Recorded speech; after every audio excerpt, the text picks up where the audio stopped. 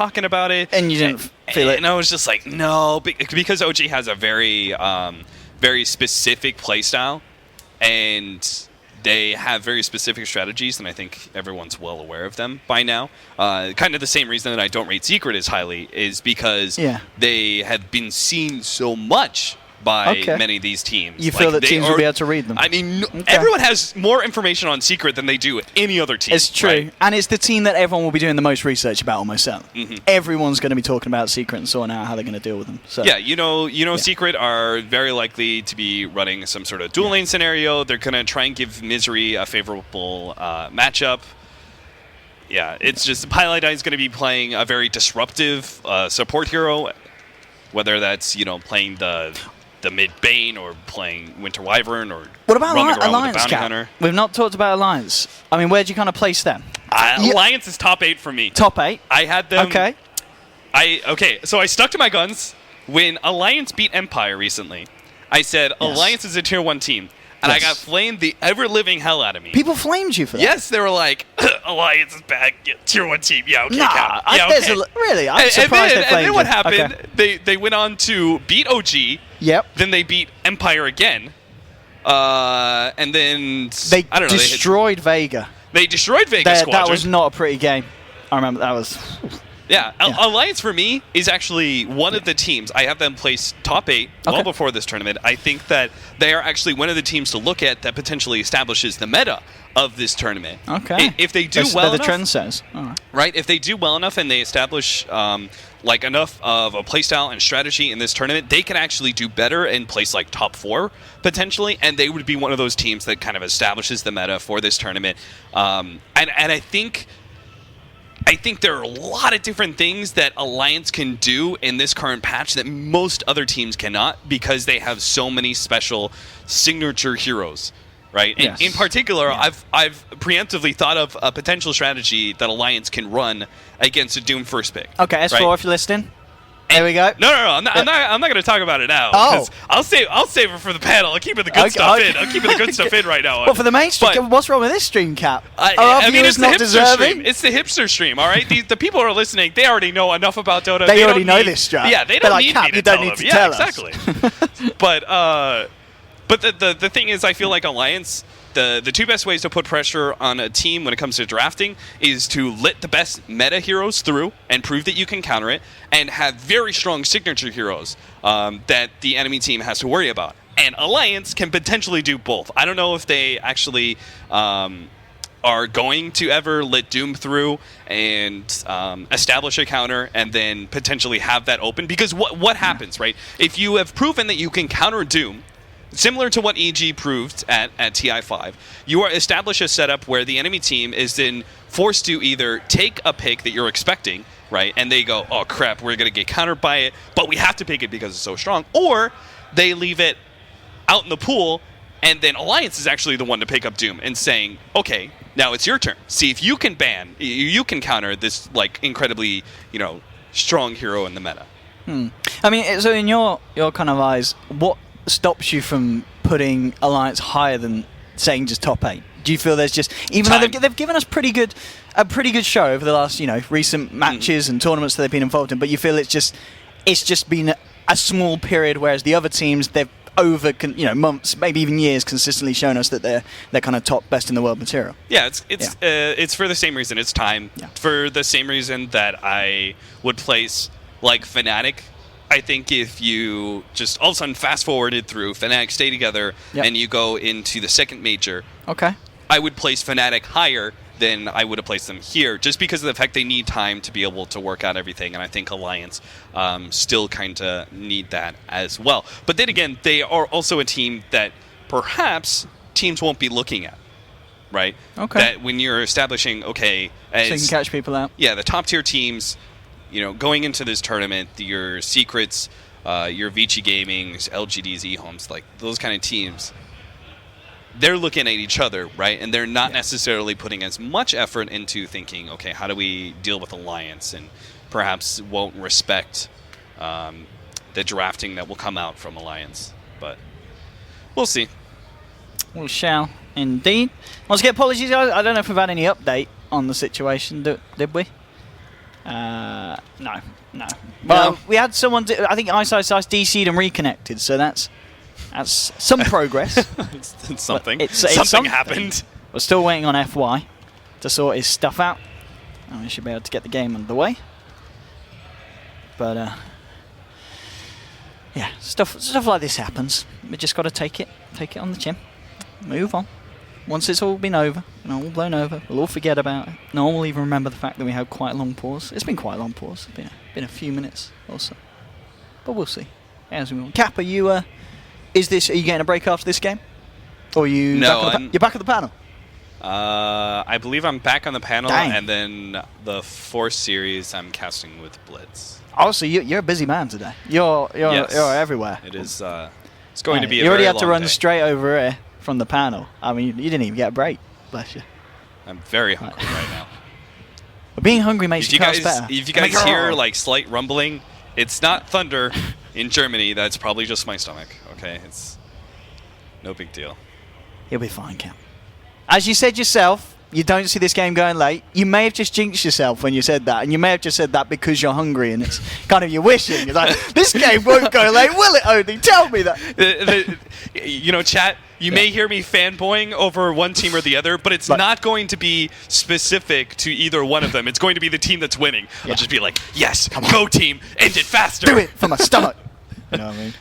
Well, let's know FYS. He's back in. Woo. So maybe, just maybe, we may be able to get this game underway. But it looks like nothing's been said in chat yet still, so don't worry, you're not missing anything. We should be able to get on with the action, but it's fine. I'm sure most of the people who are sitting here trying to watch this game are also watching the other game. I'm sure they are. So. I'm sure they have the capabilities of having two streams up at the same time. They have the technology. Yeah, they do, indeed. So, actually, so do I. So, I'm going to go and watch the other game. Bye, guys. Let's have a look. Is the other game started? We can give people an update here. Oh, apparently the other stream has been paused as well. Hey, let's observe the other game, Weapus, and give LD and Melina a run for their money. Let's be real. We'll do a better casting for that game than the actual people. Oh, they're having a picnic at the moment. Yeah, I think they're. Yeah. I saw that as well. Yeah, you're not missing anything on the other stream, guys. Our production value here infinitely better. Have we had any flaws, Weapons? You've been on here this morning? No stream drops, nothing. Look at the main stream. They can't help but screwing it up every now and then. I can pull from Reddit some of the pause chat. Apparently, they're having a much more fun time in the VP versus EG game. Ah, that's really nice of him. Isn't that nice? I bet. Yeah, that's the sign of a good captain there. A little bit of sugary sweet to go with the usual salt of Peter. Good old Pete. Bit of sweet and sour. Something like that. But anyway, apologies, guys. I think we're just having some stuff sorted out here at the moment. Okay, what's that? Oh, here we go. By the way, Cap's on production. I'd just like to point out. We've got Weapons on camera once again. Shout out to the man. He's been sitting in. Back. How long? And we'll probably be back with the pause screen. Oh, this pause screen or... No. I mean like the actual... AFK screen. In between games. So we're done. I mean, what? I mean, unless you want to go back, I'm not sure how much more BSing we can do, Owen. Is there some interesting reason that you can tell? No, it's literally just I literally just figure we're running out of steam. And be like, you guys need to cut it. They just told me you just need to restart the stream. We need to restart the stream, apparently. Oh, that's the quick way of saying you're fired. Okay. Wow. Yes.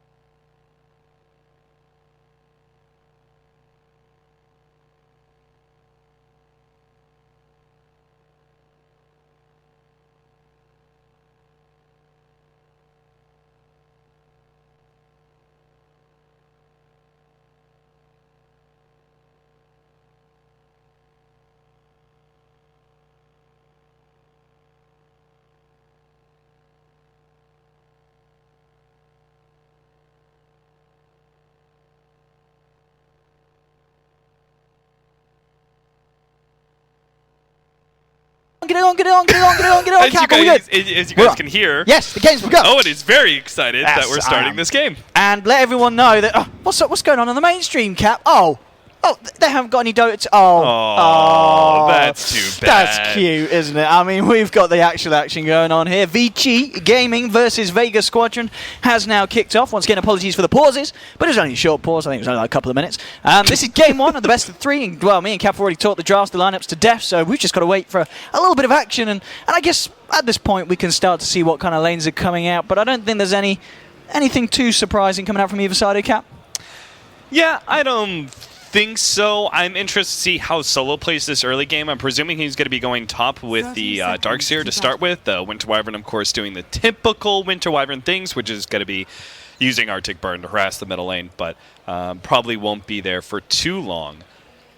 Vici, they could actually, again, run some sort of dual lane. Like if the Skyearth Mage went bottom with the Tusk to put early pressure on the Ember Spirit, would actually be a great way to help stop the Winter Wyvern in mid. Or alternatively, they can try and counter the Winter Wyvern in the middle lane by putting their own FY support there as well. Yeah, that's true. Yeah, trying to make the Wyvern play around the aggression of VG. Yeah, should be something that we may see come out. But at the moment, yeah, so no one is obviously going to be able to face up against that mid lane combination of Super and FY on the Skyearth Falcon. God, I love Ice. Seriously, Ice, I was actually looking in depth, like play by play, what some of the things that Ice does in the offlane. I think he's incredibly innovative in some of the things he does. And this isn't like hugely innovating or anything. He's just cutting the creep wave, but he's willing to make these kind of moves in order to win his lane. He thinks outside of the box a lot of the time. Yeah, absolutely. And it's going to be something that we're going to see Pasha trying to play his best around, but not ideal here for the man. And Ice is certainly going to give Pasha a run for his money in terms of getting the last hits. Top lane, what have we got at the moment? Well, Fenrir being chased down here by Solo Mag. Oh, it's the double shell, and you never really want to be playing around with two purple balls that spiky. And Fenrir, he's going to have to get the Shallow Grave out. He's going to be fine for the time being. Solo's not going to dive, but Burning is there, and they'll be fine. Yeah, Solo, he's actually going to find FY here. He can stay on him. The Ion Shell is going to last a little while longer. Oh, FY. Yeah, I mean, this is the kind of aggression that we expect from Mag and Solo. This is the duo. This is the classic CIS duo that Vega, they're very lucky to have, because it just punishes the safe laner extremely hard when they're running it as a dual lane off lane. Yeah, and forcing Fenrir into a level 1 Shallow Grave is not a great position, especially if they're going to be running a full defensive tri lane and do not have any pull opportunities. It means the supports are going to take a long time to get to level 2. Absolutely. Aggression everywhere. Mid lane has the CS looking well at the moment. SF 9 for 2, 9 for 0. Not bad for the man, considering the fact that, well, Sky was there earlier. Obviously, we saw FY head up to the top lane. And I guess this middle lane is the fact that you've got to deal with this, the consistent acid spray spam, and it's not fun. I mean, no one just trying to kind of position himself outside of it, but the punches, they're kind of hurting, and no one's got to be careful. FY's coming back in. Now, I think this could potentially be first blooded, Cap, because no one... Oh my God! He finally got that last hit as he was going up the cliff. And a regen rune. That's insane. The fact that he was able to get first blood, first bounty rune, regen rune on top of all of this. Super is just in one small, very small maneuver, one small decision by no one to run up into that river, ends up giving Super everything he needed. Oh, and they're going to go for a bit of the reverse aggro here. They go straight in with the Arctic Burnstone. The Splinter Blast connected as well as Super. He's super dead here. One more slap to the back, and no one will find that. So they do get themselves a quick return kill on the out. Same time, top lane trying to move it on to Mag, but he has got the Surge, gets himself back as well. So 1-1 on the board. Both of the mids dying, so but VG obviously with the first blood. And I think there's another big advantage is the fact that Ice is getting a 1 versus 1 matchup. Yeah. And he is getting a decent amount of farm, which Ice is going to be able to make good use of. Meanwhile, alternatively, I feel like the Night Stalker, because he was forced out of lane earlier, will not have a very credible first nighttime. But we'll see. Okay. Yeah, I mean, when that comes around, what level are we seeing at the moment with the Night Stalker, actually? Just level 2 at the moment, yeah. So. Yeah, it was that attempted kill on Fenrir and then the harassment on FY that he got so low he had to go all the way back to base from there, which ended up losing him a lot of time in lane. Of course, it's good for Mag, a lot of levels, because of that solo experience for him. Oh, moving in on Super again. These slows beautiful from the Splinter Blast and the Arctic Bird as well. They try and chase him, but no one's actually being forced back here by the aggression of FY. Second Splinter Blast from Shoma the Slayer. He turns around and he'll take down Skywrath.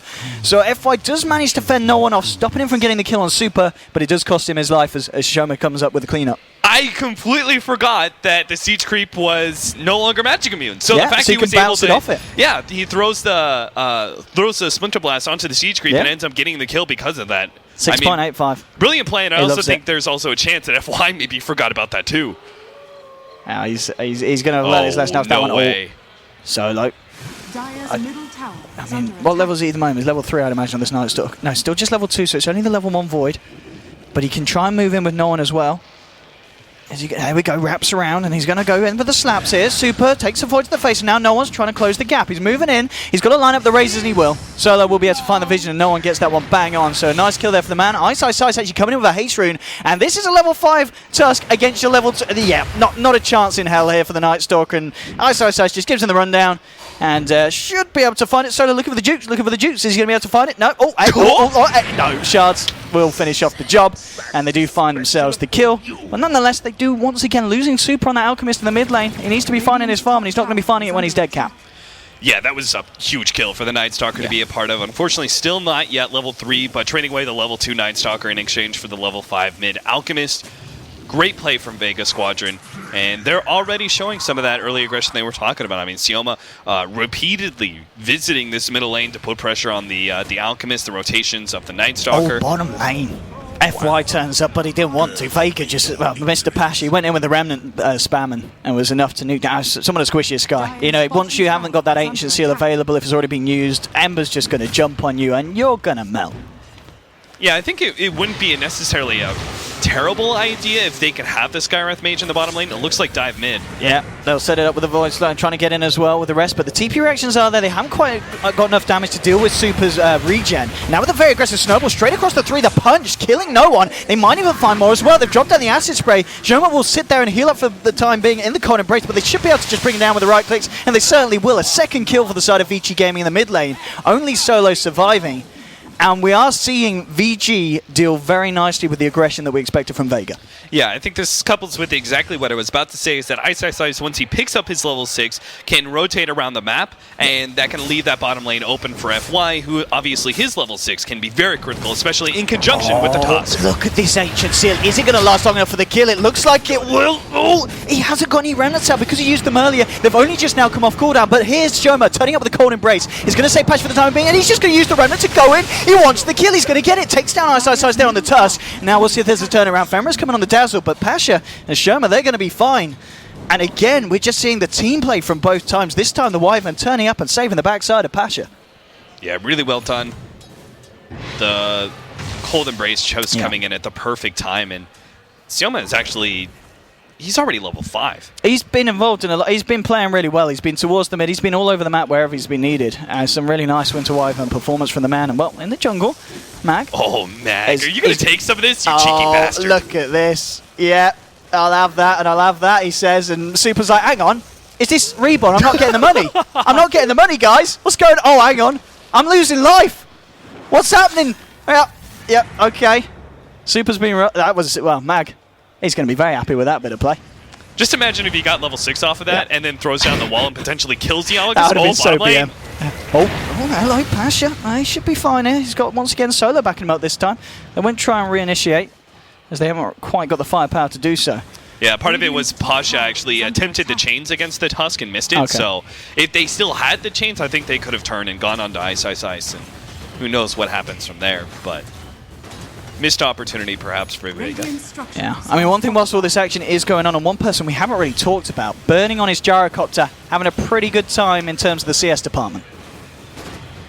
He's having a final lane up here. I mean, Mag's obviously been getting a bit at the lane as well, but he hasn't been able to do anything to stop burning from farming. 53 CS, 15 to 9. No one's getting caught out by a snowball. And Ice with the War's Punch as well. Shards forward, but now the Remnant 4 from Pasha. They want to try and turn with the slightly searing chase. They catch out Ice. No one's going to be able to bottle up, and now Pasha just giving the Tusk the run down here with the Flame Guard will be able to find the kill, and that's going to put your Ember now on a killing spree. So even though the Gyro's farm may be better in terms of the CS, Pasha's had a lot more involvement in the action, and that's going to really show it on the borders. As we can see, Pasha's keeping up, and if not just ahead of the Gyro in terms of net worth. Yeah, it's certainly going to show an experience, which is critically important for an Ember Spirit to get the maxed out chains as well as Flame Guard early on, because you have so much offensive power in that 15 to 20 minute marker. You can establish as much, if not sometimes more, control over the early game than a Gyro can. I mean, Gyro's kind of looked at as one of the most aggressive carries who can, like CDC, establish that early on into TI.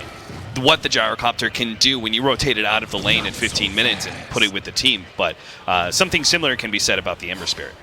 I mean, one kind of glaring issue, though, here for Vega is the fact that they haven't really been able to slow down that out too much. We've just seen him in the jungle. He's closing in on that Relic Gold at 9 minutes in. I mean, that's got to be an issue here, because you look at Vega's lineup, yes, they've got the aggression, but say Out gets, what, 1 or 2 items online, he's going to be very hard to deal with. I think it's going to be even worse because Mag, I don't think he's in any trouble here at the top lane.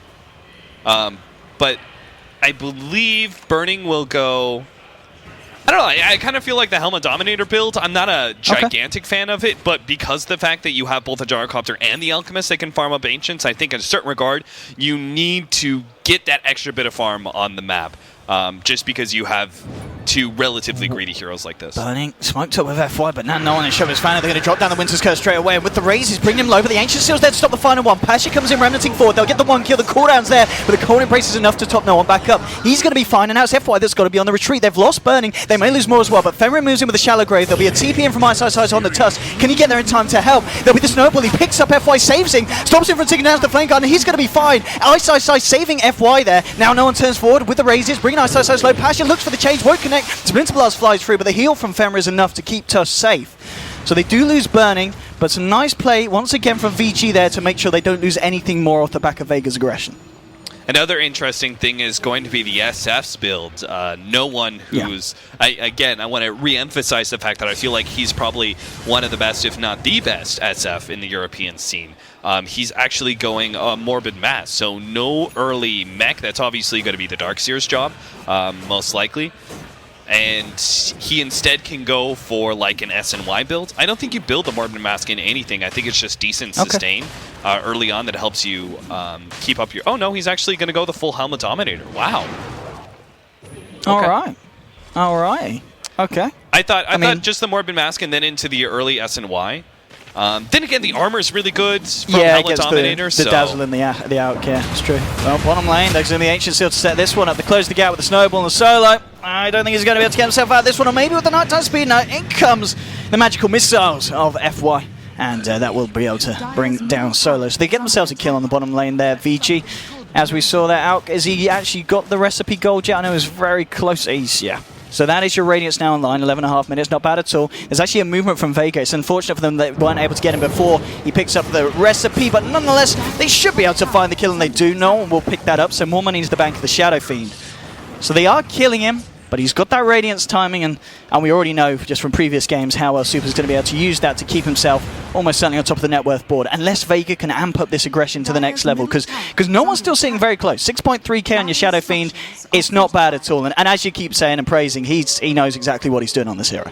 What a dumb hero. How can you get a Radiance in 12 minutes and also die 3 times in 12 minutes? That just doesn't seem like it should be possible, but whatever. Super's able to pull it out thanks to, in part, some stacks. And now time is going to be kind of ticking for Vega Squadron. They're facing up against the Radiance, but the thing is you can't let the Alchemist go full Naga Siren. No. That's the real danger, right? If he gets a Manta and an Octarine. Yeah, Manta, Boots of Travel, Octarine. That's when Alchemist is really dangerous, so...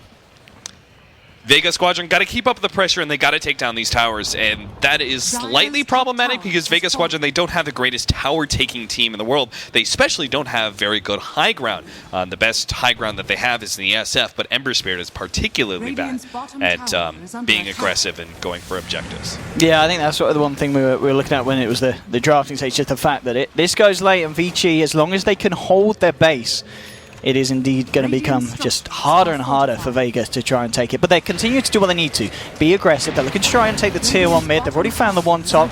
Should be able to get this. A Weave comes down. It's just Fenrir hanging in the sidelines. There is some backup moving in for Vici Gaming, but they're not going to be there in time to stop this, so Vega will find themselves another tower.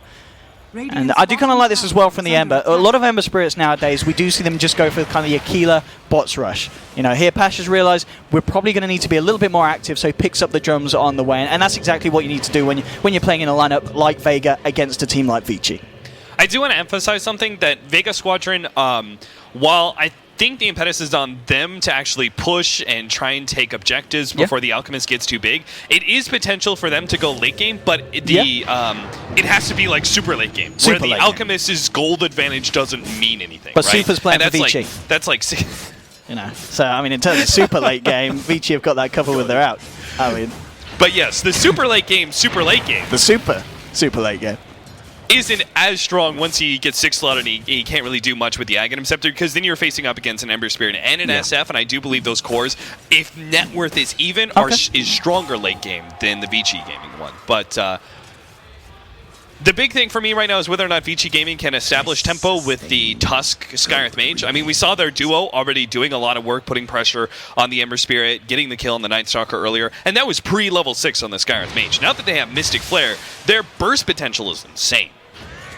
Yeah, and we can see them maybe go for something here on the bottom lane. They've got 3 heroes here trying to move in. Just Solo and Shoma here at the moment. Burning, backed up by both FY and Ice. On the top lane, you've just got Super, who's continuing to farm, pushing out the lane. What's he got coming out now on top of the Radiance? So he's got his bots as well now. So he is managing to get those key items online.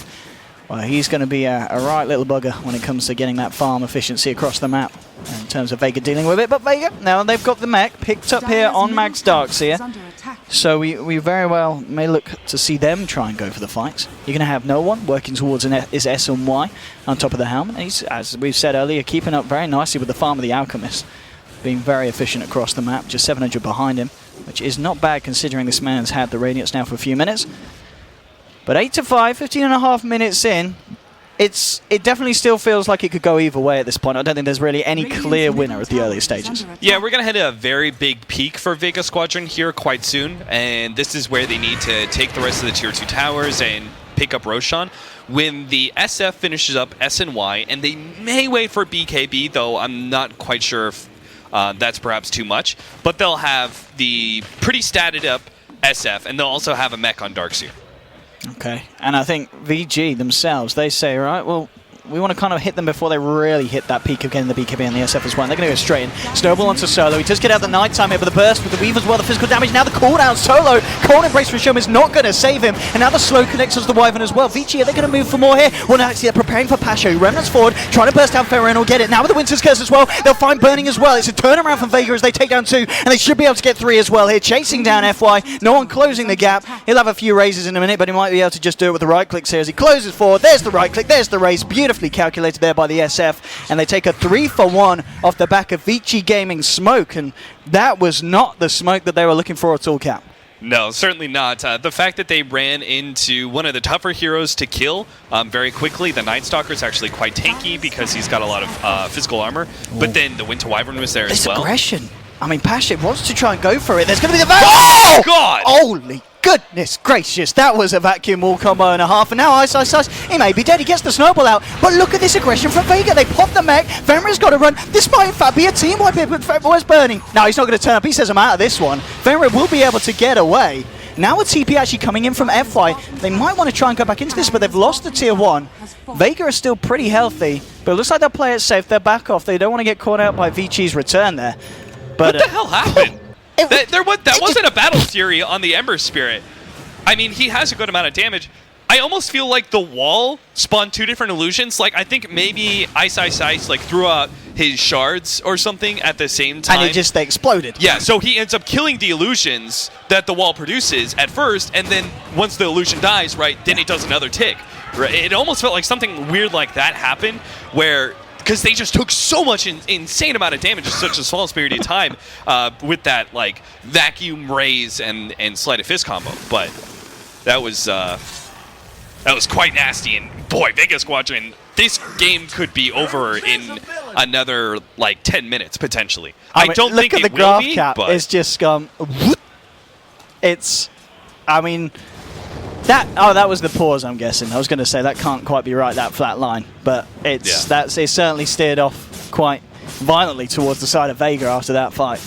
That was quite something. And it's Ember Spirit, I've got to say, at the moment, 5 kills, 4 assists. He hasn't died at all. Pasha's been playing this hero really nicely, and he's been pushing it to the limits as well. Yeah, he's actually going to have a really fast Battle Fury, considering the fact that he has to go Manta first against a Skywrath Mage if this keeps up. Normally, when you're forced into a Manta as an Ember Spirit, you're talking about like a 35, maybe even 40-minute Battle Fury. It's really late most of the time, because without the Battle Fury, obviously, you're super slow at farming.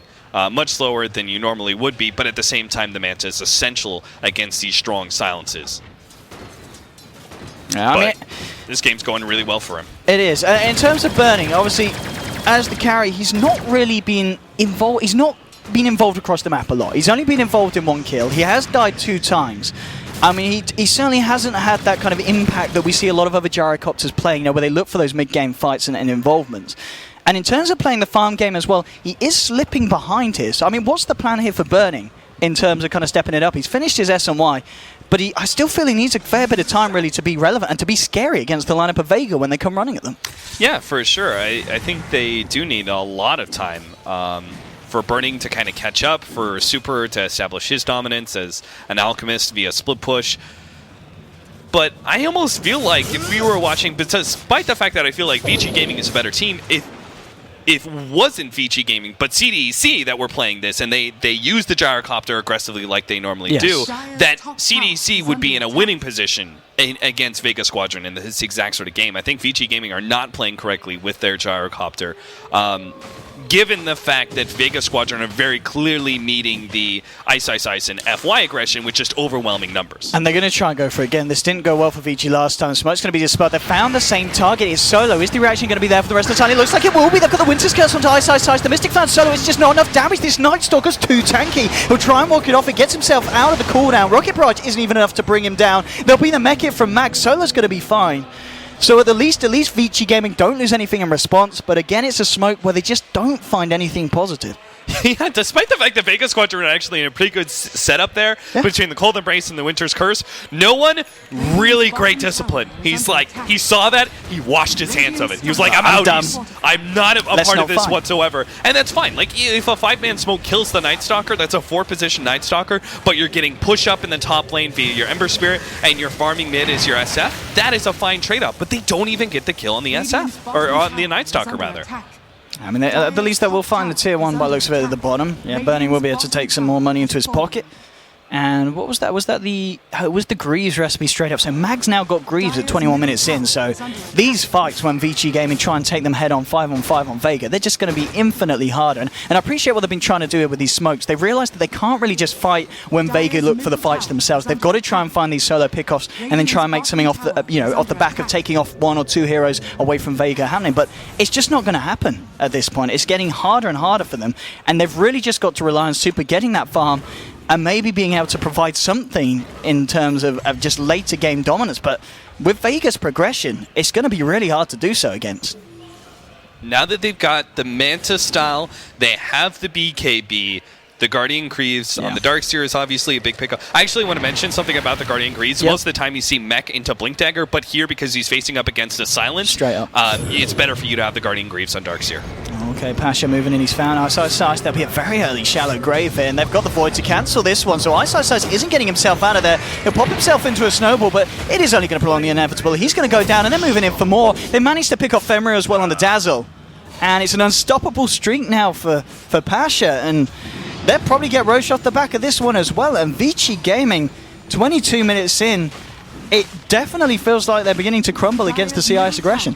Yeah, Pasha, I think, actually had, I mean, it's something small, but he's had really great reads on targeting. First thing he knows, the Tusk is caught. I'm going to target the ward, the Sigil, and take that out because it's really annoying. And then when he notices there's an extra hero, the Dazzle shows up from long distance, he goes, that's actually my next target. I'm going to go for the Dazzle, get that extra kill, and my team can clean up the Tusk. He's targeting, he's been reading these team fights really well and hasn't been caught up in the immediacy of like getting that one kill. He always looks for more. And that's something that's really important on an Ember Spirit whose positioning in team fights is so key. Oh, and look at this aggression. Pasha, he goes straight up to the high ground. He's been sealed up, but he's got the Manta, turns around with the Winter's Curse onto Ice for Shoma. They'll find themselves the Tusk. And now with the Grease Pop, Vega just stand there strong and they hit away the tier 3s. Fortification will come out from Vici Gaming, but they're going to be having to fight without the Tusk for 30 seconds. The chains, they catch onto Fenrir and Burning, holding the back, and with the Splinter Blast as well. They're just forcing Vici Gaming back from this defense here. But now we'll have Super coming in. He drops the Acid Spray, starting to charge up a Concoction as well. He'll chuck it out to No One. Now with the cooldown, the Mystic Bat, but No One, he's going to be fine. He's being Glimmer Caped up here by Solo on the Night Stalker. Now just turn, and what Burning? What are you going to do? He just can't fight up against this amount of damage. He has to get himself out of there. BKB is popped by No One. They're looking to commit, and now with the change onto Super, he gets out one more Concoction, but it's only onto the Illusion, and now the melee racks are down. They'll leave the range racks for the time being, but they found what they were looking for, Vega, and Vici just didn't have an answer or a way to stop that.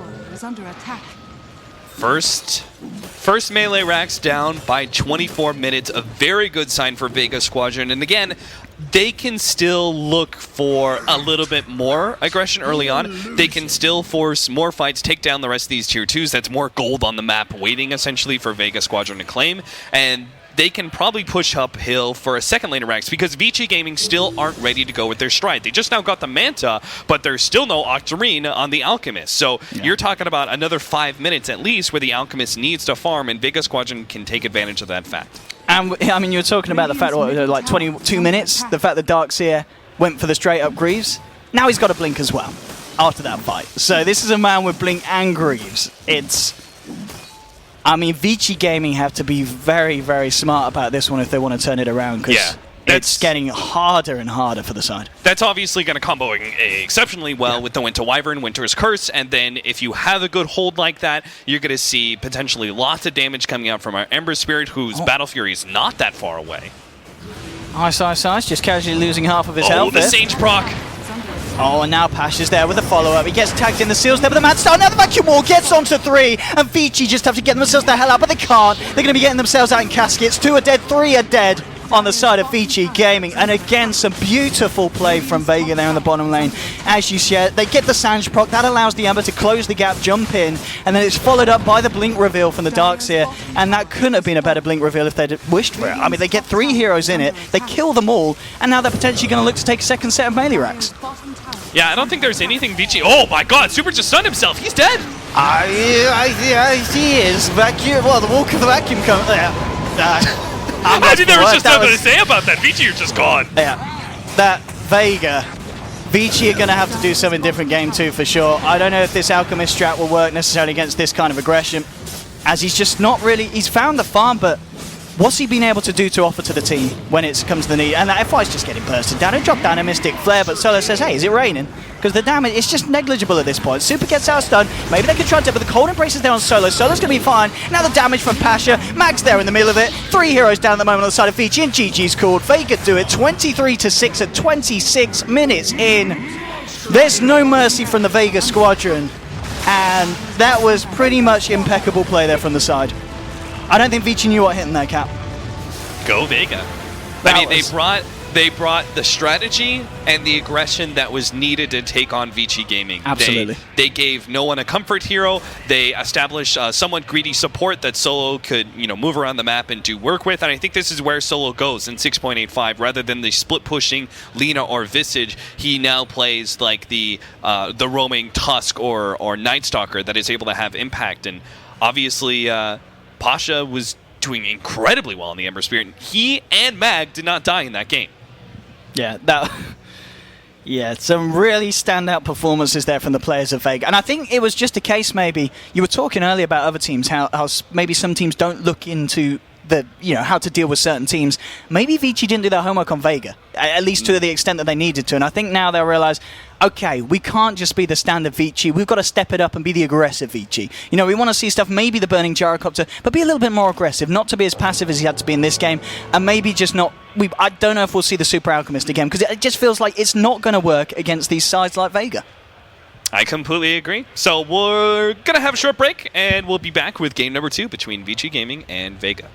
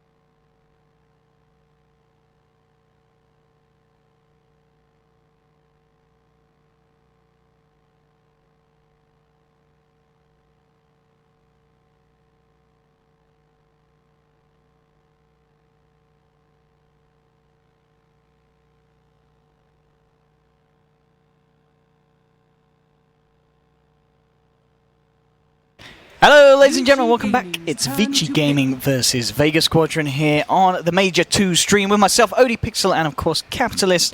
And, well, game one went to the side of Vega, and pretty convincingly as well. It was a 26-minute victory. I believe the scoreboard was something like 24-9 at the end of the day. So Vega's aggression showing off. And Cap, are we going to see the same in game two? And, well, already we are seeing Vega get through that Shadow Fiend, which they do love to have when they're on the Radiant.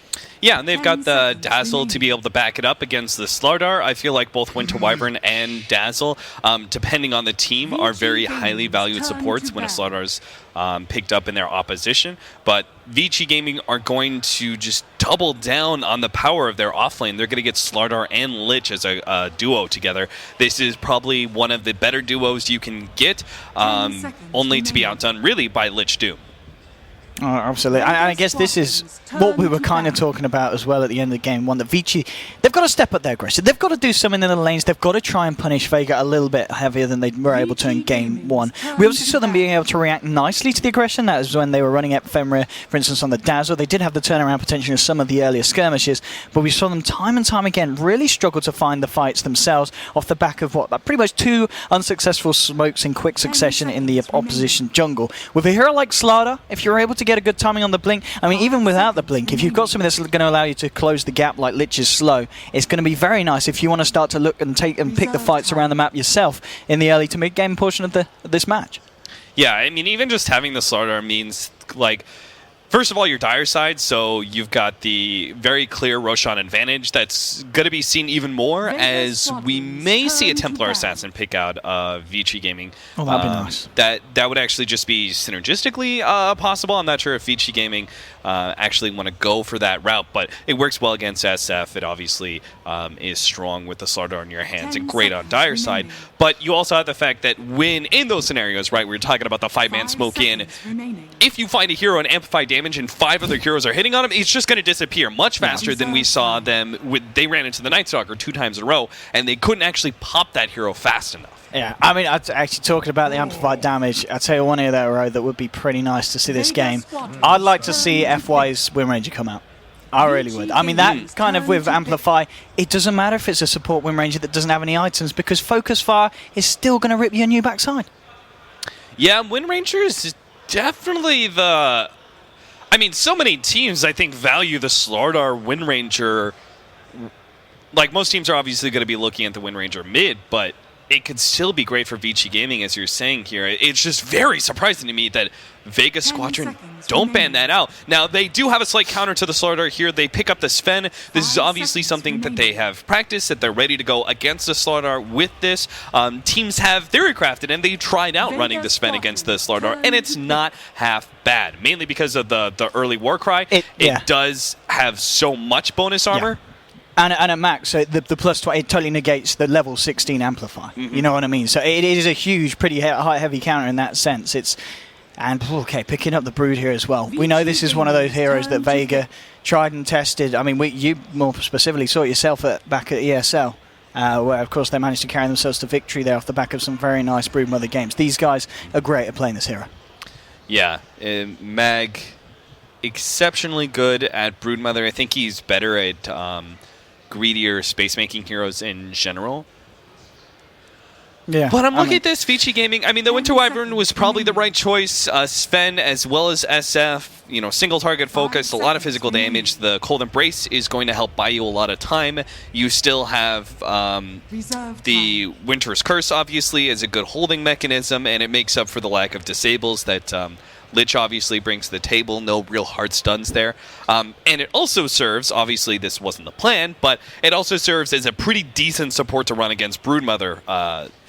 Winter Wyverns typically get an absurd amount of farm when Broodmother is on the enemy team because every single Splinter Blast is value. Yes.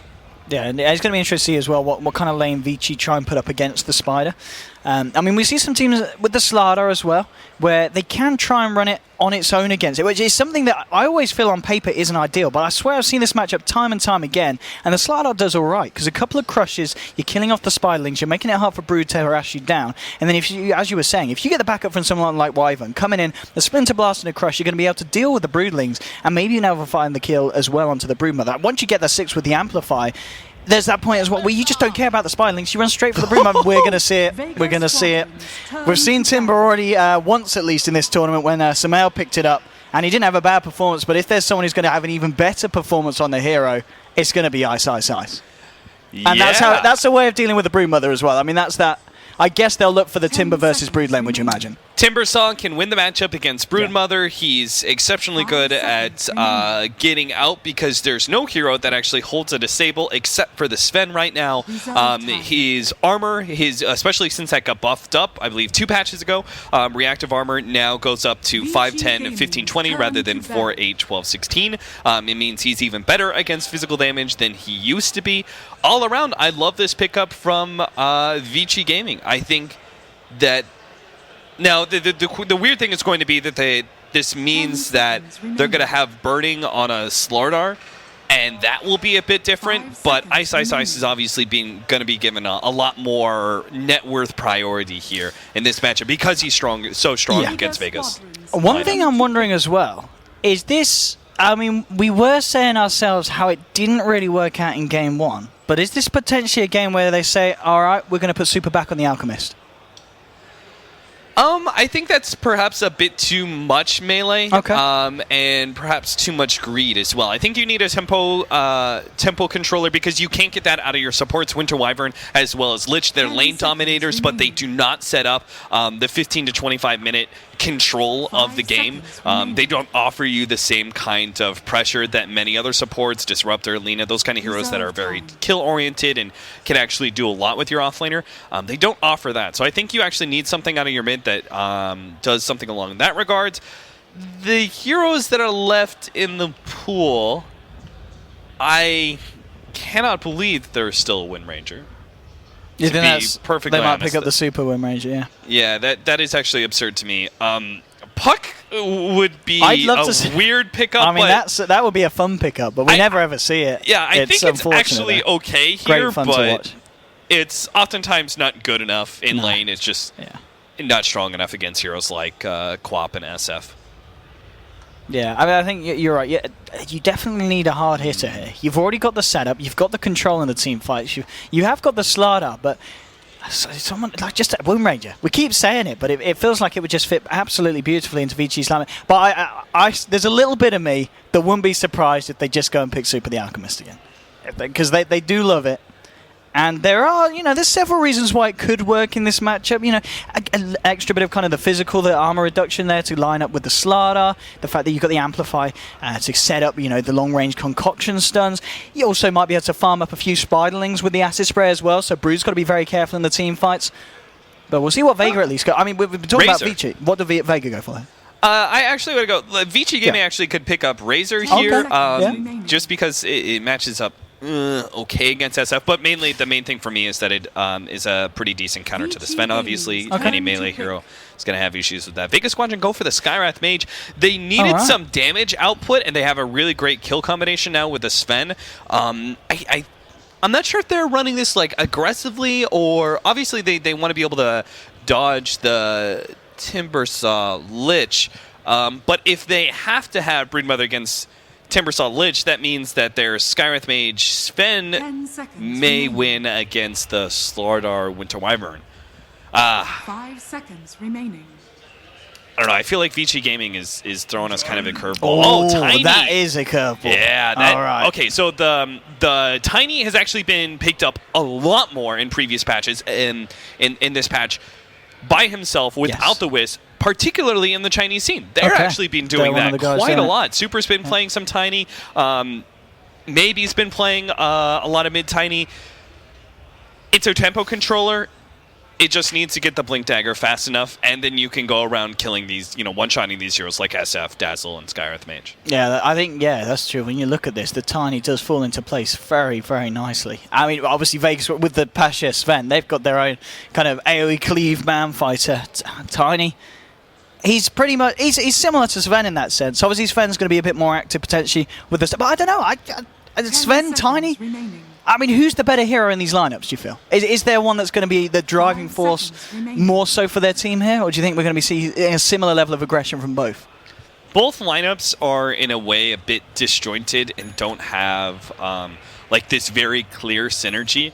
But I believe that is to Vici Gaming's advantage this time around, because I think heroes like Sven and in a way Broodmother are very dependent on having a very clear strategy, while heroes like on Vici Gaming side, Timbersaw, Tiny, Slordar, these are like skirmish heroes through and through. They're very good at 2v2, 3v3 scenarios.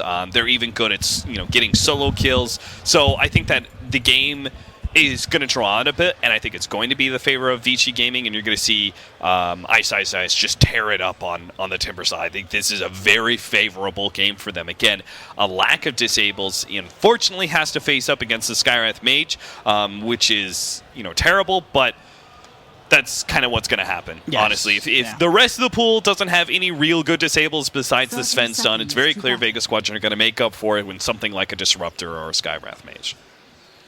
Yeah, and it looks like, at the moment, I don't know if Vici may be switching up the lanes after they saw that, because I think they do want to try and get Ice versus the Brood, potentially. So they might just switch these lanes around. It looks like they will. So they're trying to get that Brood versus the Timber matchup that we were talking about in the draft camp. Yeah, and the Lich should be paired up with the... It's either the Winter Wyvern or the Lich is with the Tiny, because they can't afford to just leave Tiny against an SF. Oh! Okay, they're catching on to FY. Do they have to follow? It's hard to fight up to the high ground, especially with this. Oh, three-man avalanche. Burning's trying to move in for the crush, but he can't quite close the gap. If Burning was there, if Burning had just been there a half a second earlier, that was a three-man crush and an easy kill on Skywrath Mage. But I think this top lane, though, as we're talking about, this is what we expected. But this is two very good players on pretty much their signature heroes here. But is this just... How do you play around this as a Broodmother, knowing that you've got to deal with the Timbersaw? Well, part of the thing is take advantage of the jungle.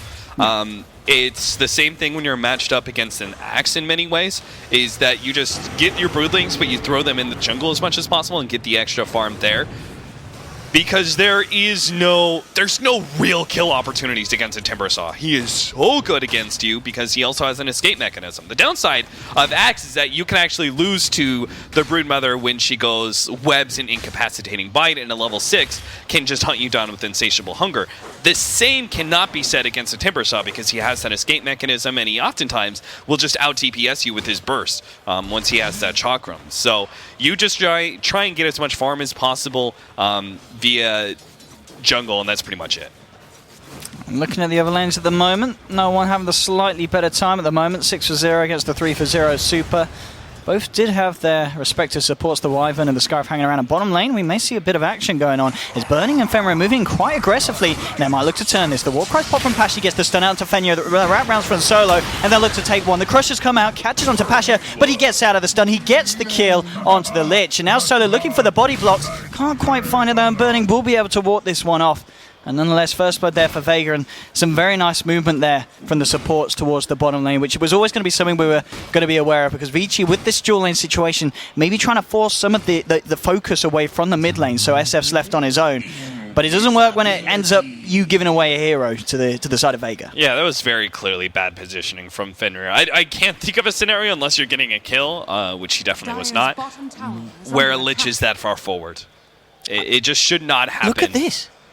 As well, Burning already, he's leaving the lane with this Invis rune. He wanted to try and find something mid, but essentially this is time down the drain here for Burning. Yeah, no one, he seems to know about the Invis pickup and is playing this rather defensively. I think he's expecting, especially with the lane far forward, that the Winter Wyvern was going to cut him as well. Burning, he's trying to give it something onto Shoma the Slayer, but he's going to have to find himself somewhere, because at the moment, the farm game for the cause of Vega's looking pretty strong in comparison. Obviously, the one lane at the moment that's going really well for Vici Gaming is that top lane. Ice at the moment, 15 for 6 on the Timbersaw, level 4 as well. As expected, he's having a fine old time against the Spider. Mag is probably going to go for an Orchid build this game on the Broodmother, just because it's quite strong versus the Timbersaw, and is actually pretty decent versus the Tiny as well. The biggest question is whether or not he's going to be able to farm that farm. Now, he's doing something pretty important right now. He's going to cut the creep wave as time goes on. It's best at level 5, where you get 3 spiders per round and you're really able to get a giant army pretty quickly. But this is going to be his best way to deal with the Timber Saw until supports rotate over. And it looks like the Winter Wyvern, they've got the early dust. Okay, and they'll pop it straight away, but it doesn't quite catch Mag there.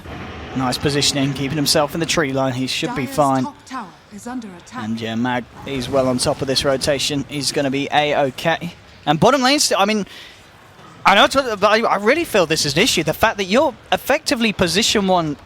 Gary's only got 5 CS at 4 minutes in, and Pasha's reaching on to 20. This is not ideal here for the Slardar.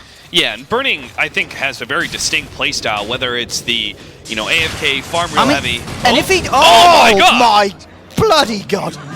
I was just going to say, Lich is good in this lane because you actually have a large amount of physical damage between Sven and Dazzle, but that Ice Armor will not make up for the nuke. Where's your Ice Armor now? I mean... Shadow Wave is insane. Honestly, this is not fantastic for Burning.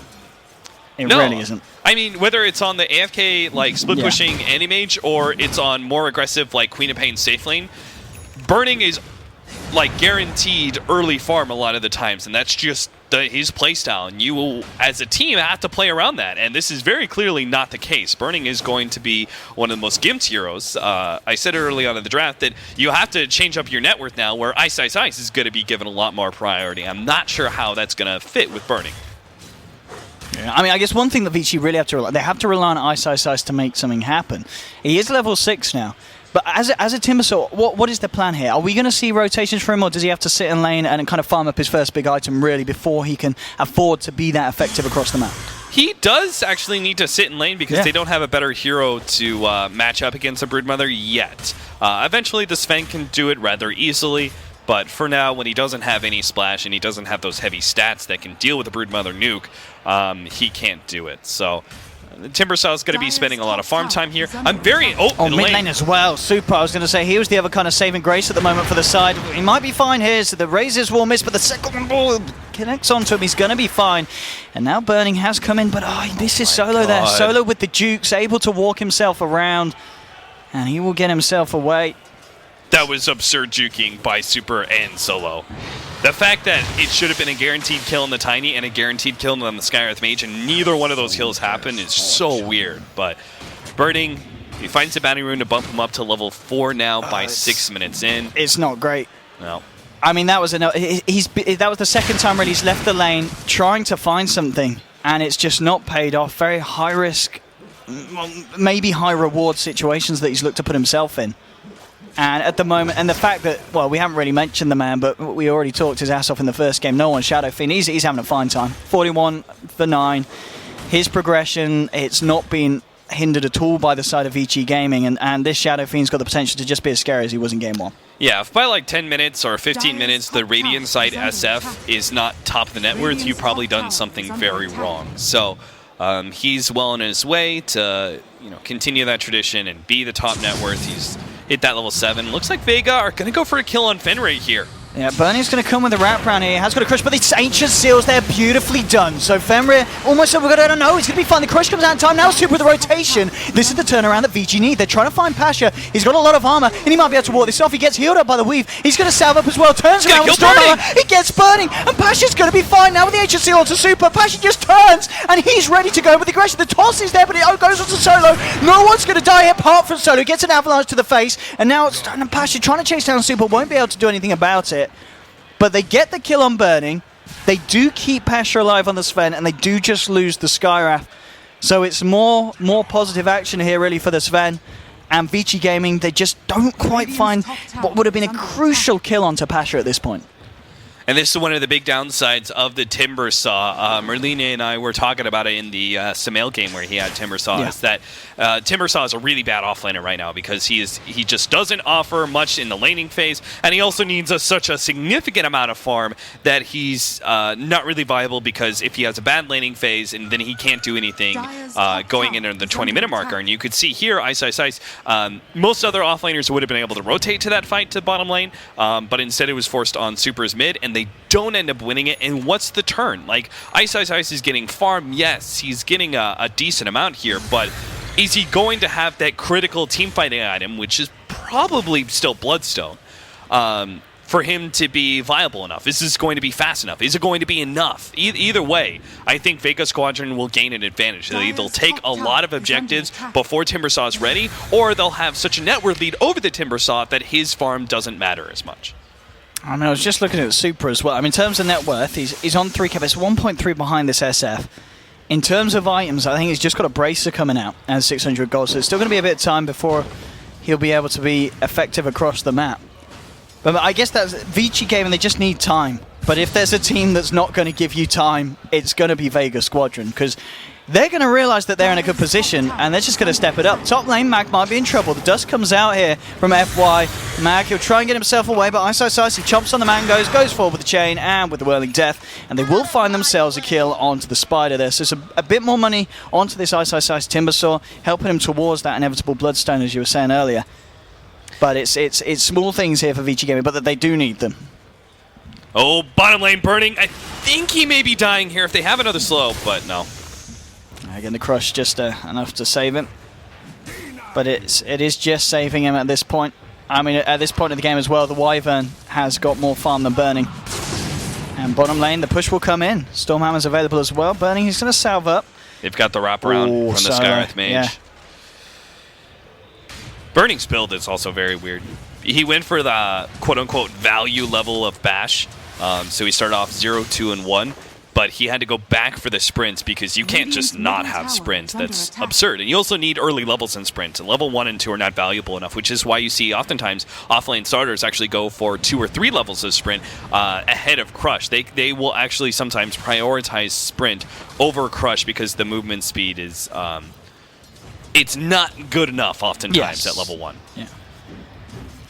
I mean, what is the game plan here for Vici Gaming here? Are they just going to wait for a crucial point themselves? Are they just going to play incredibly defensively? I mean, it certainly feels like Vega haven't been as aggressive as they were in Game 1. I mean, we're 11 minutes in. They've only found themselves the 3 kills, but they're kind of focusing more on the farm game here. The fact that SF's looking very healthy. Absolutely. They're not going to be aggressive until like 20 minutes because, first of all, they want the mech on the SF. Most likely, they'll want to have BKB against a tiny Timbersaw. But it's also the fact that Broodmother. Both SF and Broodmother are getting a really good amount of farm. And that's only going to snowball further as the heroes get stronger, right? Broodmother especially starts really racking up a large amount of farm because she takes over your whole entire jungle, and this limits the ability of Vici Gaming to farm as well. And you also need the Orchid on Broodmother. So you want to keep this pretty well spread. You would like to be able to establish just a very long laning phase in some ways to make sure that those 2 cores get as much solo time as possible. And again, we're going to see Burning try for some more aggression. He's come up to the top lane. He's got level 6 and with the Amplify. They're smoked up himself and Super. Now, Ice moving in onto Mag, and that should dust as well. This should be enough to set it up. There's the toss forward on Burning. Comes straight in, lands onto Mag. They'll get themselves that kill. The TP will be cancelled by Vega. But this time, Burning's aggression and rotation paying off. And they should be able to find a tier 1 here as well at the top. And this is also, I believe, going to get the money here for Super to be very close to what I imagine is going to be the Blink Dagger straight up on the Tiny. That reminded me of the Secret game where they had the Slardar and Tiny combination where Weehaw was just tossing Misery around constantly and getting kills because of it. I mean, I guess it's one thing, you know, it's like, well, our Slardar didn't really get any farm. It's not going to have his blink, but it doesn't matter because, as you said, the Tiny synergy it's beautiful in those kind of situations. They now got the Blink Dagger. This is like all eyes on Super right now. Vici Gaming have to do something. They have to get some control. They have to shut down the Broodmother, shut down the SF, and that's going to be entirely on Super because, again, Ice isn't really ready to go just yet. Fortunately, he's level 11. He's got high amount of experience, but he doesn't have the Bloodstone just yet. And even then, you probably want Blink Dagger or some sort of mobility item as well. So it's going to have to Super filling in the gap before Burning is ready, before Ice is ready. Super has to be the one finding the openings. Well, top lane, you're going to have no one coming up here to join Mag. Will they be able to do anything really against Ice? He's going to be fine, just Timber chains himself away from trouble. Good discipline. I mean, the fact that they were willing to bring an SF into a Broodmother lane says a lot about how well they read Vici Gaming's aggression and trying to pick off Mag in that scenario. Yeah, and it looks like he's actually said they get the mech online, they're ready to just group up, go for the pushes. They'll try and take this tier 1 top here. They'll be happy to take a fight, but so will Vici by looks of it. They actually smoke themselves up from mid. Super Burning And F1, we'll see. Vega may pay for trying to get aggressive early here because the mech may not be enough. What if he's the first one bursted down by the tiny jump in and the this Winter's could be big Curse? for Vici, and there's your toss forward. Onto no one. They get the crush as well. They're looking for the SF. The timber chain comes out, but now the mech's being popped. They're trying to temper the avalanche onto 2, and now the bounce is here for the chain thrust. The Winter's Curse combo is beautiful from Vici. They find themselves one. No one does get off the Requiem, but the toss from Super enables them to find themselves the second kill. They will lose Ice, and Solo and Mag, they're looking to try and turn this. The Mystic Flare onto F5, bringing him low. Mag comes in on the Spider. They made it a 2 for 2. Super's going to whip the avalanche. Mag's going to be fine. Walks himself off. Shoma just kiting around, but then the toss. The baby kills her mother as it lands on the head of the Spider. Solo will end up going down as well here, so it's a messy fight. But Vici do end up coming out on top. They take the trade, 3 for 4, but it was, I mean, very chaotic fight there. Yeah, I think that was very clear in my mind that Vega Squadron shouldn't be going for that fight because just having the mech is not enough. Vici Gamer got to target you first. That's exactly what they did. Toss the Sardar in. They should have been able to burst down the SF right away, but Ice, slight misplay. Missed his chain, so he missed his whole entire combination against the SF. So much of that team fight could have gone even better for Vici Gaming. Super misses his Avalanche. Ice misses all his damage on the SF. If they kill him before the Shallow Grave, then the fight's very clearly one-sided to Vici Gaming's favor, and they just steamroll through Vega Squadron from there. Yeah, I think the fact as well that we've been talking about the fact that they didn't have the best of starts in some of the lanes, they can still fight that well. That's got to be a big wake-up call for Vega. They've got to say, all right, okay, we've got our items, but we do still need to be very careful with the amount of aggression we show the offense. And Pasha is moving forward here very aggressively. They still feel really confident. I mean, they still group up, push down that middle lane. They're probably thinking that Winter's Curse and Chain Frost were down, and those were actually two very key abilities. That screwed them up in that fight. There were some big ults there from Vici. You're right. Yeah, without those, the fight's going to be a lot harder for Vici Gaming to take. And but they're about to come back up. The Winter's Curse is just down here. That's why Vici Gaming are trying to find some sort of pick-off. I mean, if Vega going to go back in themselves, they did smoke to retreat. It doesn't look like they're going to go for the double back. I mean, they know Burning is still bottom lane. Yeah. They can't get there immediately. Solo, okay. Solo moves forward. He's found Fenrir here. Fenrir will get Ancient sealed up with a Mystic Flare as well. They try and close the gap with the rest of Vega moving forward. They should be able to find Fenrir. No! Super's there with the Avalanche Toss. They do lose the Lich, but now Super's caught out in the weave. The massive amount of physical damage coming down. He'll be bursted down. And now FY, he's not going to get himself out of this one. Wow. And that was Vici getting caught off guard. And I think, as you said, the fact that they realized that Vici did not have the full roster up there, Vega knew it was time to go. That was also... I mean, I would have to relook at that scenario, but I think FY made a misplay where he was casting like Cold Embrace and Arctic Burn and maybe a Splinter Blast and never got off his ultimate. And there was actually a very key scenario where Super jumped in expecting that ultimate. He got the combo on 2. If there's a follow-up there of the Winter's Curse, that fight's a lot more even, but FY didn't have the mana for it, and turns out the fight ends up being very one-sided. A 3-hero exchange to the favor of Vega. Bottom lane. You've got Pasha on his own at the moment. A couple of heroes hiding the sidelines, and there's TP in from the Wyvern as well, so maybe see if they can set something up. But again, it's discipline for some of the players of Vega, very nice. Pasha he's not going to go anywhere, and yeah, now that they've appeared, he pings it out. Actually, it's just going to be Ice revealing himself as a smoke up from Burning in FY. He's about to pick up his Blink Dagger. He really cannot afford to go down hard. Hopefully... He's got the money. He's got the money. He's going to need to spend it. Now, Pasha! Has he bought it? Let's check on the... He's not he hasn't bought it yet. You need to buy your Blink, sir. Oh, Pasha, buy it! He may not be dead. No one's coming in with the mech. Maybe they can turn it. They've got the Dazzle as well. He's going to be fine. And there you go. He buys the Blink now casually. He's like, all right, yeah. I knew I was fine all along. I was fine. Winter's Curse, amplified damage, no big deal. I'll just walk it off. I mean, that was that's Timber Saw as well against a Strength hero. It's really deadly, but...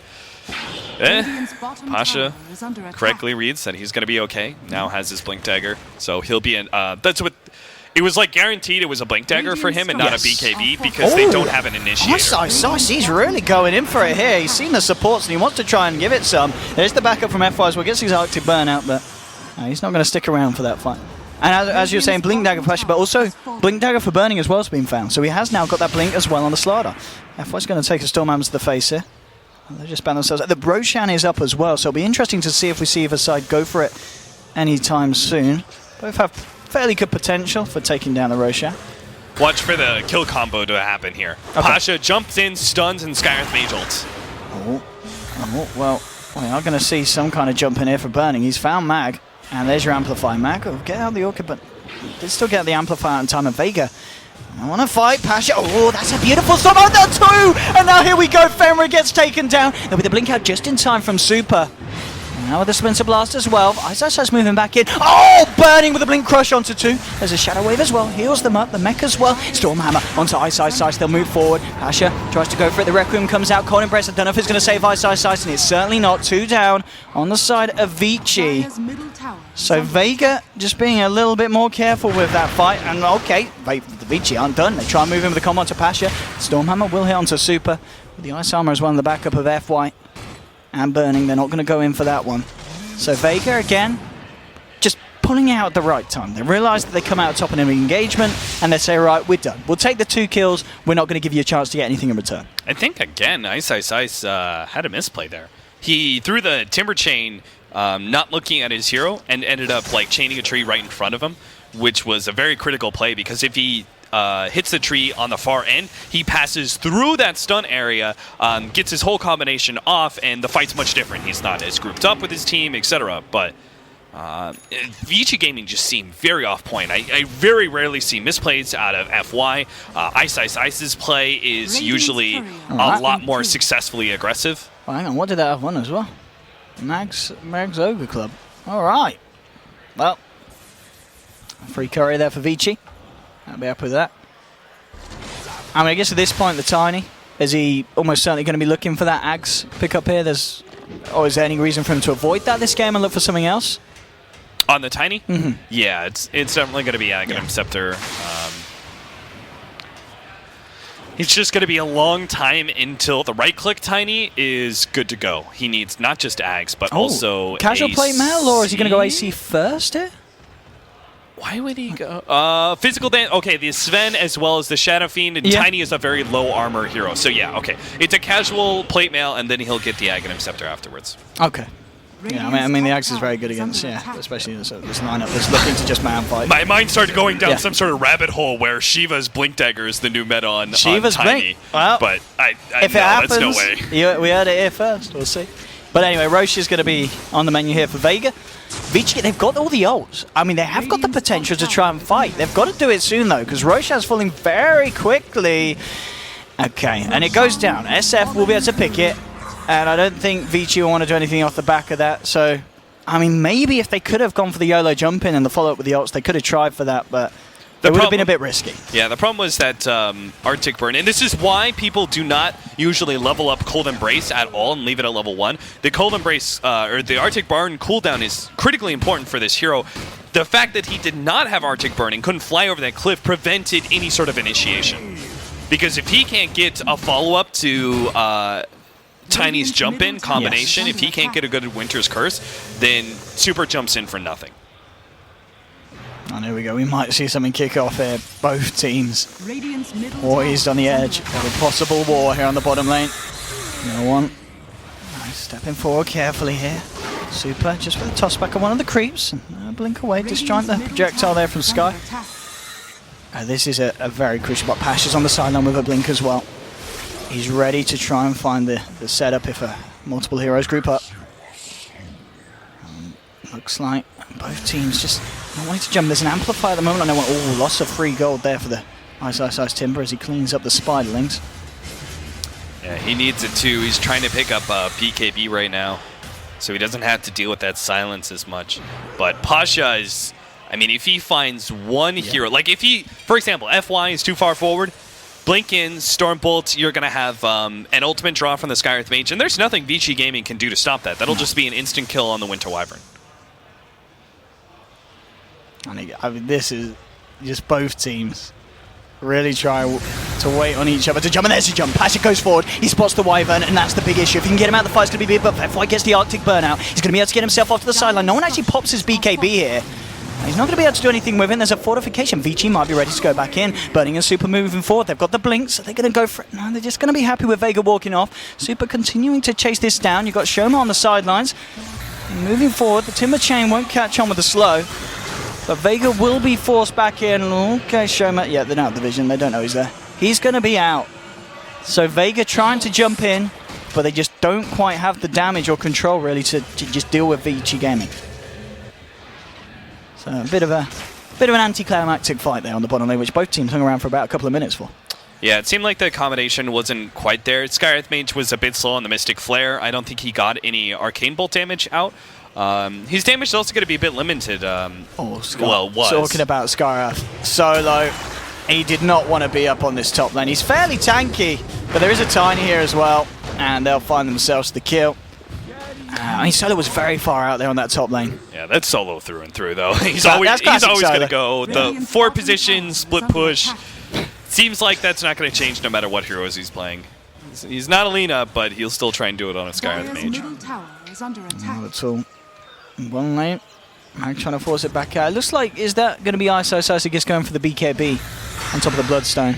Yeah, he's very close to it as well. So that's going to be nice from the fight. They're going to find Shoma. Pop down the weave and, again.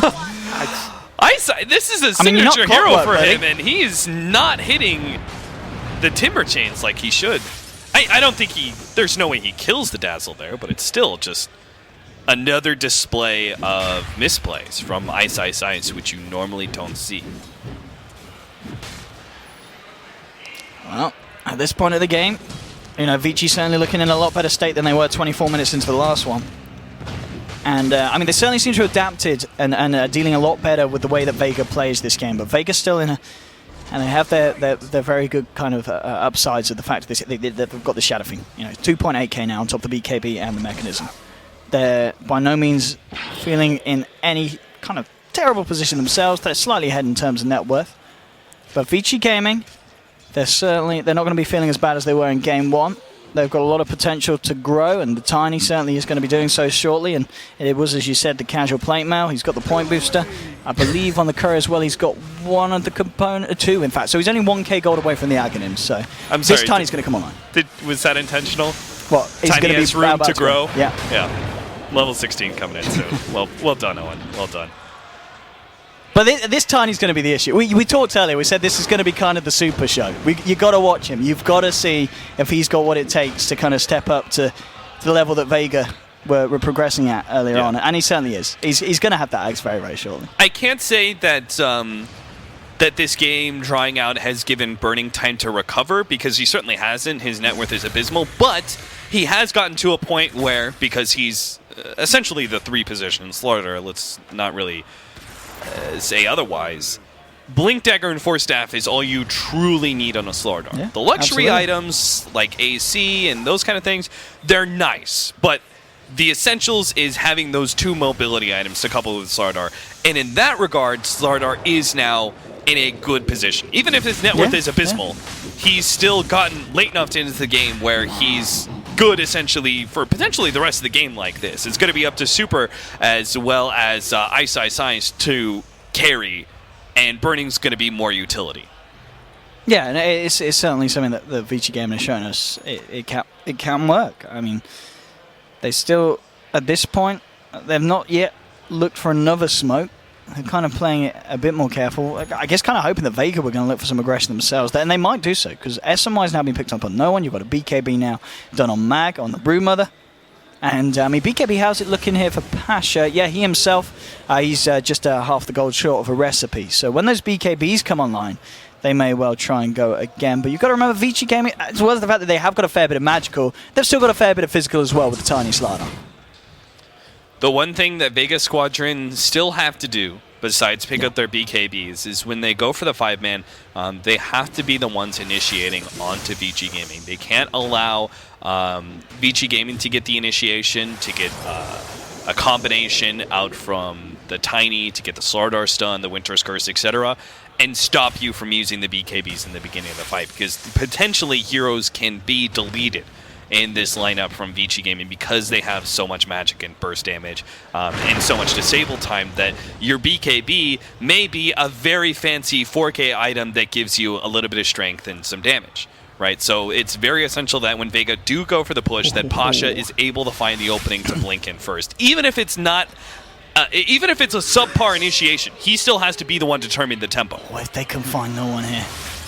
Can no one get his BKB off in time before they jumps in? Yes! Great reaction from BKB straight, but there's the Winter's Curse to cancel the Requiem. They're going to look still for it for the second time, but the tossback's there. He just can't get it off. Now he'll be able to get it out, and now they might be able to turn, but Shallow Grave comes out in time. No one's going to be fine. Now FY, he may be the first to fall in this fight, and he almost certainly will. Yeah, 1 kill down. It's been a 1-for-1 there, they do still lose no one. Super will fall as well, so it's the Tiny and the Wyvern down at the moment for the SF. Bottom lane, Burning trying to find Shoma, but he can't quite chase it. Now Ice gets taken down, but he will deny himself there with the Bloodstone. So it's the 3-for-1, Pasha moving forward, he's got the Stormhammer, but Burning's there with a blink to disjoint it. Femra's going to look for the TP out on the sidelines. They won't be able to cancel it, but 3 heroes down for the side of Vici, and I've got to say, this is a bit deja vu at the first game, where Vici looked for a smoke, and they lose the trade 3-for-1. I mean, you combine the good play of Vega Squadron, like they literally almost like picture perfect Shallow Grave coming out from Sioma Slayer, preventing the SF from dying for 5 seconds, which was critical. Even if he still dies, it buys a lot of time and extra damage. Burning. But also, just misplays from Vici Gaming. I mean, Burning looks really uncomfortable on this Slardar. He missed a stun on a Dazzle, which was like guaranteed kill in my mind. I mean, he had amp damage on him. He was down to like 400 HP. If he hits that Slithering Crush, he gets something out of that fight. And they would have traded Dazzle SF in exchange for Tiny, and I think, what was it, a support that died? That would have been actually decent. But because he missed that and had to go back, the fight is very clearly in Vega Squadron's favor. They end up pushing in and just buy more space for themselves to back up and farm. VGN, they've got to do something different. And as you say, maybe it is just Burning, just getting the initiative and landing the stuns a little bit better. He's been having a bit of trouble. It feels like it's kind of one of the, obviously every team now is playing the Slardar, and he's like, yeah, pick it for me, we'll be fine, lads. But at the moment, it's not been one of his best performances. But to give him credit, he's been doing well with the position that he's found himself in after the first 15 minutes of the game. He's still been able to contribute, so I mean, just laying out the amplifiers in the team fights. But Vega at the moment still just looking to be the stronger force in this game, and it's still, a lot of this is down to Super's Tiny. I mean, he did manage to find, what, 1k gold? Okay, on top of the Aghanims. I mean, I guess at this point he's got to get, the AC really for the team. And then with that Assault Cuirass, then these fights might be a little bit harder for Vega to come out on top. Yeah, if you don't have a Wisp, you have to have AC on the Tiny before you can really fight. So, obviously they should contest Roshan, but it's not going to be ideal. Let's see if they try and do it, though.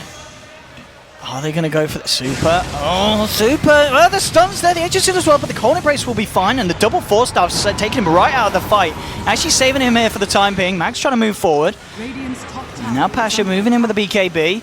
Super's been quiet on the left. Mag will get hold of place by the Winter's Curse, but he pots the BKB, and now Pasha comes in. They're looking to try and turn this. The Crush was there, holding back the Sven. Pasha continues to move forward. No one's gone down as of yet. Mag walks it off. Burning, is he going to go back in here? Yeah, he's got the blink.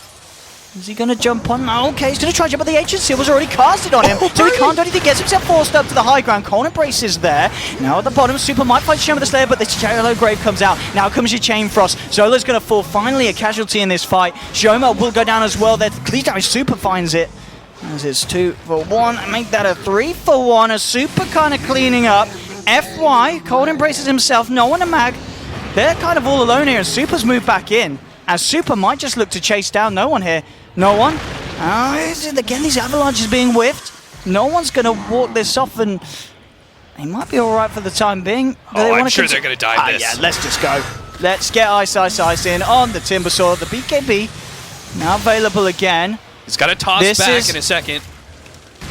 There's still. Oh, this time the avalanche will connect. There's the top. They'll get the kill eventually. But okay, that really nice fight there for Vici Game. What is Mac doing?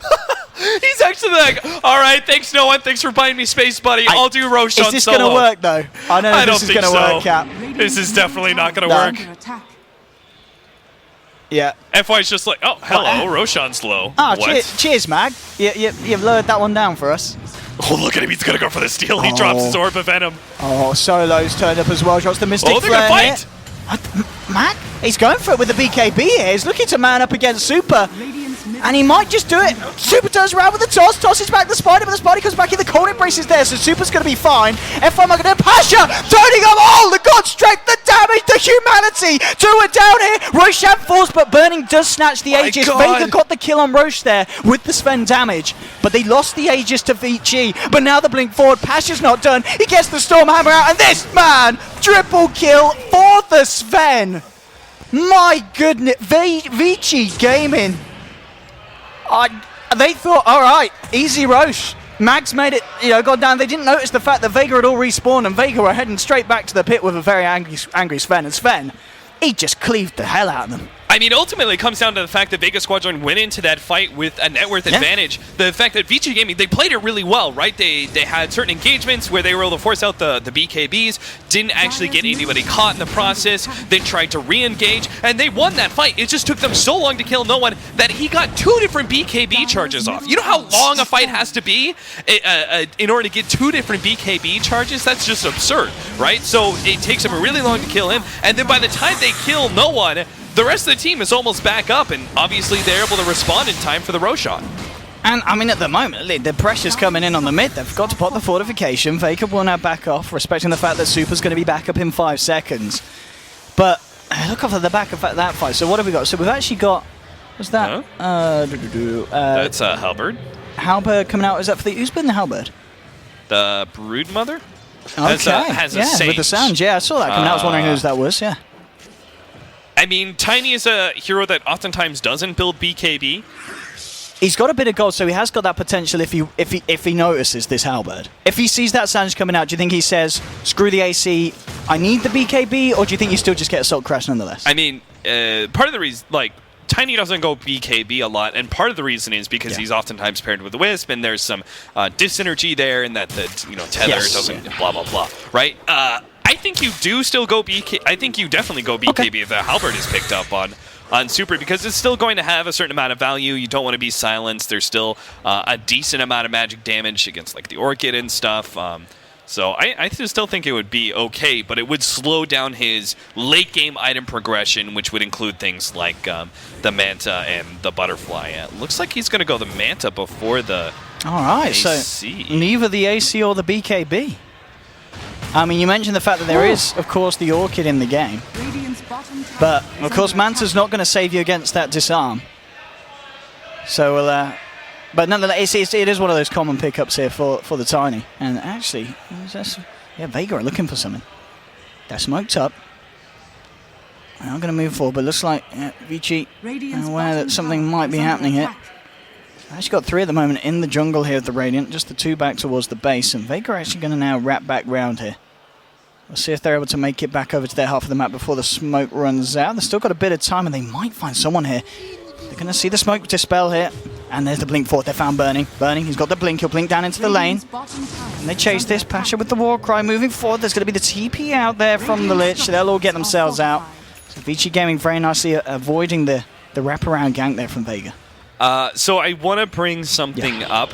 The SNY is a potential item for the Broodmother. It's very weird, but he could go for an SNY. But I actually want to talk about the other item that he could go for. It would be absurdly weird. Oh, we see the Silver Edge against the Tiny Craggy, as well as the Timbersonic Reactive Armor. All right. It's actually exceptionally good. Don't think it's a hero on a Broodmother, but who the hell knows what Mag is thinking, right? Like, he may be thinking next level, okay, I'm moving around in these fights, I want to be able to remove that passive. It'd be a very weird situation. I don't think that's ever been seen before, but this is definitely a weird game. This man is a dead man. Wyvern down in the mid lane. But yeah, as you said, I mean, maybe. Obviously, Mag, he's the one that's been talking with the #1 Brood player on Dota Buff, and maybe the guy says, like, if there's ever a game you're struggling in, don't tell anyone about this. But there's a mythical item, the Silver Edge. Yeah. It will change things. Mid lane, Pasha going in with the God Strength, takes down the tier 3, but there's the Crush, the Winter's Curse as well. That looks to focus Pasha, but this man's fairly tanky, gets the BKB out, and now Vega are looking to turn. They'll force back Vici Gaming here. Now Vici coming back into it with Super. They're going to have a blink in a couple of seconds. The blink out is there from the Sven. Can they catch anyone off the back of this? They'll get Mag in the timber chain. There's your dust coming out as well. Will clip the Brood Mother here. Super wrapping round. Gets the Avalanche off in the toss as well. Looking for Mag, but Mag gets off the BKB. Now trying to turn. And look at this lifesteal. Nom, nom, nom, nom, nom. Getting the heals up on Super. Super is cold embraced up there for the time being. Vega trying to move forward. Solo gets blasted there by Fenrir on the Lich. And Red Queen came off on the sidelines. Didn't quite clip that many people. And Vici Gaming, are they done? Do they want to try and go in for more here? They seem to be... Yeah, okay, toss forward, Burning coming through with the crush onto 2, but Pasha's there with the God Strength. Warcry as well, moves himself off. Looks like Vega really don't want to fight this here. No one's in a pretty critical condition. He's going to look for the TP out. Shallow Grave there as well. Do they have a cancel? No, they don't. The SF's going to be able to get themselves out. The toss will be down to Shoma the Slayer. They might just be able to find the Dazzle, but no, Pasha's there with the Stormhammer, saving the Dazzle, the Warcry as well. Shoma tries to run, but there's your crush from Burning. They do finally find the Dazzle. Pasha still alive here on the sidelines, and so Solo as well. Solo, oh, he's about to have some fun with 5 men from the side of Vici Game, and he's got a Ghost Scepter, but I don't know if it's going to be able to help him here. They move forward with the Avalanche, with the slap to the back from the Tiny. They'll take down the Skywrath as well. So a bit of a messy fight there from Vega, and they were just unable to get themselves out as much as they tried, because Vici Gaming were just straight at their heels and chased them right around the whole map. I don't want to flame B-God. I really don't. I'm very hesitant to do so. There is a very, very small chance that his Force Staff was on cooldown, and that's the reason that he did not hit the stun on the SF. But no one TP'd out, and Slardar slithering crush, but he wasn't in range, right? So first of all, he misread the range, right? But another thing is, I clicked on him immediately afterwards, and Force Staff was on cooldown. I believe what he intended to do was Force Staff stun, stop the TP out from no one, and then they have a huge kill. Like, screw the 2 supports. Who really cares about those 2 from Vega Squadron? It's no one that you really wanted in that kill. But the fact that he wasn't able to achieve that means that Vici Gaming, despite playing, again, very well in that team fight in order to disengage from the BKBs and et cetera, did not get a big game-changing kill like they should have. Yes, yeah. It's just been a very weird game. It's been a weird game. It's mostly because certain players have not been performing up to the standard that I expect from them. I expect very good things from Burning. I think he's one of the legends of the Chinese scene for a reason. But it's not this one. It's not Slardar, that's for sure. Well, in terms of kind of item progression, what are we seeing? So it was of course the Halberd on the Broodmother that he ended up going for. I believe that is the completed AC by the looks of it here for Pasha. He just needs the plate mail, doesn't he? So okay, just 400 gold to go, and he'll have that on himself. So AC going to be done on Pasha, whereas you look over to the Tiny, so he's got the Hyperstone, but that is okay, and yeah, he's got the chainmail as well. So a little bit behind in terms of the AC progression. But, I mean, one more kind of team fight where Vici find a couple of kills. They'll have their AC as well. Yeah, the thing is he can pick up the AC, but he can't go BKB afterwards. I think the disarm is always going to be a factor here. He's just going to have to accept the fact that he's going to be dealing with 3-second disarm, because he has to go MKB next, right? Yeah. You have Butterfly and a Halberd. That's 2 different heroes that have evasion, and the Sven is naturally incredibly tanky against your physical damage, so you don't want to target him necessarily either. So he has to go the MKB so he can target the 2 evasion type heroes and try and burst them down. Okay, and it's just that case of buying time here, really. Burning. He's fairly deep into enemy territory here. He should be fine. Blinks himself out. Wanders away. Ice just hiding in the tree line. Yeah, he realizes it's time to TP out. You can't look for any funky business down there. But yeah, okay, there it is. So he must have had something hiding away. So it comes out very shortly after this fence. So AC's coming out on both sides. They're both going to be ready for the next fight. We'll probably have an Ags Timbersaw quite soon here. Okay. It's necessary because when your typical Burning Slardar is not actually a core factor at all in this game, he's just complete utility and always will be most likely, the Timbersaw has to make up for that in his damage, and the best way to do that is get the Aghanims upgrade, doubling up the Chakrams and giving you a little bit more late game possibilities, because as this game goes further and further, I'm looking at this going, I expected Burning to have some level of farm and to have the Tiny take over that one position and Ice to be a factor. You'd have 3 different cores that all deal a lot of damage, but Burning isn't a factor, and so that just leaves the tiny Timbersaw. And I'm not sure damage-wise if that actually outdoes the SF Sven, and then you're including the Broodmother in that factor as well. Yeah, and one thing nice as well, really, for the side of Vici.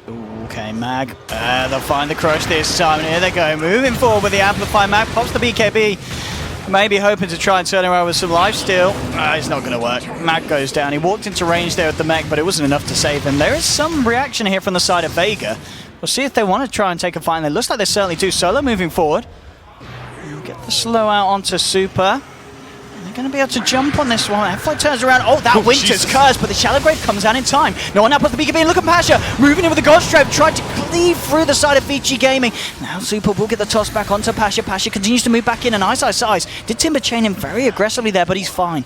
He's tanky enough to deal with this amount of damage. The Timber Chain is going to be a bit short though. Super will find Shoma there on the sideline, so he takes down Dazzle as well off the back of that fight. And now there's the crushes that you're looking for. Finds themselves a third pick off. No one looks for the TP out, and he'll find it. There wasn't any chance of cancelling that one. So Vici Gaming finding 3 heroes, not the 2 that are the high priority, but at least Mag and the 2 supports to follow suit.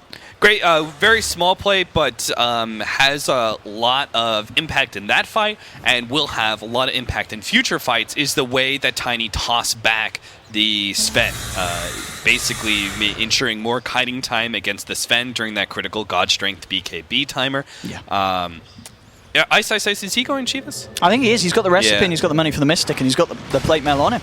Yeah, that's fine. And they'll also have it's a lot of physical damage from Vega between the SF and the Sven. I do think armor is the right play.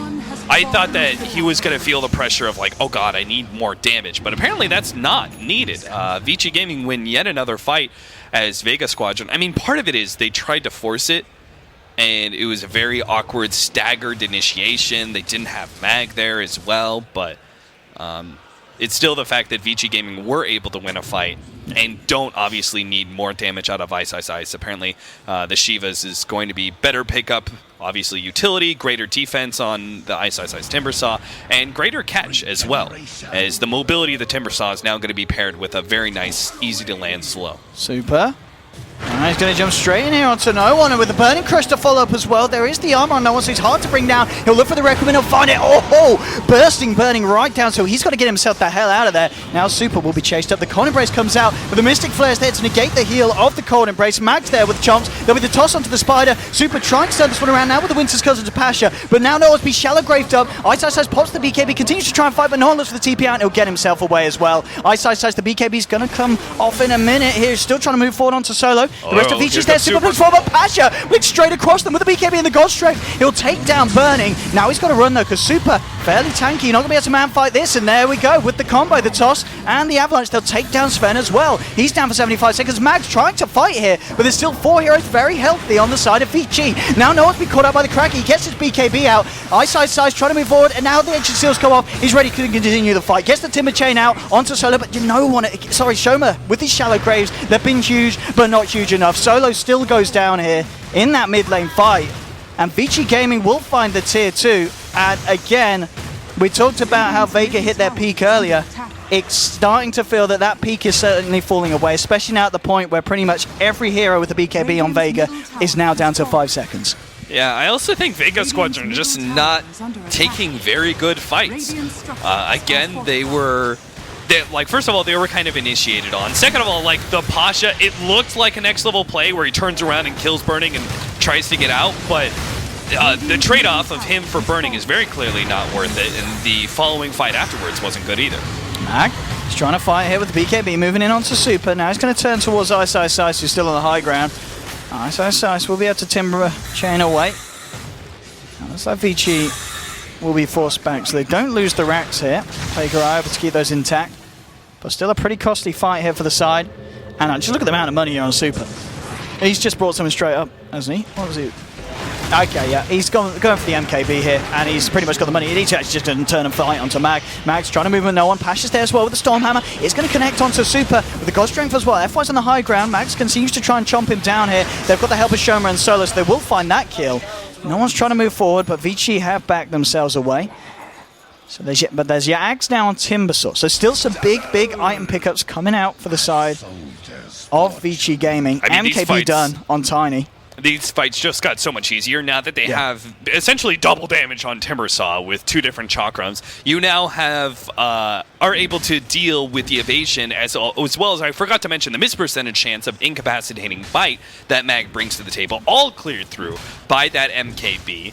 Vega Squadron better get one hell of initiation in this fight, because every single time they go and they try and get some sort of fight, some sort of hold, they're always being beautifully disengaged on by Vici Gaming. The supports are playing exceptionally well in that regard. Always saving the right hero. Look at them go as well. They're going to try and go straight up to the high ground, but this is a bit of a kind of a hazard play, because if they don't get away with this, it's going to really hurt them. 13 seconds still without the Wyvern. Burning again with these crushes, just a little bit off the point. And let's see if Vega can do it. They're trying to move forward. Ice gets the Shivas out. They're back off. No one. Just start to be channeling out Requiem, and Bernie. Now he'll find the crush onto no one. Super's moving forward. Silence straight away onto FY. Now he's calling the Mystic Flare. We'll get the Glimmer Cape out. It's going to be fine. Gets himself out, and Requiem flies through. The Chain Frost, though, is going to bounce. And look at the ultimate as well from Wyvern, holding Mag in place. He goes low. He has got the Shallow Grave, but it'll almost certainly still go down. He's going to be 2 down here for the side of Vega. No one's in a lot of trouble as well. Caught in the middle. Triple kill for Ice, and they may just find more. Burning gets the crush onto Pasha. They'll close the gap here with the Shivas. And I said that fight was going to be incredibly costly if Vega don't come out on top. And with 4 heroes down, that was a little bit of a desperation play there from Vega, trying to go for the Rex. And they just can't do it against the 5-man of Vici. The way I was going to describe that fight was that if Vega Squadron do not win or draw even, that it's lights out for them. And yeah, I really do believe that it's pretty much the game. Like, but not on the Sven. Yeah, Vega will probably be able to force one last desperation team fight, but they've just given up over 12,000, 14,000 gold. They're going to lose probably 2 different lanes of Raxes here at the bare minimum.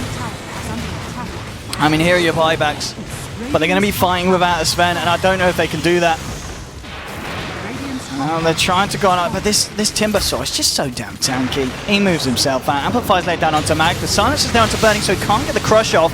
Now they'll try and chase with the BKB. He's forcing Vici back out of the base. 20 seconds before the Sven is back. So if they can buy this time here, they might be alright. Mystic Flare comes down, but Vici Gaming, they're just too strong. They've taken down Mag. That's a dieback on your Broodmother. No one's inevitably going down as well. GG well played is called. Vega just leaving it too late. We talked about this at the beginning of the entire series. You can deal with Vici in the early game. You can take a win. 26 minute was the first victory for Vega. You try and take it late.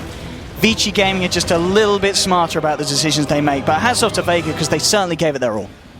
Yeah, Vega Squadron were actually so damn close to being able to just 2-0 Vici Gaming like this. I think they made a few mistakes going into the mid-game that possibly slowed down their game, but Vici Gaming also just played really well on their supports. Exceptionally well done, always having the right saving mechanisms, and Vega Squadron, I think they're probably still going to feel confident going into Game 3 and just say, okay, we almost did it there, we just apply the same kind of pressure. It's still very clear that Vici Gaming can lose against our early 20 to 30 minute game aggression and just end it by 35, but we'll see. We'll have a short little break. Game number 3 is on its way.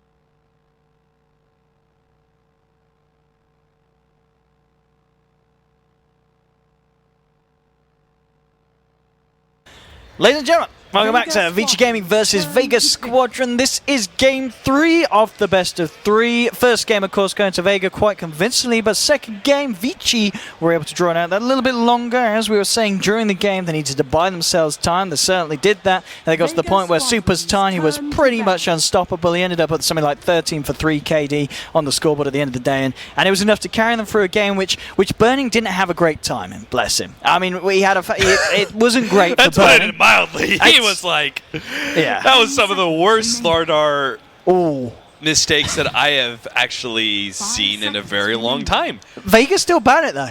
Ace. I mean, you know. Reserve time. I'm sure Burning is going to turn up in game number 3, so they don't want to risk it. They don't want to risk it, yeah. Yeah, but, you know, I don't feel that bad, you know, flaming Burning for that performance, because I know he's going to do well here in game number 3 and show us all, you know, that wrongs have been righted. But I do like what Vega Squadron have done here in the draft. They are going to go back to their game 1 strategy, pick up the Darkseer, Night Stalker, Vici Gaming, the Tusk, which they picked up. A lot of value in the Chinese scene for both Tusk as well as Night Stalker, especially as a duo, it seems. They just get the Tusk here, but they're going to be able to couple it with the Super Queen of Pain. Or potentially Burning Queen of Pain, which we've seen in the past, and maybe they'll give Super something different. Yeah, they do have that flexibility of swapping up the heroes, whether it be a mid or a safe lane crop. But as you said, the fact that we're seeing Vega kind of getting their hands on what they're most comfortable with, and this is, I really think this is the play really against Vega. You've got to ban out the SF, especially when Vega, once again, they're on the Radiant side of the map. So a really sensible ban there from Vici. Just taking away that Shadow Fiend from no one. And especially when the Quap's out the pool as well. I'm starting to look, I'm trying to think, I mean, off the top of your head, Kat, any other heroes that you remember seeing no one play really, really well that he might be considering this game? I would like to see his Wind Ranger here. Okay. I think that's probably what Vici Gaming will ban right now, just because the Wind Ranger does quite well against Queen of Pain 1v1 matchup. She's one of the few heroes that can stand up to the Queen of Pain. And then you have the Queen of Pain really well locked down at that point in time between the Night Stalker and the Shackle Shot.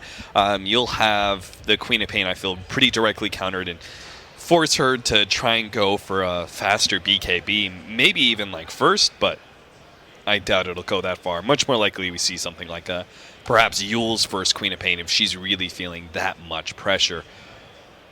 Okay, well, we'll see if that is going to be the case here with this BAP. Vici Gaming. You know, for the Dazzle as well. I mean, this is, of course, one of those heroes as well. I saw Shoma play it in the last game. He got some very nice graves off. He really did. There was a lot of clutch positions, so it's understandable why they just don't want to deal with that. I mean, the fact that you had team fights, multiple team fights, going 2-3 minutes long. That is a credit to the supports through and through. Both Vici Gaming supports. I mean, you can't really give Solo that much credit because he was on a more offensive support. But Soma very clearly was like kicking some ass with their Shell Grave timings. That was perfect, almost 100% of the time. So shout out to him and of course Fenrir and FY, who did quite well. They're going to go for the Ancient Apparition here. Not a bad pickup, especially since you know an early mech is going to be a part of the strategy here for Vega Squadron, picked up by the Darkseer. Okay, I mean, here's your gyro. We talked about this, in fact, in the first draft where Vici picked it up. You're saying this is the kind of hero that Vega would like to get themselves their hands on, and they're going to do so in this game. So already we're definitely seeing Vega continuing to just play for that play style that we know that they're good at. And the question is really, what do Vici do to stop it? I mean, already the heroes they've got, they're not bad. I mean, if fights start kicking in, if you've got a level 6 on the Quap, and if you get a decent timing on the Ice Blast, that's great for just kind of putting a stop to any kind of push or early kind of fights that Vega will look for. So I feel the level 6 for this AA is going to be very key, really, for the success of Vici Gaming. And I'm still kind of holding out for an FY Rubik. I don't know if we're going to see it today, but we'll see what Vici Gaming do go for their 4th pickup here for the side. Maybe Vega just... I was thinking about it and I was like, I haven't seen very many... There it is. I haven't seen very many no-one Wind Rangers. And I was like, I'm sure they still play the hero, though. I mean, it's like a staple of the meta. How do you not play that hero? It's also like quite a pub hero, and no one is like that's where he comes from. He's a pub player first, right? So he's got this high amount of mechanical skill. I can't imagine that they don't play Wind Ranger, but I looked it up. They've only played it twice in 6.85. 1 win and 1 loss. So 10 seconds maybe remaining. Vici Gaming are onto something here. That they haven't been banning away the Wind Ranger, just 5 saying, go ahead. seconds I remaining. dare you. I dare you to Do you pick think- up the Wind I mean, Ranger. do you think and that Vegas is- Squadron just start Yeah. doing it. Do you think for this final pick they might just take it? What else could they be thinking of here other than Wind Ranger? Do you feel? Anything else? If they've not got this, I mean, look, the bans are coming out on the Invoker. They're just ignoring that hero totally. The Wind Ranger. Yeah, I mean, It's- Invoker is like not even the biggest counter in the world, I would say.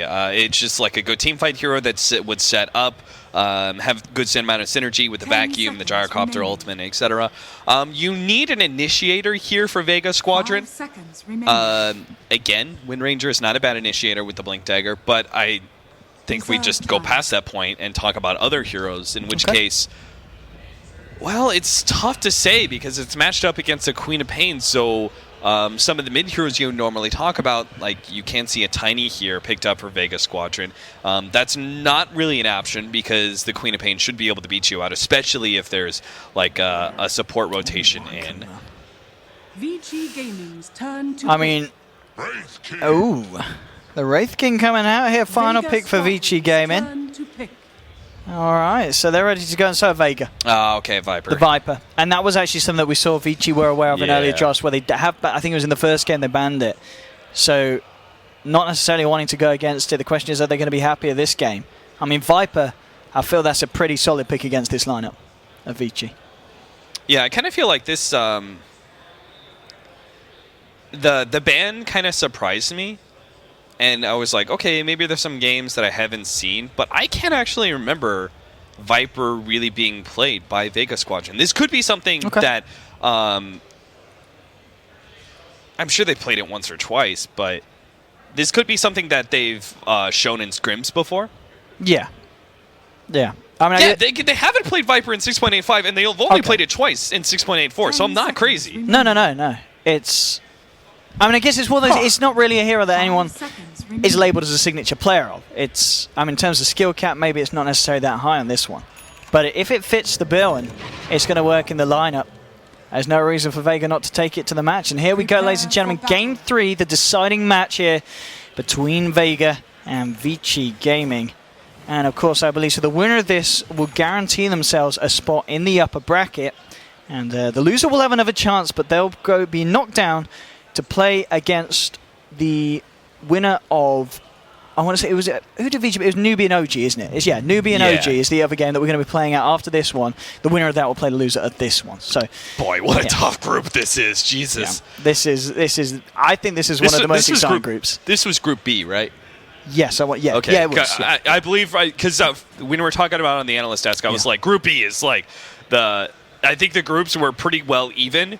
I don't think you could, like, there was always going to be one of these groups that was going to be a bit tougher than the rest. And I think Group B was definitely it.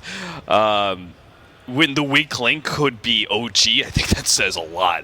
Yeah, absolutely. I think a lot of people as well expected OG to do maybe a little bit better against Vega. And, just going from odds on certain sites, people did not expect Vega to do as well as they are against Vici Gaming. They were really turning it up, and people maybe just felt, even though Vega proved themselves at ESL and people were still like, well, afterwards they didn't maybe win every game, but I mean, which team does?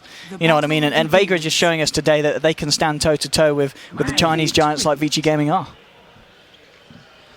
So let's see, the lanes here, Ice, Solo, off lane, Tusk. They're going to have mid super against the Viper. I'm interested to see because I have actually watched Queen of Pain go for 2 levels of Shadow Strike against a Viper.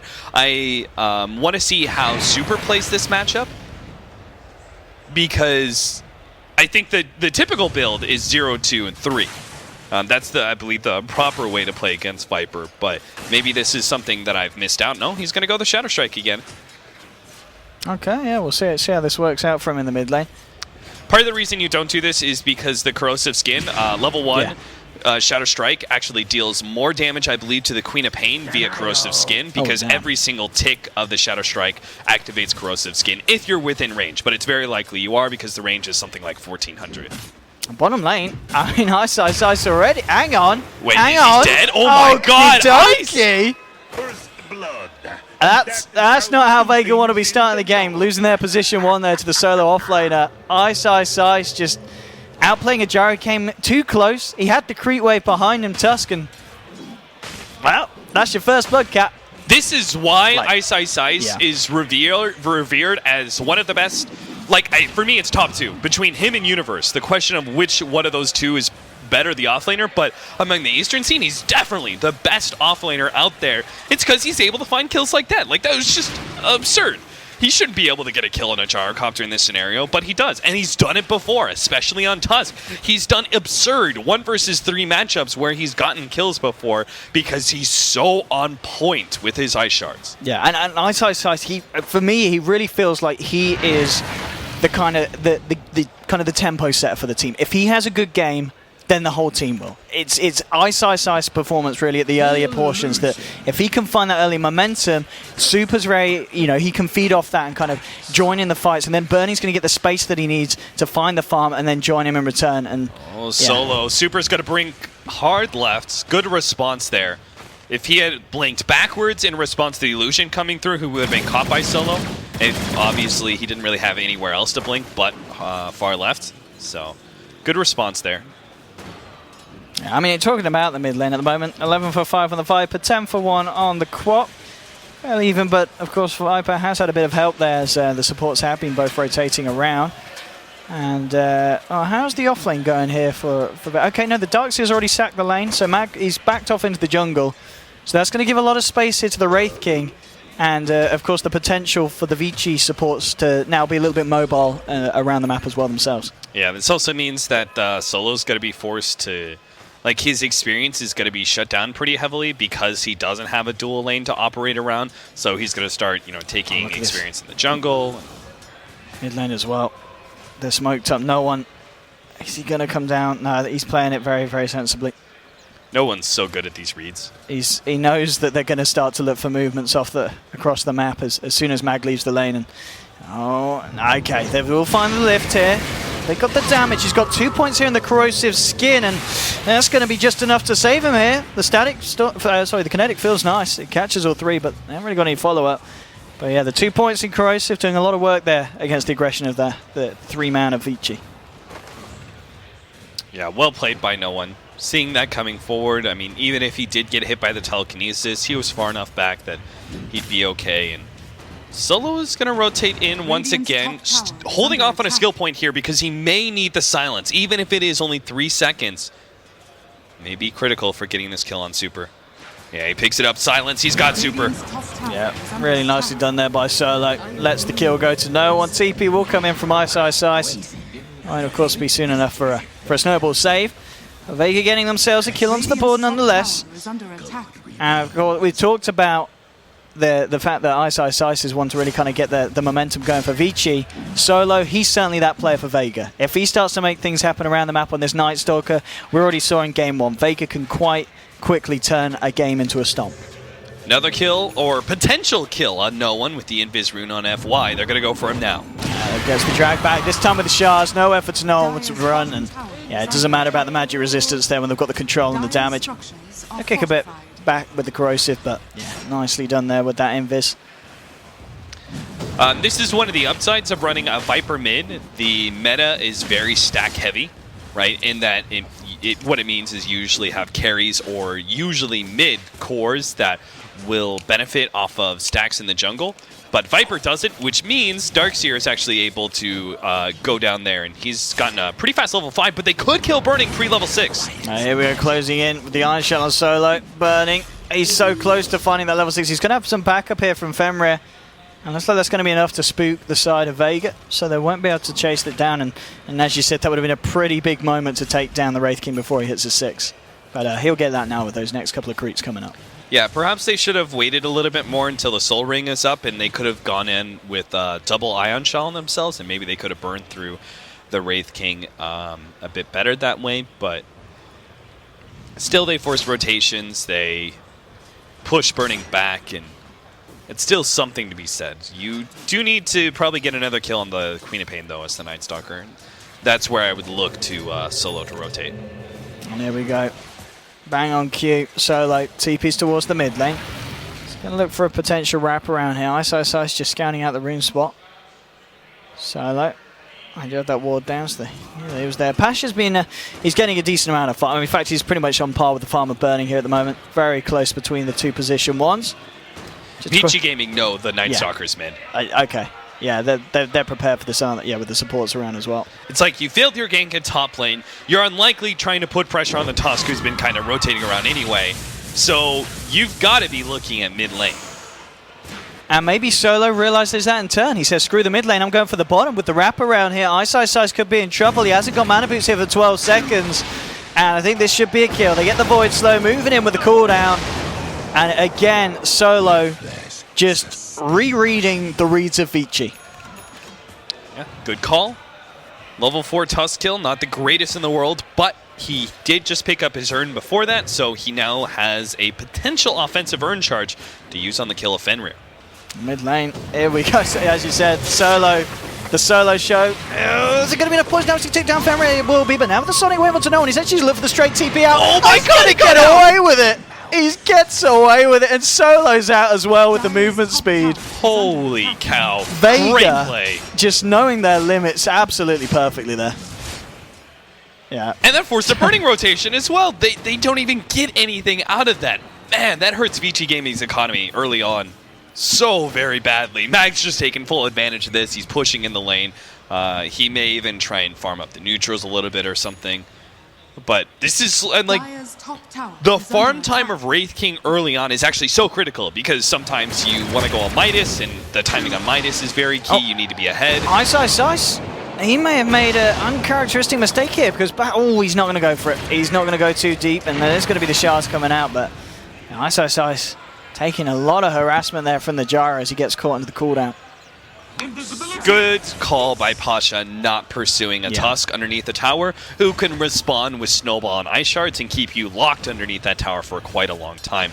The Invis Rune of Sioma here. And the mid lane. Oh, that's a curry ever. It's not level 6, so he can't do anything solo, but... Super's just blinked up, and there is a nice stack if they can get someone else over. Is Super actually dropped? Oh, did he see that the Scream... Yeah, went over to it. Like, you can notice that when the Scream goes to an invisible unit.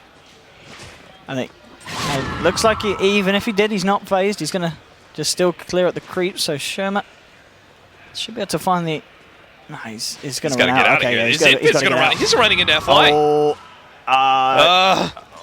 He's in a bit of an awkward position now. Oh, nice glimpse. Okay, no, he's fine. Calculated. Until he runs into Mr. Burning Wraith King. Oh, the Dukes. Okay. If he gets the neutrals? No, he's gone. No. He's gone. Space created, though, I guess. Sure. You know. I mean, the space is certainly here for the Gyro. He's top of the net worth at the moment, Pasha. And, Sherma, he did draw the attention of 3 heroes. You know, but the fact that Burning was able to get... Super was able to get the kill out of the quad. He was able to take a little bit of the experience in the stack, which was okay, but obviously not worth his death. Still at the moment, very close between these two teams. 3-3. Bottom lane, they might want to go on this. Yeah, they've got the glimpse back on Ice, and he is stuck. All by himself some time here with a nicely timed snowball, but I think he still goes down. Solo's about, so's the Jara. They're closing on the Tusk. They'll pick themselves up the kill. Another kill here for Gyrocopter. And with that, he continues to cement his position at the top of the board in terms of value. Not going to go for the Helmet Dominator builds. I do agree with this. I think you should run at VG Gaming as much as possible between the mech, the early aggression of the Gyrocopter, and the very clear early game power of the Viper. I think that's the biggest factor as where you build your Gyrocopter is based off of what your mid can do and what their strongest period of point of time is. Viper is clearly a hero who you should be trying to push and force team fights around in that 15 to 25 minute mark. No, I mean, I'm talking about the Viper. Obviously, we're seeing no one, Mag on the Darkseer go for the mech. So what does the Viper build this game? What is he looking for first? Does he go for an Axe? Does he get an SNY, BKB? What does he need against the lineup of VG? Most of the time it's SNY on Vipers when mech is not their item. And obviously this game it's not because Darkseer should pick it up. Axe has fallen out of favor pretty heavily for Viper. I still think it's okay. It's just... Yeah, Viper's just a weird hero because there's not a whole lot of items that are highly valued on him. He's just kind of there. You just want to stat him up some, and experience is actually more critical for a Viper, despite that being very unusual for mid heroes. And in terms of XP, he's doing all right at the moment. Level 9, he's pretty much sat in lane, so he's got a slight XP advantage against Super himself. Oh, he's got a silence on Super. Oh, he's in so much trouble here. Super getting caught down and brought down. They may even look for more here, and they certainly will. They'll look for FY, and they get him as well. Super just not expecting that from Vega. Just catching him totally off guard. And that's a big kill here for the side of Vega. And again, more kills that Pasha's been involved in. I mean, out of the 6, how much Pasha's been? Yeah, he's been involved in 4 of the 6 so far. I mean, he may have given away first blood to the solo offlane Ice Tusk, but he's really turned around his game since then. Why did he not expect that? Is it because of that aggressive ward that's placed in the neutral area? No, that was placed not so long ago. So I'm not sure why he didn't expect that. Because you're against a Disruptor, and it was Night Stalker while he still had Darkness going. There's obviously a lot of kill potential. Even if he does manage to blink away, he's still going to be hit by the Glimpse. Because Disruptor's level 3, so he's got a huge amount of range. I don't know, that was another mistake from BO3 mid lane as well. He's eyeing up Super. Yeah, Super's links back. He was trying to set something up with the Invis. I mean, talking about kill involved, and the fact that we've got to mention the solo on this Night Star. He's been involved in all 6. He's really been the playmaker here for the side of Vega. He's had his work cut out, and he's certainly been meeting the bill at the moment. Burning. They did try and smoke up towards the bottom lane. They didn't find anything. Moving into the jungle. Can they take down this Viper? He's fairly tanky. I mean, Burning. Oh, he's not going to find anything. The Viper will reveal himself mid. So now, yeah, they're going to look for the wraparound. Okay, they've got Reincarnate. They've got 2 rounds, but there's a tier 1. There may be TP reactions. And there are indeed. Here they come. Ice Blast hits onto no one. But there's your cooldown. They're ready to try and turn. Burning gets with the chainmail. Super throws out the Sonic Wave. Jumps back. But they've killed the Viper here. There's the Ray Fire Blast onto Pasha. Mag moving forward with the Ice Shell. But FY steals the Surge. He's out. Burning will go down here for the first time. Fenrir is still very deep into enemy territory. But there's your Static Storm and Kinetic Field. Controlling Burning. They'll pop down the wall as well. He's got the chainmail. And he'll try and walk this off here. He may just be able to get out with the help of Fenrir and FY, and he will. FY with the stolen Surge, surges up the Wraith King. And all in all, mid lane, they do lose 1. Oh, Solo's gonna go for more. Oh, he's gonna get Solo! it. Oh, he's got it. Solo. Oh, big play. Yeah, pretty much rectifying that fight there for the side, as they did lose 2, but they found 2 in return. So Solo keeping it up for the side. Seriously, like it. In last patch, it was the Lina. You should ban Solo's Lina. This patch, it's definitely the Night Stalker, guys. That was such a man mode play. And he completely, as you said, makes up for the fact that big plays from FY, saving himself, saving the Wraith King as well with that Surge. Like, he actually made sure that that huge amount of aggression from BO3 Gaming, and they almost got caught in the process, was actually kind of, that blood flow was stopped, essentially.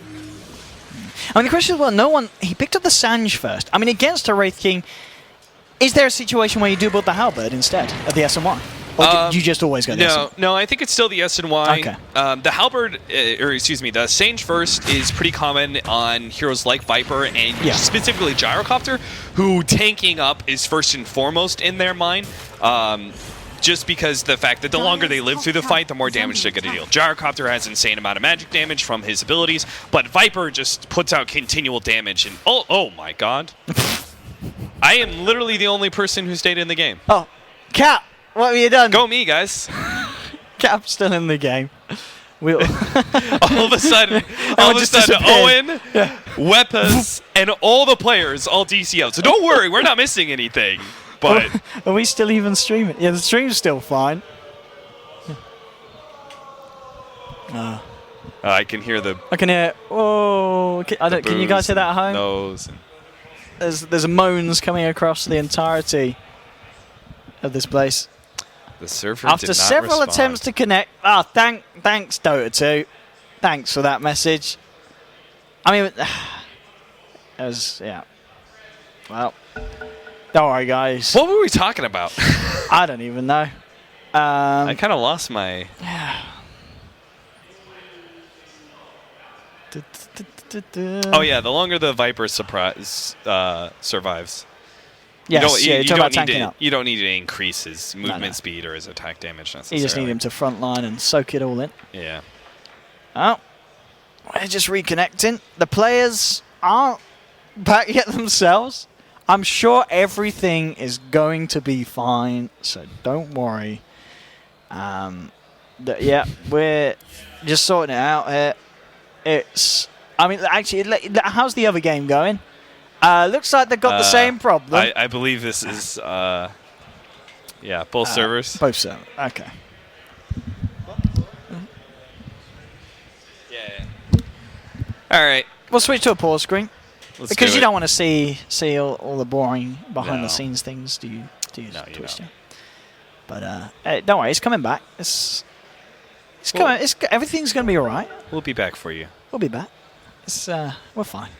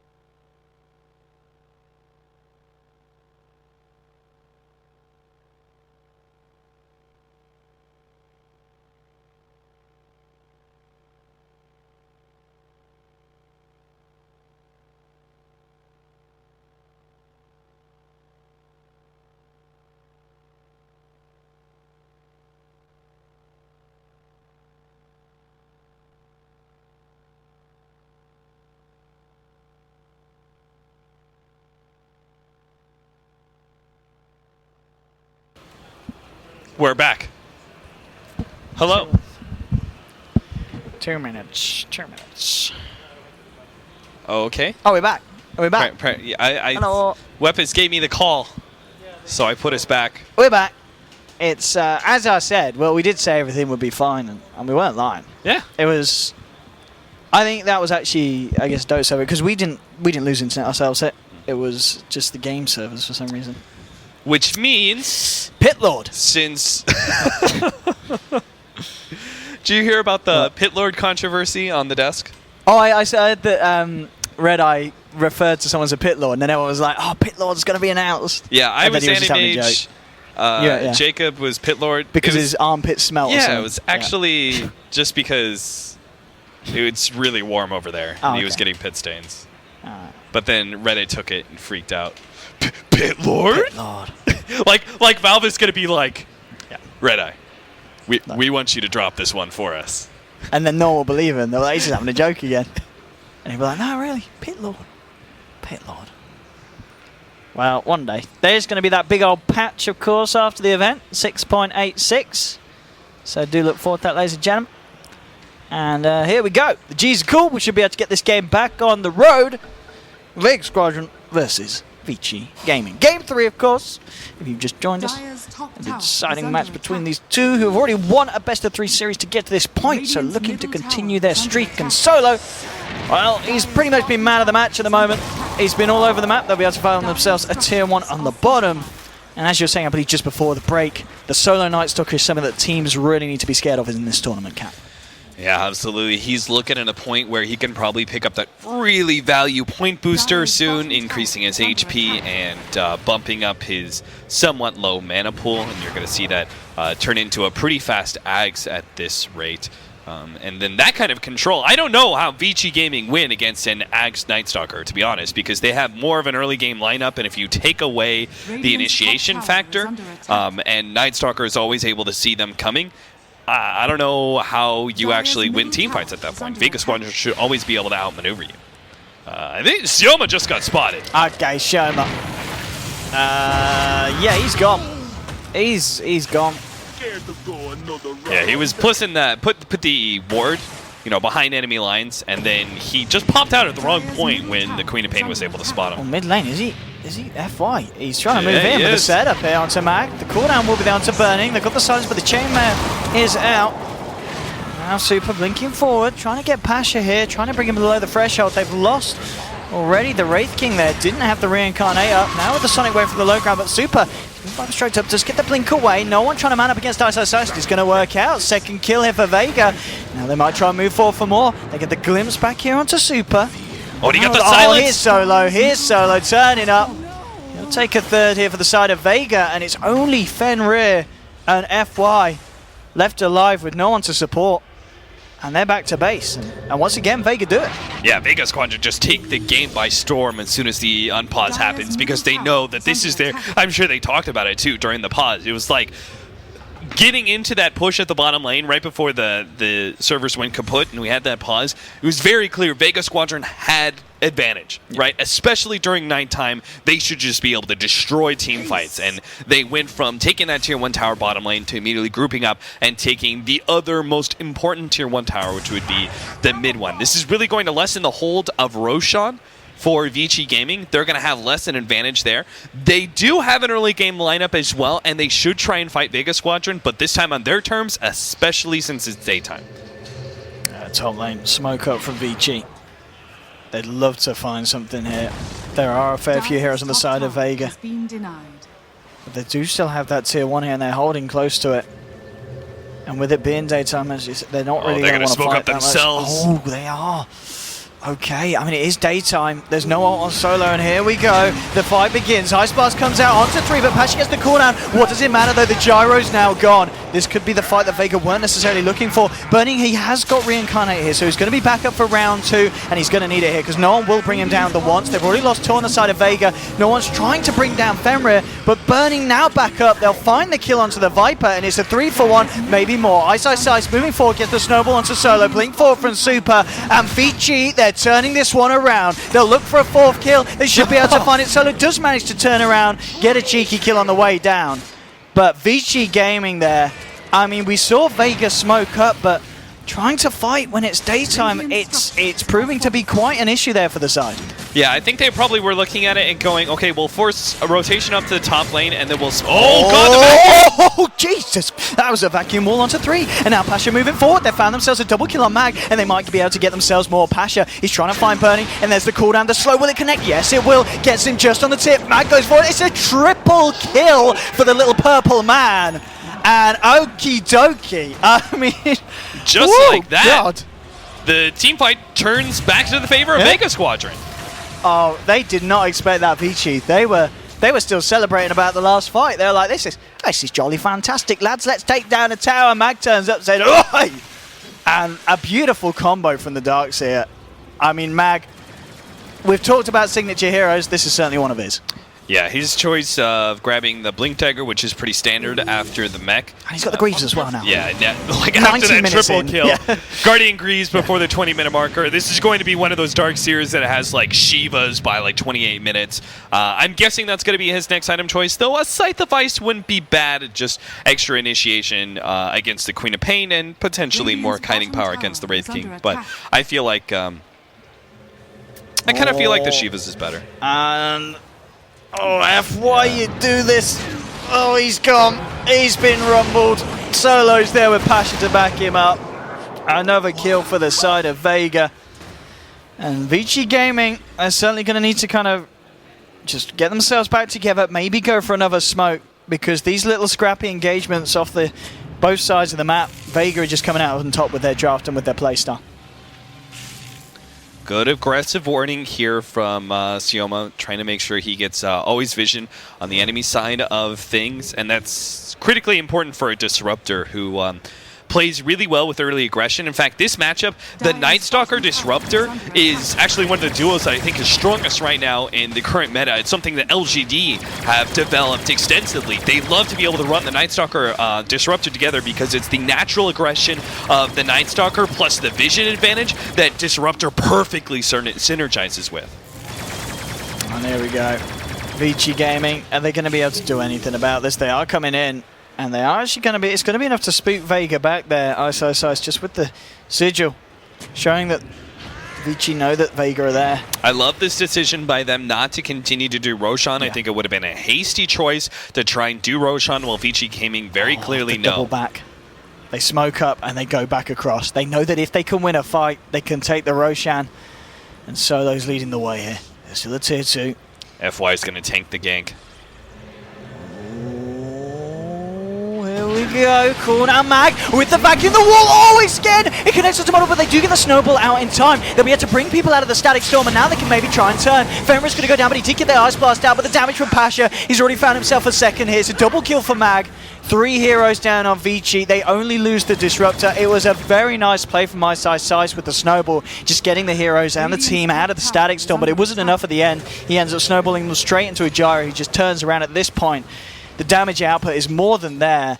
And, alright, I mean, talking about interesting items, Cap, it's going to be a Radiance here on the Wraith King. I don't think he had too many other choices because he very clearly needs to take over the big carry position and be the entire DPS of his team oftentimes. So we'll see Radiance and then a Blink Dagger, and okay, the problem's going to be is that the BKB will be finished up by Pasha, so even as he finishes up the Radiance, he won't have the damage to really threaten the Gyrocopter like he should, and the rest of the heroes have tanked up significantly. He needs to run so fast, and I don't think he's going to be able to run fast enough. The cooldown slow connects, and that's your Rubik gone here for Vici Gaming. Vega, this is pretty much the kind of momentum they were getting in game 1, and they know exactly what to do with it. And I know we keep saying it, but a lot is down to this solo Night Stalker. I believe that originally Vici Gaming in that bottom lane intended for FY to actually tank the smoke gank that was going to come in from Vega Squadron, but I think they expected it to go from the Vega Squadron jungle and down through the bottom lane, whereas they went through the secret shop instead and cut across, which ended up catching Vici Gaming unawares. They got that 3-man vacuum leading into the Gyrocopter ultimate. If FY had tanked the smoke, that would have been perfect. 5-man smoke in exchange for Burning getting space pushing up the top lane. Very likely to get tier 2 in exchange for Vega Squadron claiming Roshan. But the fact that that didn't happen, Vega Squadron ended up finding the correct initiation on the whole of Vici Gaming, means that they win that fight and they take very easy control of this game. They're going to have a BKB on Viper as well. Like, how do you battle this? Pasha. He doesn't quite want to go all in for this one, and that is your Radiance now done on the Wraith. I'm going to be really interested to see how this does play out for them now, because it's not something that we see every Wraith King build. There's a lot of ways to do the Wraith King, but Blade Mail into Radiance, not the one that we see every day, and especially when you're behind. I mean, I'm looking forward to see Burning and see if it does work, but it's going to be a tough game still for Vici at this point. Tough, I think. Is perhaps an understatement as I'm looking around at Vega Squadron. The one good sign is that Pasha is not as farmed as I would have thought he would be. Still not hitting 10k by 25 minutes is rather slow. And they'd love to find Burning here. They've got the smoke, and here we go. Nighttime comes out straight in onto Burning. There'll be the glimpse back as well, getting him into a better position for the side to deal with him. They'll take him down once. They're ready for the second turn, and I don't know if there's going to be anything Vici can do. They get an Ice Blast flying through here. It will connect on the view, but there's a BKB, and there's your Vacuum Wall again. Burning's down, FY to fall as well. Super throws out a Sonic Wave, the shards as well, bringing them low. Not quite enough to kill them. They do finally get the kill onto no one. Sherman's going to be all right. Famer is not, though. Solo's there. try to move in. Mag's actually going to be the one to turn up, so it turns it for a 3-for-1 as Viper did go down there. Looks like that will be just that for the point. Super Great read. Gone out.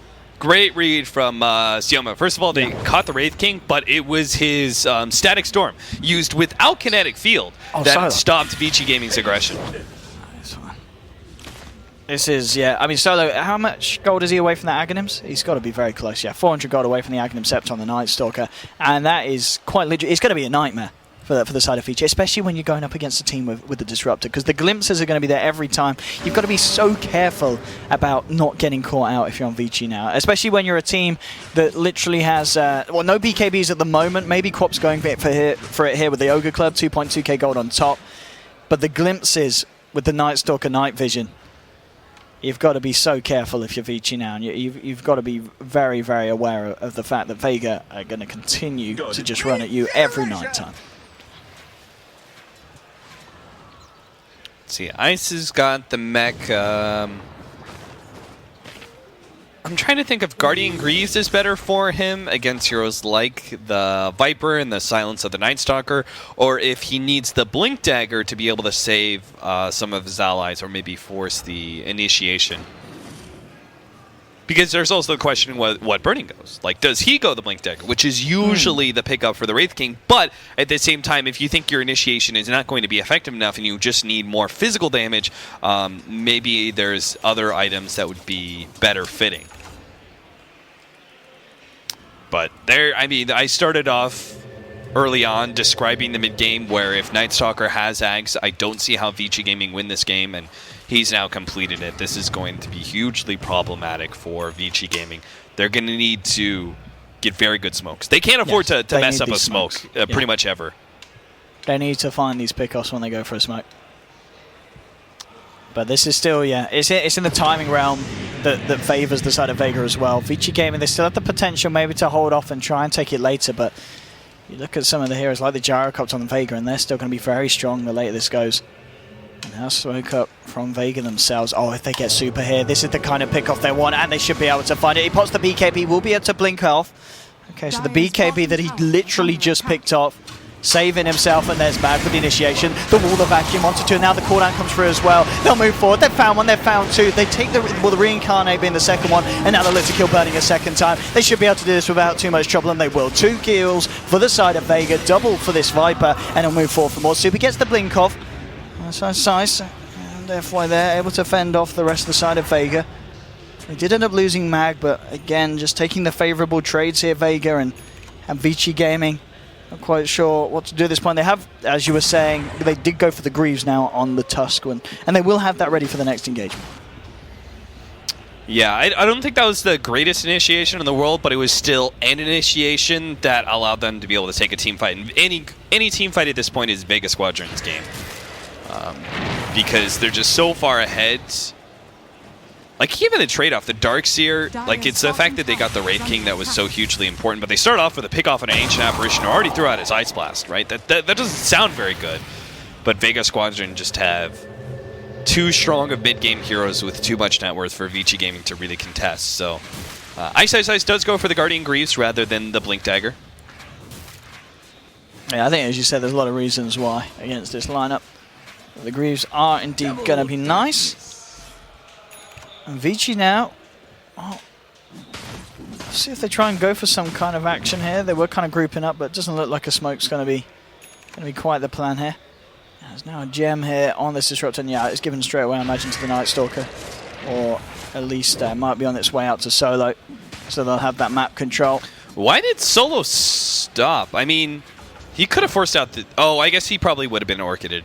I was thinking, like, you have the Aghanims, it's nighttime. It's not like trees are a problem, so he could just continue to run down the Queen of Pain. The problem is Super's just going to respond with the Orchid. He's not going to be forced into a BKB charge.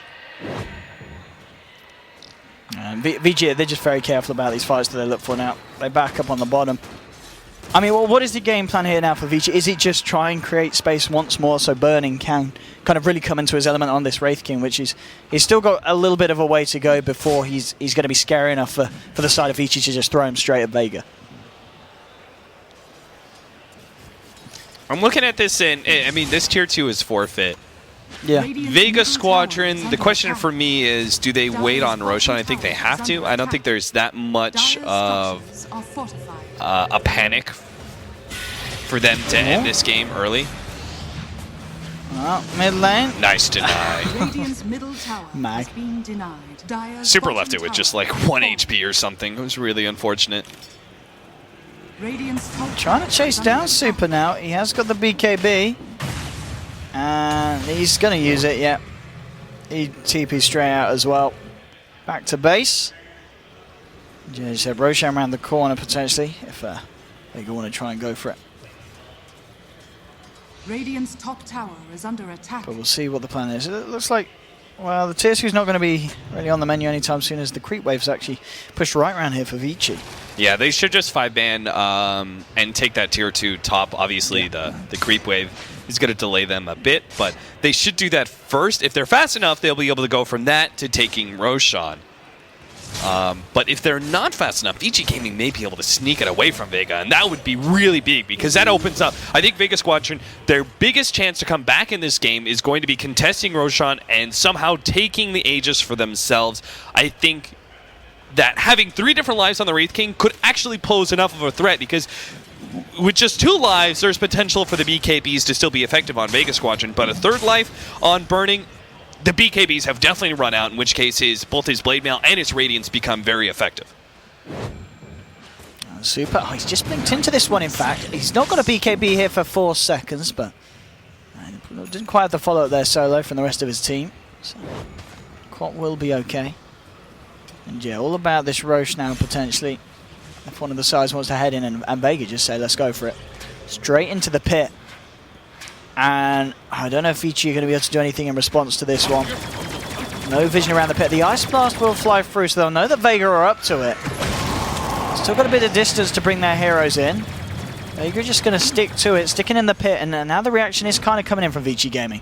They'll start to move towards it. Sola's there on the high ground, just scouting this all out, and that will give the vision to get these glimpses. Bringing Burning back out, and now he's got Fenrir. He's walked into a Night Stalker. Max there as well. They'll chase down the Ancient Apparition, and that'll be the first kill here still, and now they're looking for more. Super pops the BKB, gets the blink down to the low ground, but Sola's going to look to try and chase here. Closing the gap, has been Glimmer caped up. He's not going to commit on this one. He's going to see if he can find anything elsewhere. Looking towards potentially Burning. They really want that glimpse play. Can he get the range? Yes, he can. Just on the tip. Brings Burning back into the kinetic field. They'll look to take him down once. Ice has turned up as well, but the cooldown's out. And that's going to force Ice back. Super does find the kill onto Solo there with a Sonic Wave. Burning's up for round 2. Can Vici try and turn this? Looking for Pasha. Pasha fairly low. Mag gets the vacuum onto Super, but they've lost the Gyro now. And this could be the turnaround for Vici. They get the Shadow Strike onto Mag. FY. Oh, he steals the Viper Strike. Turns it around onto the Viper. Not the hardest of plays, but it's still going to be a big one here. With the cold feet kicking in from Fenrir. Another big kill, and Vega just a little bit out of their depth there. And Vici Gaming finding pretty much the team fight that holds them into this game. And maybe the beginning of a turnaround. Solo challenging the Queen of Pain. It was a sacrificial play, but I think it was probably the right one because he forces out the Sonic Wave onto himself rather than the rest of the team. I think it was actually Pasha maybe misplayed that. Took way too much damage from the Blade Mail of the Wraith King and then popped the Blade Mail 2 seconds after he'd already done a whole bunch of damage to himself via Rocket Barrage. Do they go for a play here? God, yes, the they do the Roshan! vacuum wall. I mean, it is just that. There's no follow-up. It looked pretty, Mag. I wondered if he'd go for it, but it was a little unnecessary because he may just now die. And Mag, I appreciate you wanted to give us a show, but I didn't have anyone with him. Now, though, here comes some more help. Solo's coming in, looking for FY. Ice gets silenced up. Super's fairly low as well, so he's got to get himself out. FY trying to kite this. He's got the telekinesis holding Solo, but he still goes down into the Urn Shadow charges. Get the Static Storm out. Will catch onto the Quap, but Burning and Ice are still there, and they're looking for the kill onto Solo. They've got the Snowball. They bring themselves in. Cooldown is there. They'll try and turn it in Solo. He's going to be able to get himself out of this, and now Pasha's the one rectifying this for Vega. Looking for Burning. There'll be a buyback on Super. They'll lose Burning once. He's got Reincarnate. He's going to be back for the second round. Can he survive through this, though? Solo throws out the Void. Pasha starts to run. There's a buyback from Ice as well. Gem hits the deck. No one will be able to recover that. Oh, nice glimpse. And can they find anything more off the back of it? Burning and Super and Ice are still about. Now Vega, they'll be the ones to head back into the pit. Vici, they're 2 men down. They can buy back on the A, but he doesn't have Ice Blast available. Shards come through, they just go straight in. Ice here with the aggression. Super's jumped in with the BKB, but Ice taking a lot of damage, gets the Guardian Greaves out, but he'll still go down. There's your Sonic Wave, bursts down Pasha. Super's caught in the pit, silenced up. Can no one kill him? Should be able to, and he does. Double kill for the Viper. The Radiant Spur not quite enough to bring down Solo as he gets himself just out on the tip. And now the telekinesis from FY, again with a stolen Viper Strike, throws it back onto the Viper. Burning's there as well, chasing it down, but no one can get himself out of this again. Just gets himself out of range of the Radiance Burn. Max trying to chase down FY here with the Iron Shell. Burning's there. There'll be the glimpse onto FY, actually taking himself away from Mag. FY's still alive somehow. Now he finally falls. Solo earns himself back up in the pit. Burning, I mean, he's kind of on his own here. Still throughout the Wraith. He's going to try and go for this, but Solo's going to come back in, and Burning does not have... Oh, he does have Reincarnate back up at this point. So he's got that life available again. And now Solo's in the pit. Tries to throw out a Void. Max there with the vacuum. Oh, he tries to cliff them, but he doesn't quite get it off. And Burning's still alive, finally losing his ultimate. But he's going to be fine. But they can't go back and take Roshan. It's 10 seconds until Gyrocopter's back up. I'm not sure if they do it fast enough, especially since you know Vega Squadron. And it's a buyback on Solo. It's why the Darkseer made that sacrificial play to begin with. Yeah. They cannot afford to give up Roshan to Vici Gaming. So they buy back on the Night Stalker just to ensure something that I think Vici Gaming could have done on Burning a long time ago. Was actually buy back on him in order to ensure the Roshan kill. But I don't think this fight's done either. There's an Ice Blast available. Vici Gaming have 4 up, 10 seconds or so. They'll have the quad back as well. I mean, do they just let Vega have it at this point? I mean, it would be all in if they challenge for Roshan again, but it doesn't look like it. Okay, so they'll kind of lay the cards that they'll say, all right, Vega, you've won this fight. You've won the battle, but you haven't won the war. They get the Roshan. They get the Aegis.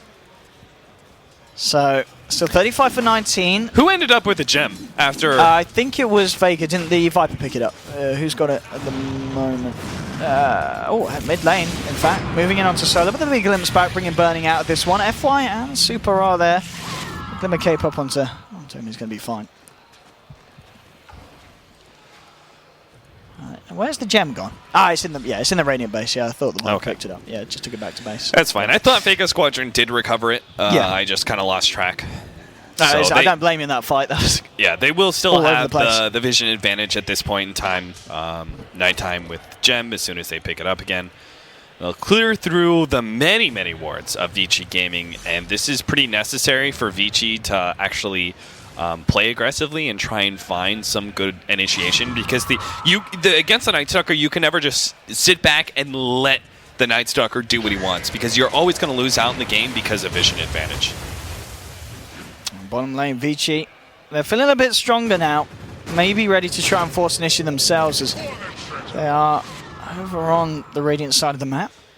Solo moving forward here, seeing if we can get vision for a glimpse.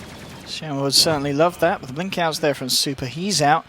Ice is going to get left behind. They don't quite get him on the edge of the vision of the Night Stalker, so Tusk will be fine getting himself back out. But this game, you know, the later it gets Vici Gaming, they may feel a bit more confident than they did at least in the mid game. But Vega still have some very strong late game scaling potential. I mean, in terms of late game, in your eyes, is there a clear draft winner? Like, who would you rather be in the late game? I would much rather be Vega Squadron, because there's Darkseer's a great offlane late game hero. The Gyrocopter's not bad in late game. He's definitely outstripped by many other carries, but I don't believe that Wraith King is one of them. Okay. Wraith King is just going to be kited around many of the times. Queen of Pain could go into late game pretty decently, especially since Super has been having a pretty decent game. All things considered, he's going to have an AC, so you will actually see the damage come out from the Queen of Pain that will be superior than the Viper potentially. But as I say that, no one has that completed MKB, so it's very rare to see Viper go into late game and be like, wow, what a heavy hitting hero, right? But especially back in the day when we always saw the focus on Aghanim Scepter and the utility that Viper brought. But he's going a damage build. It's not the greatest on Viper, but it'll get the job done with this net worth lead that he has. So, and then it's also the Night Stalker. I mean, there's a very just clear, simple vision advantage that the 4-position Night Stalker gives you that is superior to almost every other support late game. Yeah, in terms of what's Solo gone for after the Ag, so I guess the BKB himself, with the Ogre Club, so he's looking for that one. And we're finally seeing that top tier 2 going down here potentially as the Radiant start to push in. Fortification will be used here by Vici, but I don't think they'll look to come out of the base to defend against this one, as Vega will find it here with this push. So continuing to maintain control of the map. The question is, when do we see them go for a high ground push? And as you were mentioning, the Quap now with the completed AC, you've got a BKB now done on Burning. So they are getting some key items online here for the side of the Dire. It's just a question of whether it's going to be enough to stop these high ground pushes from Vega. Dire's top tower is under attack.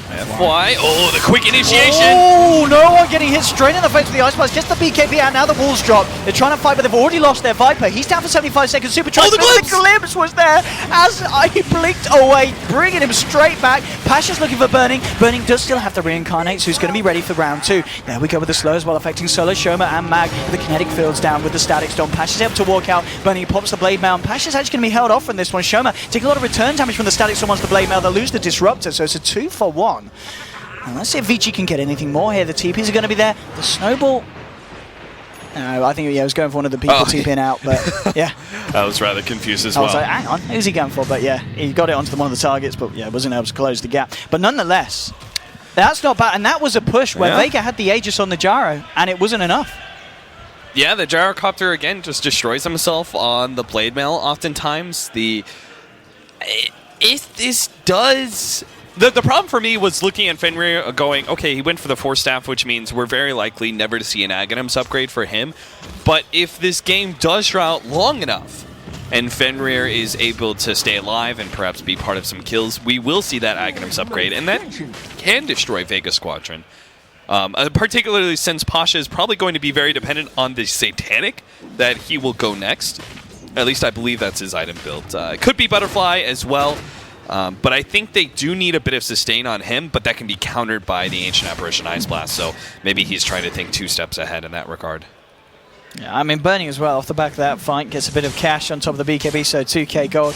What's the plan now for the Wraith King? What do you really need to turn him into this hard hitter that Vici Gaming are going to need if they want to carry this through later? Well, I'm glad he finally went the Blink Dagger, because I think it's pretty much a necessity on Wraith King, otherwise you get kited too heavily. You need that kind of solid initiation. I believe that Abyssal Blade is going to be his next item.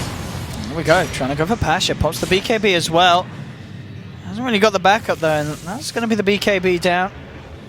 And we'll be able to walk this off. The problem with Abyssal on Wraith King in this game is that he's not going for the AC, because obviously that was the Queen of Pain's item. So he's going to be really slow in attack speed, and that's going to cause a lot of issues for him.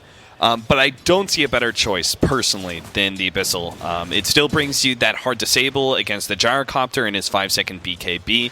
And I think that's going to be pretty essential. Plus, he'll just be hitting so hard that he'll threaten the Gyrocopter even faster. And HP is rather limited for the Gyro without lifesteal. I mean, talking about late game options, Super as well, on top of the AC, does he continue to go for these kind of right-click physical DPS items, or does he look back for something like a Hex? Or at this point, you just don't get the Hex? I mean, it's still, obviously a little bit of right-click damage, but, I mean, do you go for something like an MKB yourself? Hex wouldn't be bad, but I actually prefer the sustained damage builds of like MKB, because you know that Gyrocopter may go for the Butterfly, but it's still a good damage item. I've seen Daedaluses before on Queen of Pain to buff up that damage even further as well. Scotty wouldn't be terrible just for extra tankiness on the Queen of Pain and overall stats. FY, he's got his Aghanims done on this Rubik. So what does this offer you? It offers you, the biggest one I think is Viper Strike, because it's guaranteed steal. Guaranteed, yeah. I mean, the overalls as well, they're not, stealing a wall or even stealing the Static Storm, that's going to be very nice. You know what the one that is not good for you? What, the Jar? It actually is directly against you to steal Darkness. Oh, yes. Actually, yeah, that's it. Yeah, okay. That is a one ability where it's just like, this literally hurts us. But yeah, that's I actually wonder if you have Ags, does it grant you the unobstructed vision on Rubik at nighttime? I'm sure it does. But obviously, you just don't want to make it nighttime any longer than you have to with a Night Stalker in the enemy Yeah, team. it's kind of a double-edged sword. But yeah, if he steals something like the potential wall or Gyrocopter ultimate or Disruptor ultimate, like any of those are going to be big steals, even bigger now with the Axe. Oh, they're going to go in on him here. There's a BKB for no one, but the BKB comes out from Super as well. The Sonic Wave's nice. Bursts down the Night Stalker. Now they're trying to look for more. The Static Storm on the Kinetic Field holding them back. No one tries to TP out. They haven't got the detection, so he will be able to get himself away. Shoma as well on the Disruptor. But they find themselves a nice kill there, Vici Gaming, taking down Solo and not really having to lose anything in return. So they'll certainly take that one. I mean, talking about the Axe, I really want to see an Ice Blast into a global cooldown. That would be classic FY if it finds himself in a situation to do that. Yeah, the funny thing is you could actually kill the Disruptor. You could. By just doing that combination, it's actually possible if you have an Axe upgrade on Ancient Apparition. Yeah, how's he doing on that front? Has he started? No. No. Okay, so we're going to need to go to the late game. Yeah. He really needs to somehow get a kill. It's hard on an Ancient Apparition because the kill goes to whoever puts it over the threshold unless it's his tick damage that gives him the kill over the threshold. So it's just so unlikely. Hey, Cap. So Wraith King, you talked about the lack of attack speed. He took note of that. He's gone straight for the Moon Shards first. I always forget about the damn Moon Shard. This is good item. Great choice. Because it's a huge increase in his attack speed now, and later on he'll be able to consume it to pick up the Abyssal Blade. Well done, Burning. Yeah, this is getting a little bit scary for Vega. I mean, what's the overall network graph? Is it starting to swing round? Well, not really, but it's leveled off, and that's always something that you don't want to see, especially when you're running this lineup that has that peak. And now Vici looking to go in. Burning, he's just running straight at these guys, tacking up a lot. Get the blink off here. It will be fine. But this is it's certainly Vici Gaming are in a much better position than they were, say, 10 minutes ago.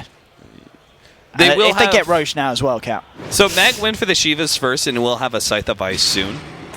He can even build an Aghanim Scepter. I really don't think that would be bad to steal a Wraith King Illusion because you know he's going to be stuck in one position, but they have to contest Roshan. They're not going to be there in time. Oh, look at the speed this goes down. This Moon Shard, I've got to be honest, this is doing so much for Burning. They'll get the Roche, they'll get the cheese as well, of course, and now they're looking to fight. They'll try and go for Pasha. Pasha just BKB straight up and TP's out. Haven't got anything to stop him there. And FY takes the flat cannon. What a powerhouse steal. Rubik right clicks everywhere. There we go, he's ready to farm. Woo. Easy farm there for F1. And there we go again. Take that gold. Take that gold, F1. You deserve it. So they took away the Blade Mail, which I actually think the Blade Mail is still incredibly effective again because the Gyrocopter does not have Lifesteal. I agree that Lifesteal is less effective when you have an Ancient Apparition Ice Blast to deal with, but I still think that it was pretty essential for Pasha, and one of the primary reasons that they are losing part of this is because they don't have that kind of sustain. I mean, do they even have... They don't even have a Vlad's. That's got to be something Solo picks up. They have to get this lifesteal. Because every bit of damage that Gyrocopter deals out, then he ends up getting reflected back because the Gyrocopter, Wraith King, the Blade Mail that he had, or the Radiance Burn, or any kind of nukes, you don't recover that, ever. It's just permanent damage that sticks on you. Oh, Smoker from Vega. And it's going to get dispelled by Super in the Silence. Actually blinking in on this now with the cooldown. Vici maybe in trouble. They put the BKB snowballs out as well from Ice side, so he's going to be fine. Now Burning's moving for the Sonic Wave. It's beautiful. They try and find no one. No one's going to be able to get himself away with the BKB. Mag moves in with the Vacuum Wall, gets it onto 2. Super and FY gets caught out there, but the Fate Bolt to no one brings him down. That's your Viper out of this fight. Super, man fighting with Ice against Solo, and they'll be able to find it. He's going to be fine as well in the co-op. He did have that Aegis. So a 2 for Aegis trade, again favouring Vici. And that's 2 heroes down for a full minute, and they do not have buyback. And Vici Gaming, again, it's this late game situations that they just seem to be so damn good in, and Vega just seem to get caught out each and every time. Yeah, I am slightly reassessing my thoughts about the late game, but I do believe that Vici Gaming, like draft-wise, I think Vici Gaming's lineup is perhaps better than I gave it credit for, but I also think VG Gaming are just playing it so much better than Vega. I think as well, Burning. You said at the start of this game, you're sure he's going to have a good game 3, and he stepped it up here. He's really done a lot here on this Wraith King towards the later portions. Just the build, it's transitioned really nicely to this point of the game, and look, this aggression from Burning, blink straight in, looking for Shoma. They'll find it. That's the third hero down on this point on the map for the side of Vega. Now with the Ice Blast flying through, Pasha's and he's going to get Pasha. Oh, okay, he's going to be fine. But he is back in his base, back in the fountain, and there's your fabled Daedalus picked up by Super. And VG, they'll take the tier 3, they'll look for the racks here as well. Vega, do they have an answer?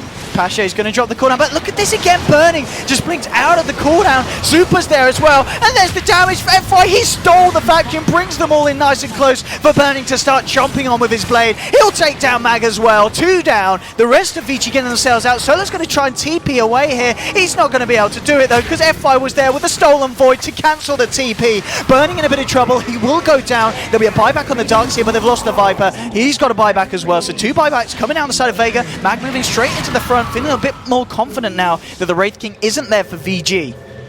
And they okay, vacuum to cancel out Fenrir's TP. He's still got some backup though. See if they can do anything. Mag surging up. And he got vacuum again. Yeah, Mag can't chase this. Okay, the vacuum onto Mag. No one's there as well. He did buy back, but I think VG realized it's hard for them to do much without that Wraith King. So, well, they do, of course, they've lost the melee racks, and obviously know the fact that they had the mid racks down as well.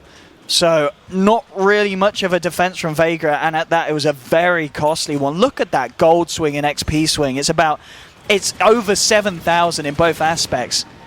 And at this point, Vega, oh my goodness, look at that graph gap. Look at the graph. Oh my god. Vega Squadron. I mean, there really is. It's not like VG Gaming hit this like magical time and it was like, voila, our late game heroes are super strong now. It's just VG Gaming been playing that well, and Vega Squadron, like you don't see that kind of swing without just a very clear outplay from these kind of drafts. I think that there never should have been a scenario where no one can't 1v1 right-click fight a Queen of Pain, you know, because he was already ahead. You know, you can see Queen of Pain, I think she is a much more viable late-game hero over the Viper, 100%. But because the Viper was ahead of her in damage items, you never should have seen a scenario where it was like Viper versus Queen of Pain, right-click battle, go! And it so one-sidedly goes to the Queen of Pain because she's got more damage now, but she also has, again, that lifesteal factor. The Wraith King lifesteal has actually been such a big part of this game because it gives the sustain to VG Gaming that they need for these long, drawn-out fights, and I've hit on it several times, that is something that Vega Squadron lack. They do not have a Vlad's. They do not have a Satanic on Gyrocopter. It looks like he's going for it now. Had a Morbid Mask on the Courier, but it's just a little too late, I think. Yeah, because now he's going to sacrifice his Butterfly in exchange to have... Oh, Ice, you didn't. Yeah, he did. He did. That's a real kicker. I mean, quite literally, for the side of Vega. Okay, I mean, we were saying earlier at the start of the old series that Vega, they're kind of the Cinderella story of Dota. And in terms of the games, that Cinderella effect is certainly kind of key. They hit the midnight mark, the 40 minutes in, and they lose their magic. It's suddenly much harder for them to win these games, especially against teams like VG Gaming, who are just in their zone at this point. I mean, Vega, they're not out of this one, but it's certainly going to be a pretty harsh uphill battle. I mean, we saw from the graph just how much that they've fallen off in comparison to VG's lineup, and it's a massive swing. I mean, that is, I'll do some quick maths here, it'll be 26,000 swing in a matter of, I believe, just like 5 minutes. It's not pretty at all for Vega Squadron. And let's just look at Burning. He's really 4.6k gold coming up. He's got the Basher on the Moon Shards. I don't know how they could do it. They've just not got enough damage even on the Gyrocopter, I feel, just even if they get a good combo at this point. Like, VG can survive throughout it, and they can fight back. I like that Burning isn't risking it here. He could have bought the Abyssal straight up and chose to force this fight. And even if they lose the fight, if Burning gets a couple of kills, he'll have buyback, but he doesn't want to risk that. He's going to make completely sure, 100% that if they lose this fight, they'll have some sort of defense mechanism and they won't throw the game against Vega Squadron because the game is very clearly in VG Gaming's favor. And They just have to find the right opening to end it now. Okay, Mag with the vacuum, the wall to 3, the corner as well, but there's Ice with the snowball, bringing his team and taking them out the initial burst. There's Sonic Wave from Super. They're trying to fight the creeps, have been popped. Burning still on the front line here. He's getting very low. He will go down. They've also lost the AA here. Reincarnate is going to be there for Burning as he's ready for round 2. Solo getting forced back to base. VG still in a fairly strong position, albeit a man down. Gonna get the glimpse here onto Burning. And then back into the kinetic field. Now with the TP in for Solo, can they find this kill? It would be a lovely one if they could bring down the Wraith King. They do. That's the Wraith King down. Now they move forward for more. They'll get Solo here in return. So they have lost Night Stalker on Vega. There's going to be the TP out from Ice. He is done. But there's your MKB procs from Pasha. They'll get themselves the kill as well onto the Tusk. And the defense is successful here from Vega. They take some pretty major kills here off the side of VG. Oh, and I know you were following the Wraith King and them fighting, yeah. But you want to know what killed the Night Stalker? Oh, what happened to the Night Stalker? Walrus kick. Oh. He like started going. He was like, I'll silence the Queen of Pain. Good play. And then Ice is you like, you what? It blinks in, kicks the Night Stalker into the Queen of Pain, who was dealing out like a ton of right-click damage thanks to that Daedalus and MKB. And he just tore the Night Stalker apart. I mean, at this point, Vega... Are we bordering on a potential rapier game for the Gyro? Does Pasha need that pickup? Or can he still win without it? A divine for the rapier? Pasha, for the Gyro. Yeah. Is it the only way? I think, or are there other ways? I think you're close He's a long way to away that from point. He's a long way away from it. I think you're close to that point where it's like you may not have another opportunity. I think he does pick up Satanic first and then sells the SNY. Most likely he'll go Abyssal, which is pretty standard on Gyrocopters as it's just a big increase in damage. Plus it's quite good versus melee carries because you offer yourself a stun. But I am more inclined to look at this going, Vega Squadron are far enough behind that a Divine Rapier would not be a bad option. They're even looking for Roshan here. But VG are going to be about to fight it. Ice Blast flies through. This is going to be very hard for Vega to take. And VG, they're going to smoke and they're going to go for the wraparound from the bottom. Oh, who's going to tank this? It could be Solo. Solo. Oh, BKB straight away. Nicely done. But the body block's there from Ice. Gets him a little bit. Solo. Again, the shards. Very nice from Ice. And Burning's in there as well. Solo's in a lot of trouble. He'll almost certainly go down here on the Night Stalker. And VG are looking for more. The snowball across onto Shoma. Oh, and the vacuum there. The Static Storm gets dropped down in the middle of this one. They might be able to tell, but no. Burning's just doing too much here. But the BKB's out himself and Super. They're found to make that 4. Double kill for Super. None of these heroes with buyback. Pasha's left alone. Can't do anything without the help of his team. And that is not the fight that Vega were looking for. And Vici Gaming, once again, showing us this late game dominance and control that they can execute perfectly. And Vega are just because they're shambles at this point, 58 minutes in. Yeah, that was very clear that they should not have fought for the Night Stalker. They were probably just nervous that he didn't have buybacks, so they're like, okay, we have to fight this, but that was the game ender there, and I think that goes to show some of the late game decisions that Vega Squadron make that ends up losing them this game. Very clear cut that you just leave the Night Stalker and let him die, but Vega Squadron don't choose to go for that route, and it pretty much kills their game. But I think that Vici Gaming, admirable that they were able to come back from this, but a lot of weaknesses being shown. A lot of weaknesses. Despite the fact that we're looking at this and like, oh, congratulations, Vici Gaming, 2 best of 3s in this group stage. Well done. I still see weaknesses. I don't see perfect play out of any of these teams, and I think that other teams, if they have the opportunity to watch this series or maybe part of the Unknown series, they're going to see Vici Gaming are susceptible to early aggression. It is the early aggression, but it is the fact that if they can withstand it, 9 out of 10 times they'll turn it back around in the late portion. If you're taking a game 40 minutes plus against VG, they're going to have that superior decision making, and we saw that here. We saw that in the series against Unknown earlier today, and they still very much have their strengths in that portions of the game. But we saw Vega, obviously, in game 1 of this, manage to exploit that early game weakness and really punish them in which was a crushing game. But overall, of course, yeah, congratulations to Vici Gaming, who take the series 2-1. They will continue and still prove to be the better team between the two, and that will, of course, cement themselves a position in the upper bracket now in the tournament. I'm not quite sure what kind of prize threshold that puts them in, but I'm sure it's going to be a very comfortable one. So VG will certainly be celebrating tonight, and Vega, I believe their night is not yet done. They will obviously go on today to play against the losers of, the winner of the next match that will be on this stream, which is going to be OG versus Newbee, I believe. No. Yes. No. OG versus Newbee? Was it Newbee? What? Don't worry, guys. Not Newbee. We'll figure it out together. No, Newbee played against... Oh, Unknown! Not Newbee. We've got the Peruvians over it. It's Unknown versus OG. That's right. Sorry, Newbee, they're in the group with VP. It's getting late. It's not. That's not an excuse still. But we've got OG versus Unknown here.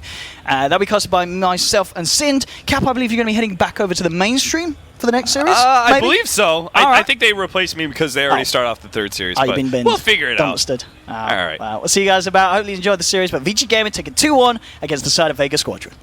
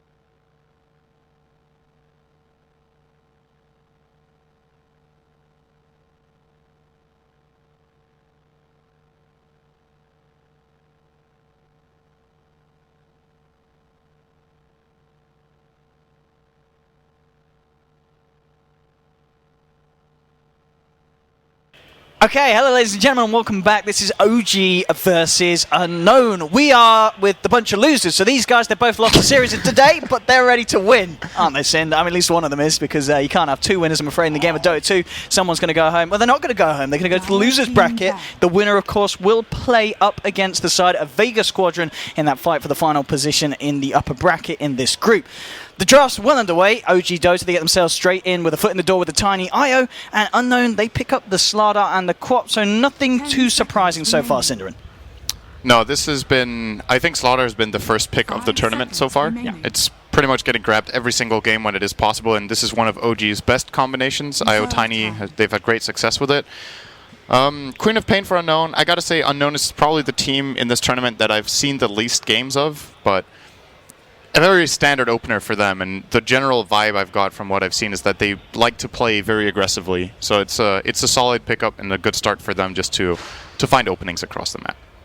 As a different hero to relook at gank. Yes, yeah, absolutely. It's someone else to deal with in that sense. The bans as well, nothing too surprising in terms of the fourth ban here for OG. You're talking about early aggression for Unknown. Anything that you think we're almost certainly going to see that's going to have a bit of a look upon in this draft that they don't want Unknown to get? I'm just thinking about which carries are difficult to relocate on. Yeah. One that comes to mind is Juggernaut. If that is something Unknown would like to grab here, I'm not so sure. I think it's something you pick later on in the draft. Other heroes difficult to relocate on. Ember Spirit, Weaver. Ember has been pretty popular as of late, so that could be a potential grab here. I think it's also a decent hero against IO Tiny in general, so... earlier today we did see EG grabbing Ember against IO Tiny, and they did win that game against Fnatic.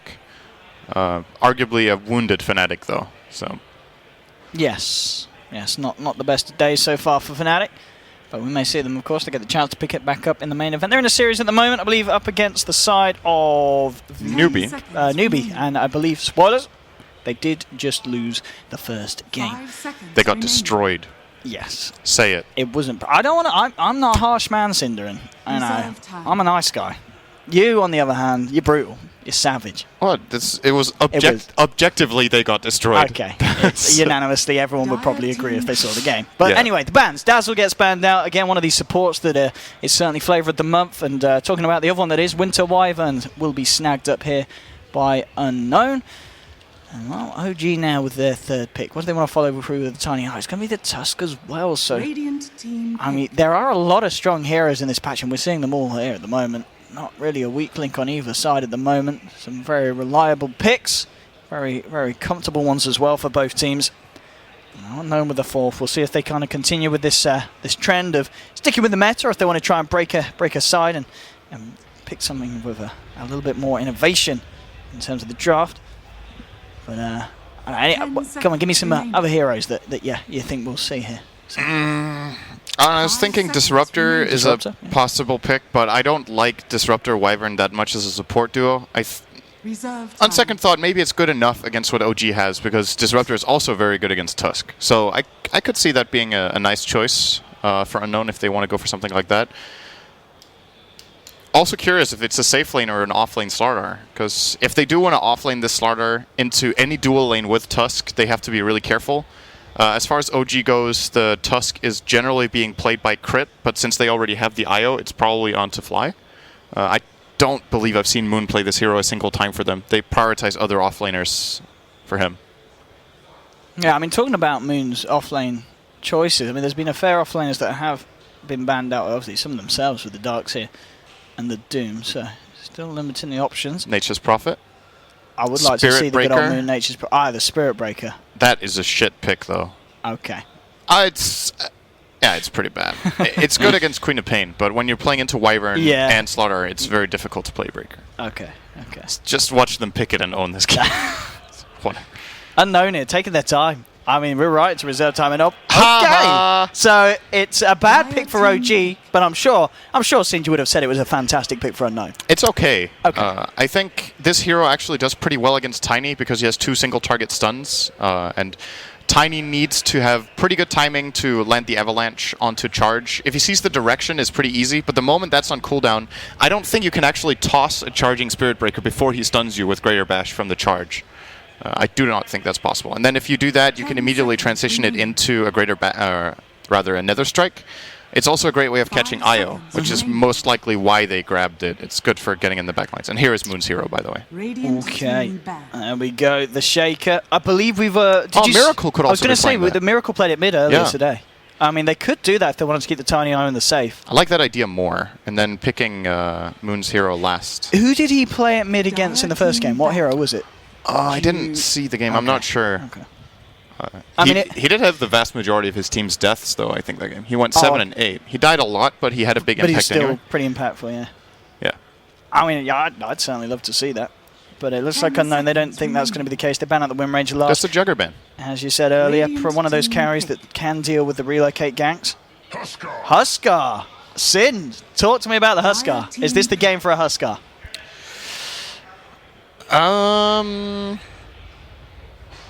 Yes, if it's not a mid-shaker, then not so much yes.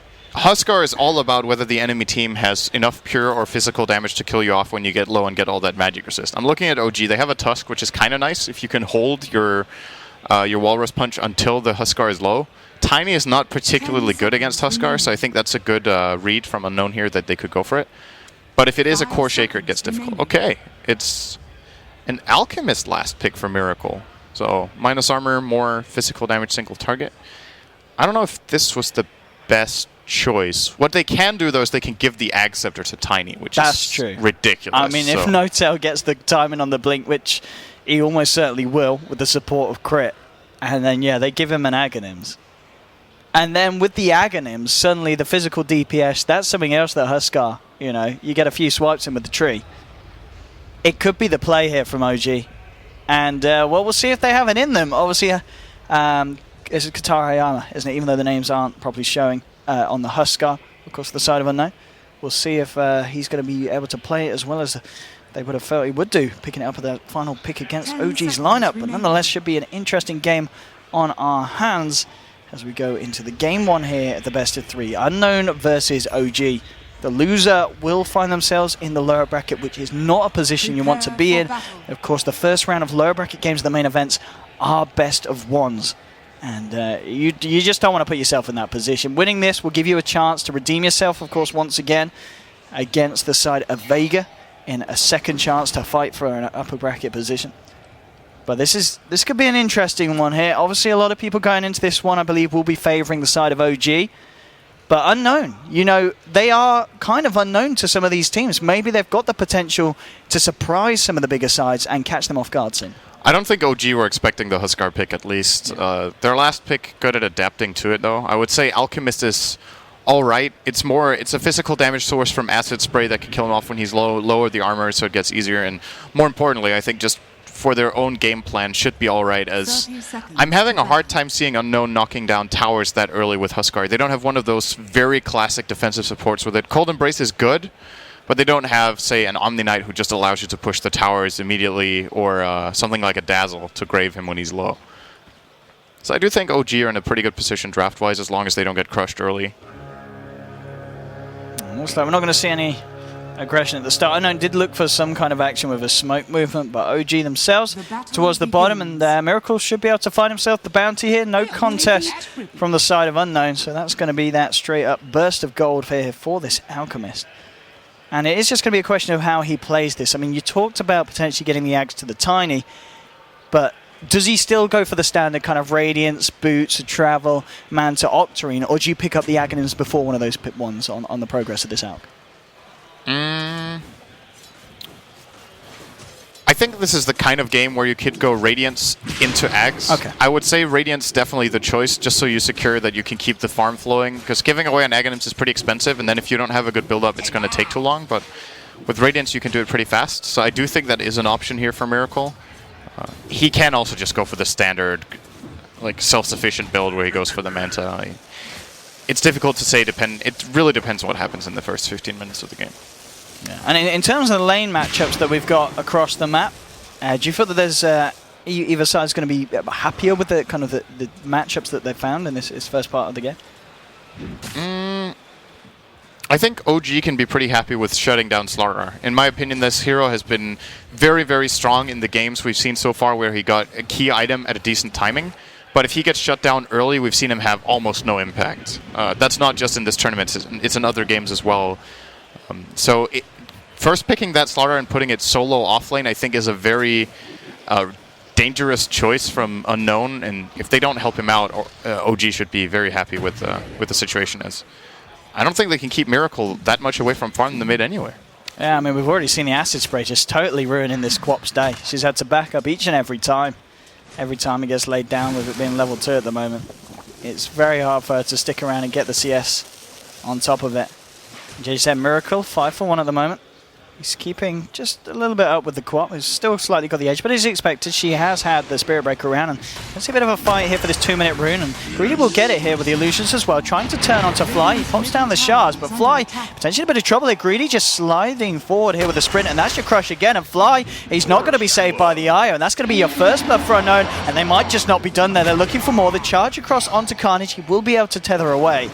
Is it called Carnage on your screen? He is. Oh, interesting. It's Reborn. Reborn Sin. Like Carnage, aka Crit. Yeah, strange. I have the real names on my screen here. We can't all be as good as you, Sin. I think you might just need to relog Steam for the next game, and it's fine. Yeah. It might be something with updating relative to server or something. Anyway, it was the first blood for Unknown. It went the way of the SB, so he goes for Boots, Orb of Venom to start. I'm considering if he wants to go for Earn this game and just really try to be active in ganking, or if they think they can transition him into a core with a Midas. It's a little bit early to say, though. Yeah. Oh, and a charge onto Miracle as well. I mean, can they get this one? What kind of mana have we got in the Quap? I don't know if she's got enough ready to blink forward and contribute. As she has in 2 seconds. A blink and a scream would do this. If he gets a greater bash now.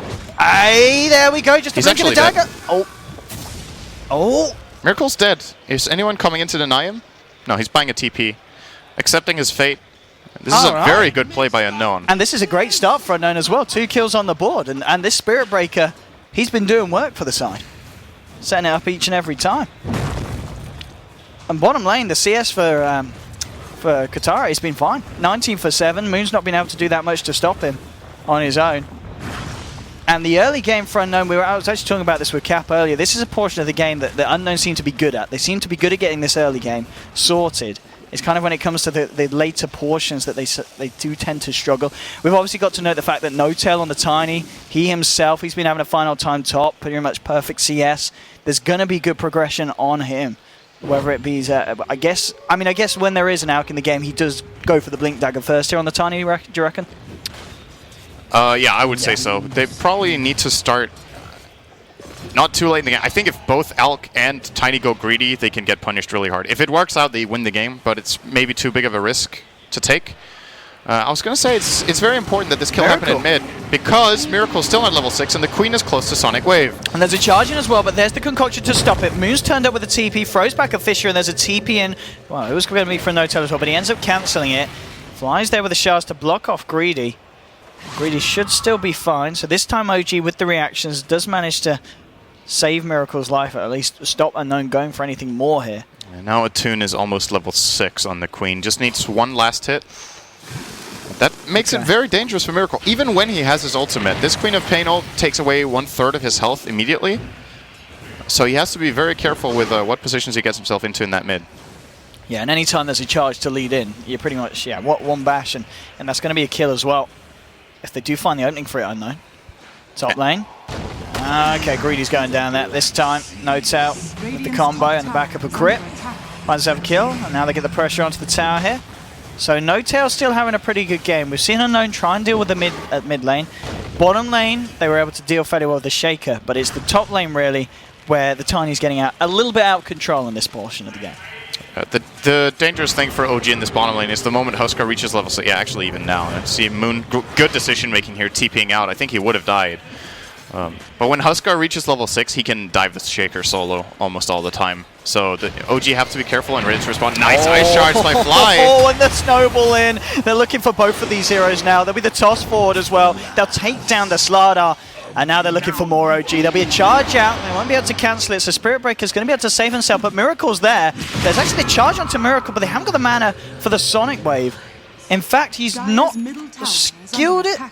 No, hasn't skilled it at level 6. Okay. I mean, sometimes we see Quops do this. Is there a reason, Sid? Misclick, no. This actually used to be the standard thing to do, was to go 2-1-4. There was a phase in Dota 2 when you almost exclusively did that. That was before Sonic Wave got buffed. I think the new Sonic Wave is almost always a skill point worthy of that. Maybe they didn't release the patch yet in Peru. I mean, no, it's not that. It's probably because he wants to be able to push the lane out better and try to secure these runes, because obviously these points in Scream of Pain make it a lot easier, make for some more stable harassment as well onto Miracle. But I'm very rarely a fan of this build-up. I think Sonic Wave is almost always the best choice on level 6. Bottom lane, decent timing here on the armlet, of course, here for Mr. Hayama. So he's going to have that rocking the bid charge onto Miracle in the mid lane. Greedy's there as well. I'm not going to follow through on that one. The Quap a little bit too low to contribute. Now at level 7, so he's picked up the Sonic Wave here. I got now, okay. I was wondering if he was going to go for Scream again, actually. Yes, so max it out. So essentially skilling it in the opposite order of what's normal, but I don't think it made a difference. The time at which he could have had Sonic Wave, he didn't have mana for it anyway, so doesn't seem to matter that much. Charge from Stock going in really deep for this one. Yeah, they're going to look to dive this one over the slow as well from the Arctic Burn. Here comes your Huskar moving in, and they'll find the kill onto Shaker. Getting a third, but No Tail turns up with the toss. The Avalanche not going to be able to toggle yourself out of that one, and the snowball across. They're looking for more. They've found one. The Cold Embrace will buy some time here. He does have a charge available as well, but the toss is going to be there straight up. He goes down. Double kill for No Tail. And No Tail, he's been having a perfect time farming up the top. And those kind of TPs are just making it for the man here. He's now sitting up on 1,200 gold here.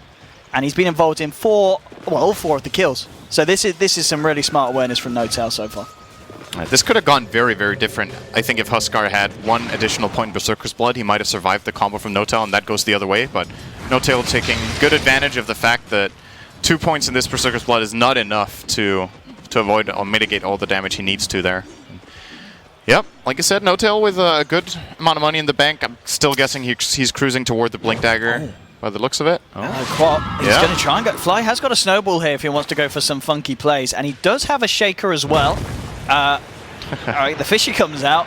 He might be in trouble here. They've got his concoction if they can get it out in time. The Sonic Wave.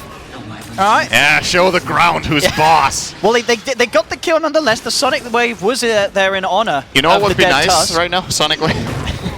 Miracle, they might just find the Spirit Breaker. The Fisher was there to set it up. They'll get themselves a kill in return, and now with a concoction, they might find themselves even more moving forward, trying to get vision of the Wave. They can't quite get the vision, though.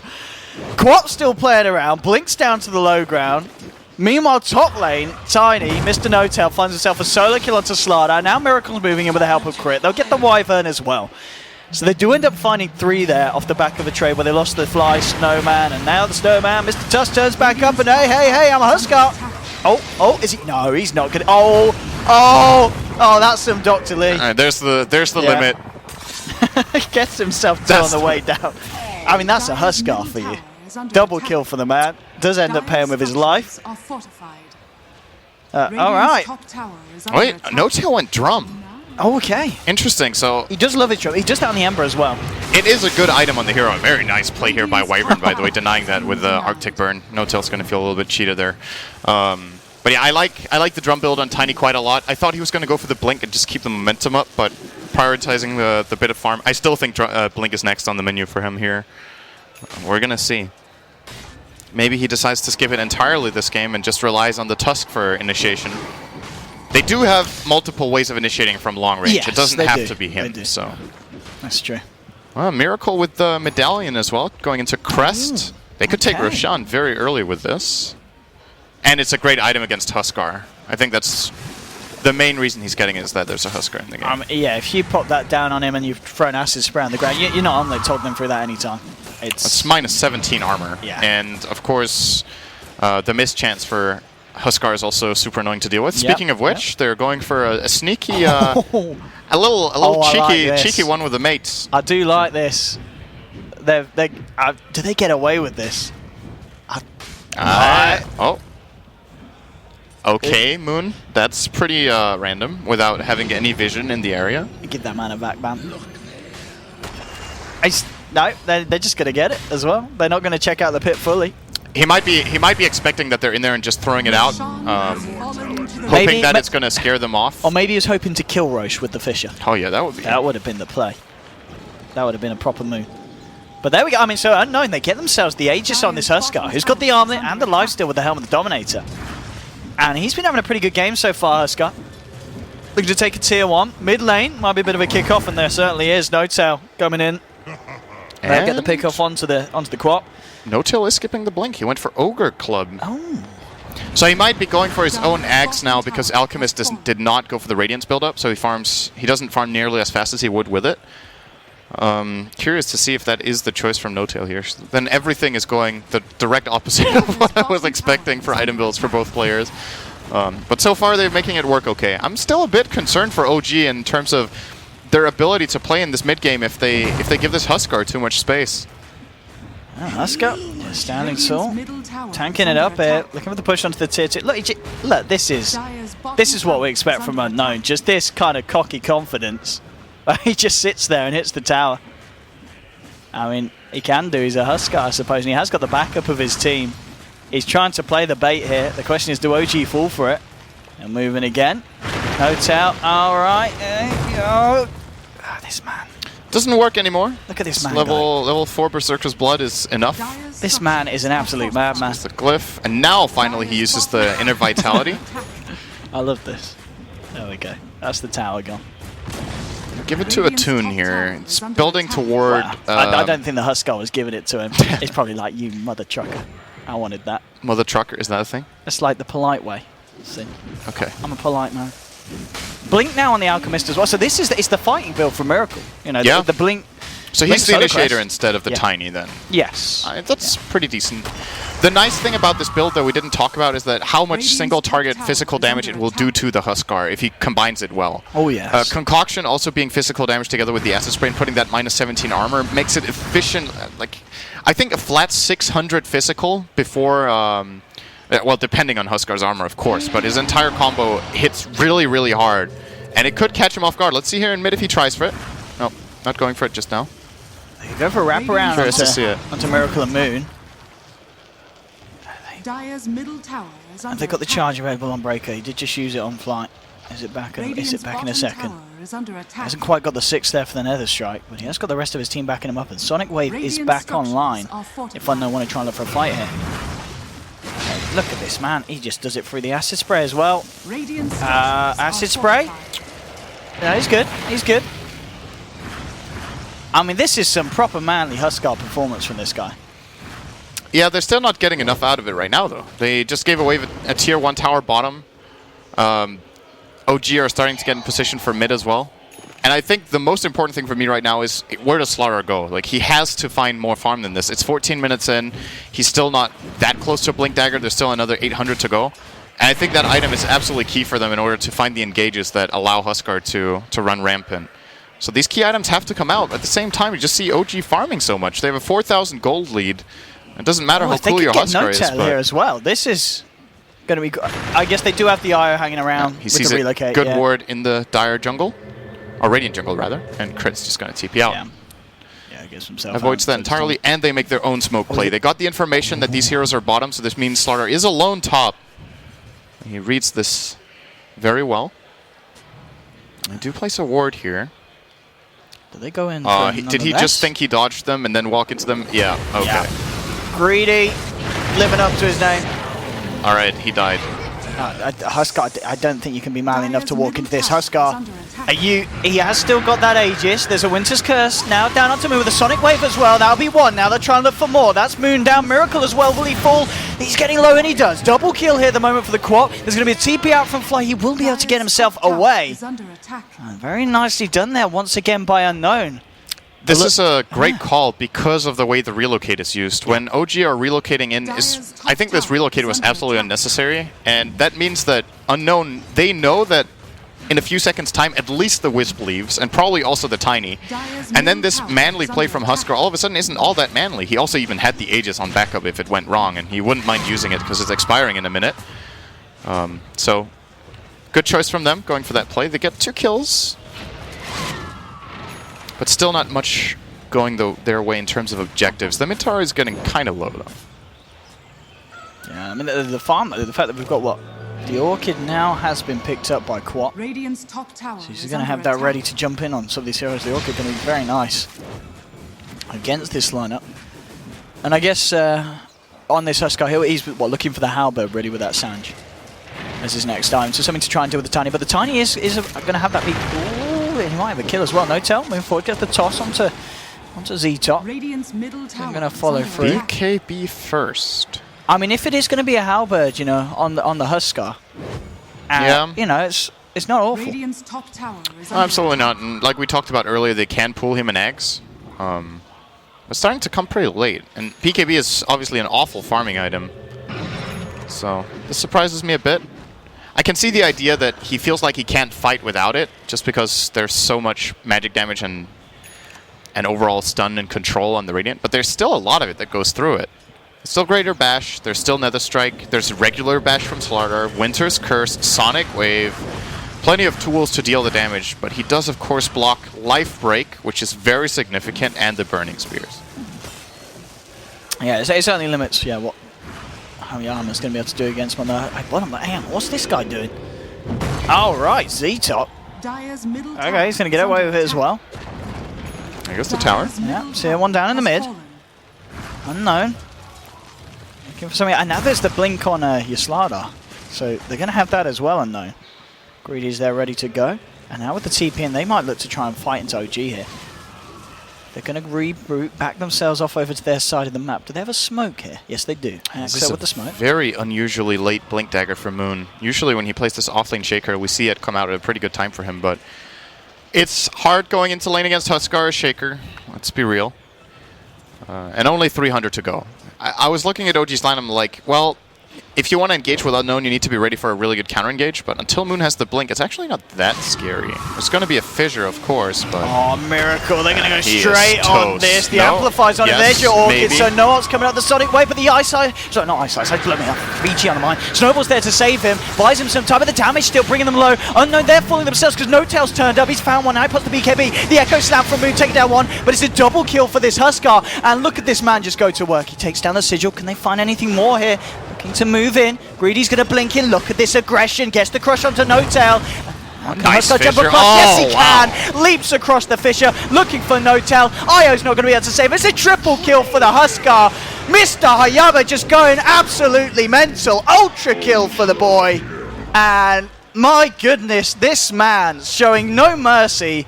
Greedy's Blink Dagger couldn't have been picked up at a greater time as it allowed them to set up that Huskar for multiple kills. And OG, they've got to be a little bit scared of how much work this Huskar's doing against them. Even with the BKB on Tiny, it just didn't save No-Tail. No, the BKB just expired. The BKB saved him for its entirety. He took pretty much no damage, but he couldn't do enough in return. Exactly. He couldn't really commit in. Of course, with his current build, it's great from a defensive perspective, but he doesn't output enough to threaten this Huskar. With Miracle dead or under so much pressure, they don't have that minus armor that they need to put on the Huskar for No-Tail to deal the DPS that they need. So, a good fight for Unknown. I'm really curious to see which direction this Huskar takes his build. If he just goes straight into the Satanic now, or if he's considering Crest on the way. If he did want that, he could buy a full one just now. Yeah, pretty much the standard build-up. And there's no good MKB carries on the Dire. I actually think the double evasion build with Halberd and Crest is really good here. Do they commit? I don't know if they commit on this one. Nah, yeah, Moonblink's back. It's a little bit too far for the charge to commit to. Husk's got an invis. I think it's Playmail. Straight Kiros. All right. I mean, we already talked about different source of armor. That's okay. If he's got the armor, I don't know how OG are dealing with him. We saw him in that fight. They just even though they've got the stuns, they just didn't seem to have the control to stop him from getting the arm that toggles off and just proving to be an absolute nuisance and a menace in these fights.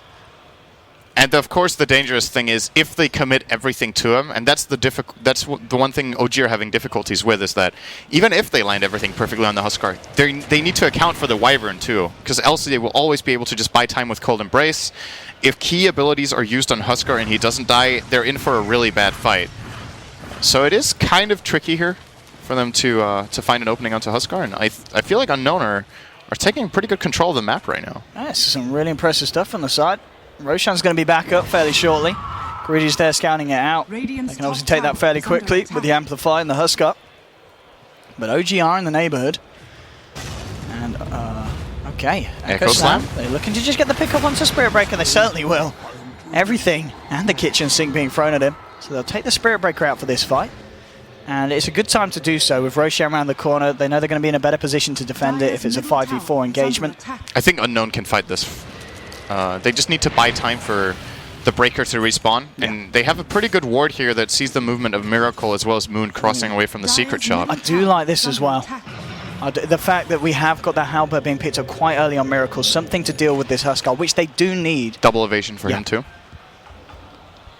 It's a good choice. Because the Huskar, I mean, he's not going to have the BKB anytime soon. No. In terms of dealing with the disarm. So it is going to be an issue. Obviously, arguably, you could say that they can kind of fight around it, you know, just buy time for the disarm to wear off and then go back in. But the crush! Oh, he gets the crush off, but I don't know if it matters. He may just pay with his own life as well. Oh, Axel, you don't want to be coming close to this one, buddy. 2 down. And I think this man's in a lot of trouble. And there we go. There we have it. He's got the Cold Embrace, but he hasn't got any friends around. And, okay, OG.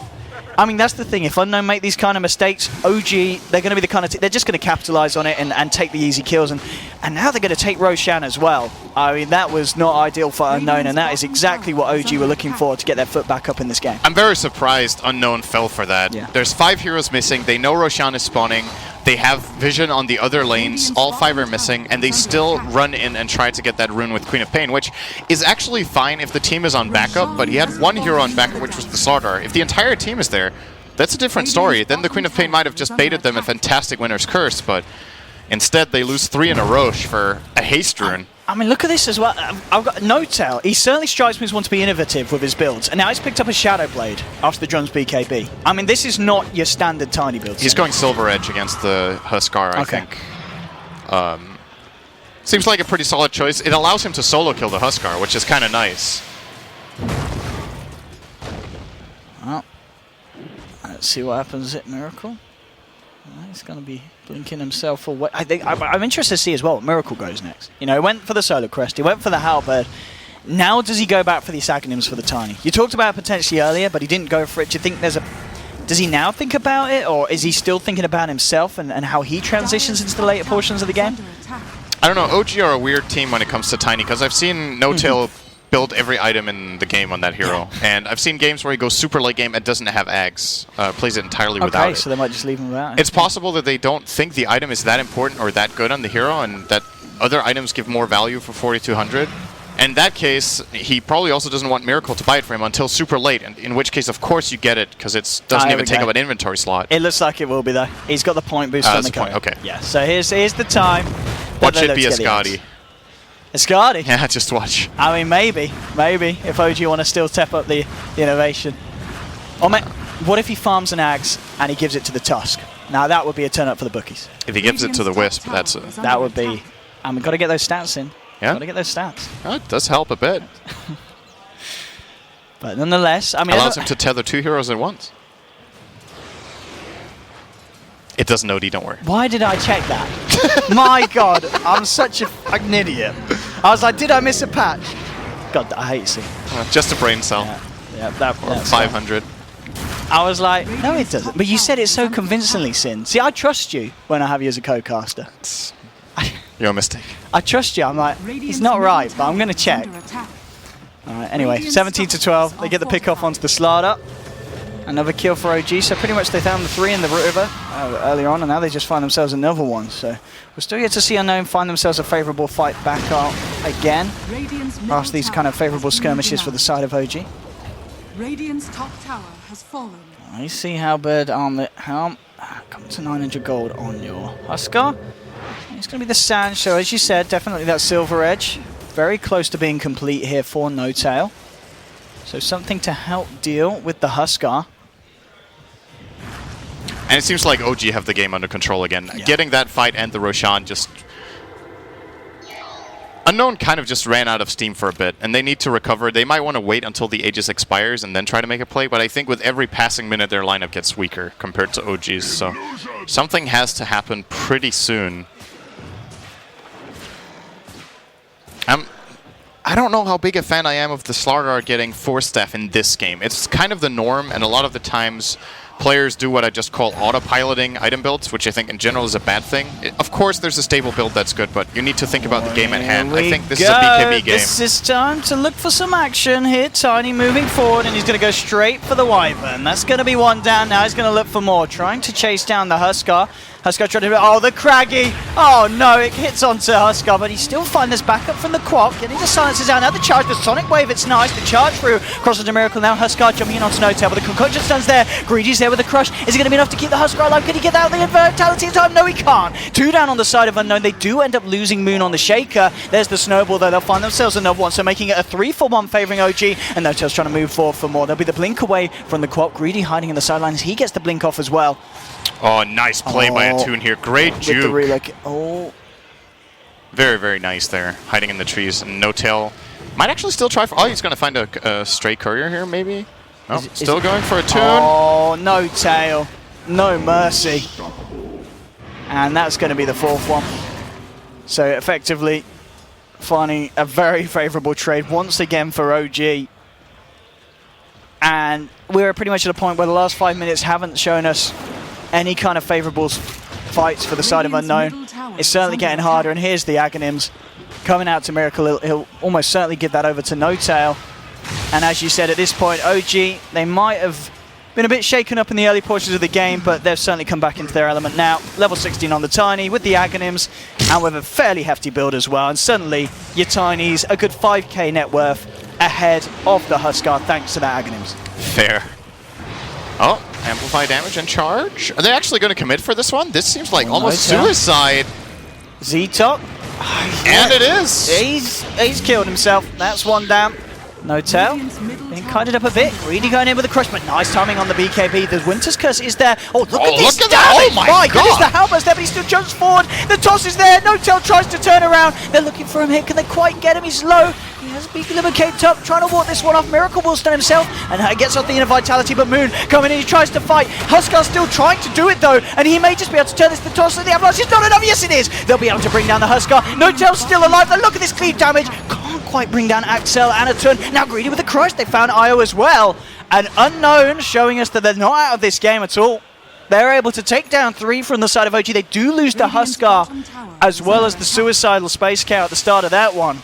But a very nice gold swing and XP swing for the team. Moon! Oh, Moon gets himself... Oh, he's getting pinged for that one. He also pinged himself at least. He did. He was like, yep.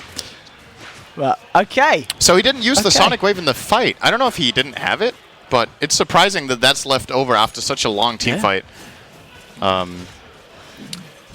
that didn't hit so well. No. What level is he? Hyperstone. I don't know if it would have killed him anyway. If it hit, would it have killed me? Okay, point booster. He wouldn't have died. No. So it didn't matter. No, it didn't matter. It just looked funny. He sells his Hyperstone and goes point booster. So he's prioritizing the Ags for the low cooldown ults.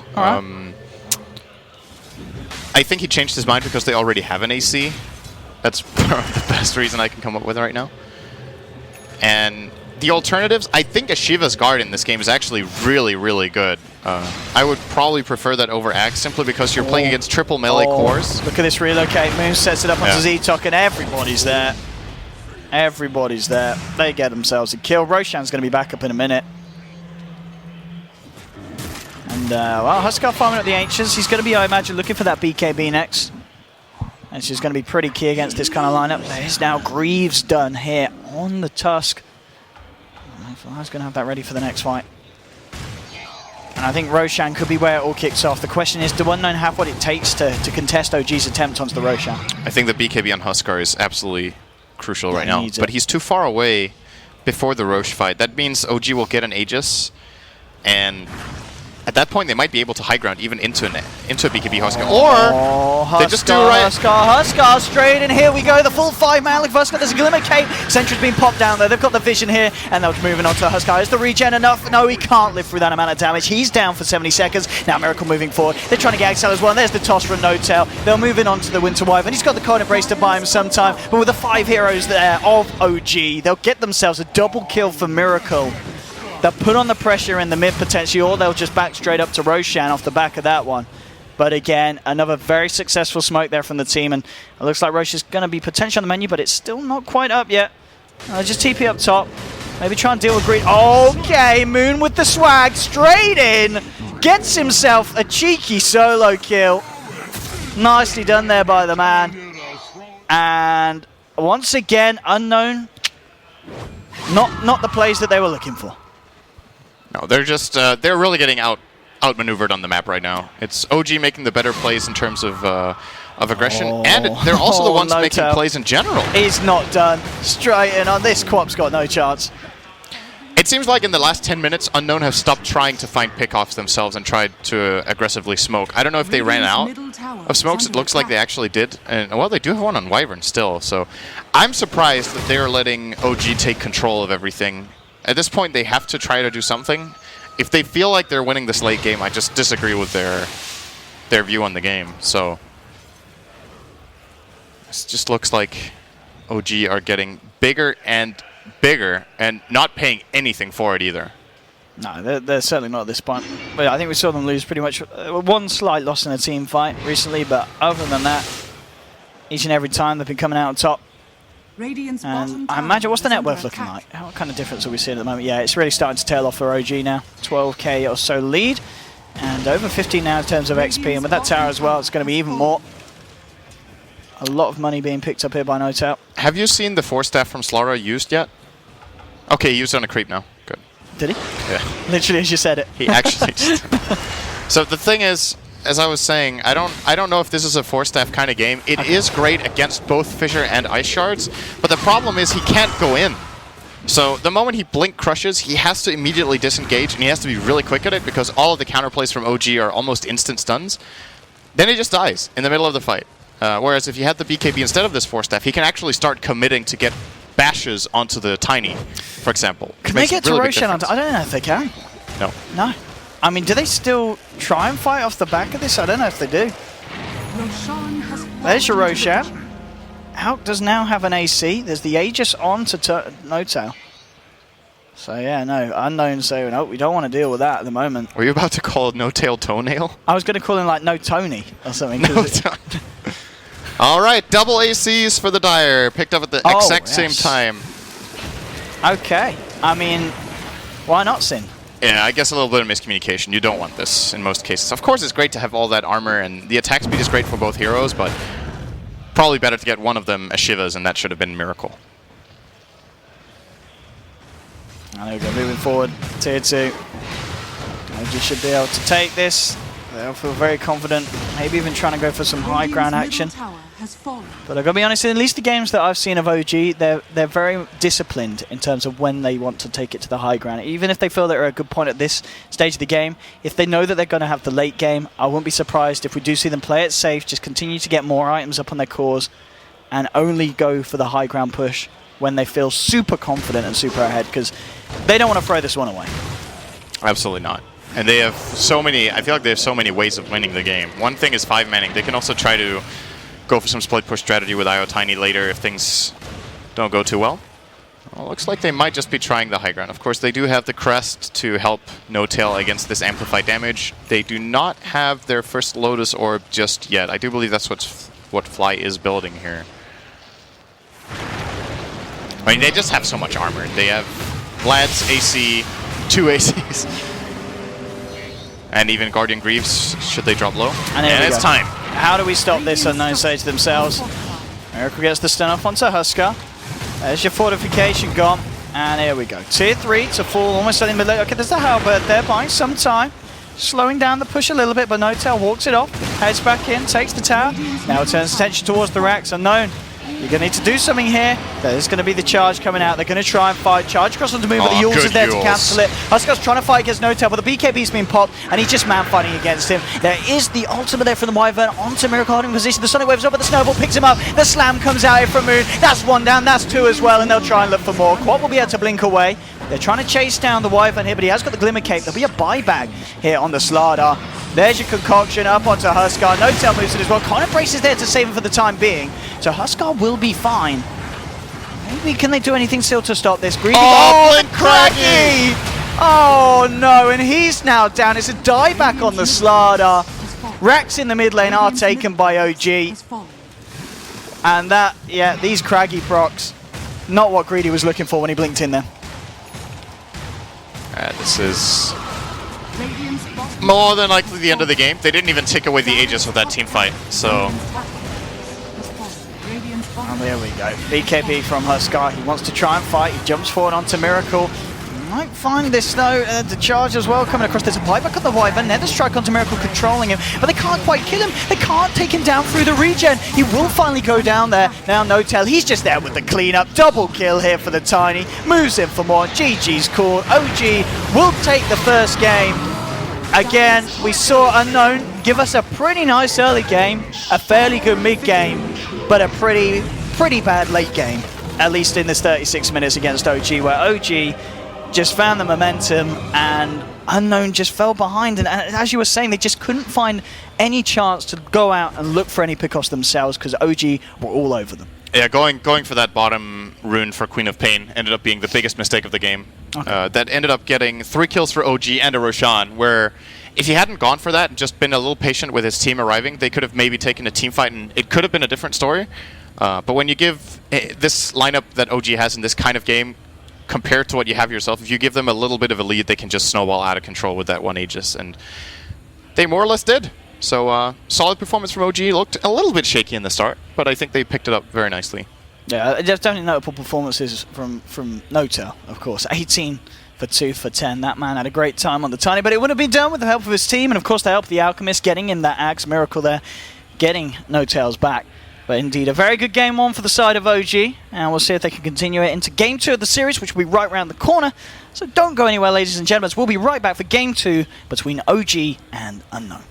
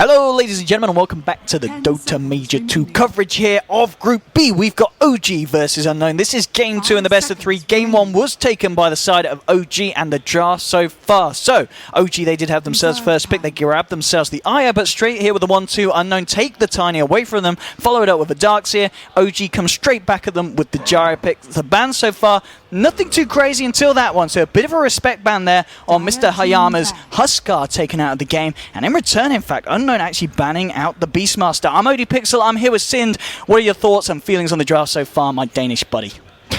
My Danish buddy. I think Unknown, their response of picking Tiny actually does make pretty good sense because of how good Tiny is right now. I think if you go back 1 year, this would be the desperation play of not giving away IO Tiny and you just grab it yourself. But it's actually good in its own right, especially with a Darkseer on the team. I think it's pretty good. The Huskar ban that you pointed out, I like as well. This time OG with the Gyrocopter. It's a really bad carry against Huskar. It's actually one of the worst enemies of the hero. So, all in all, no too big surprises here. Beastmaster ban out from Unknown as well might look a little bit strange, but OG love playing that. Oh, they do. They love a bit of the Master of Beasts.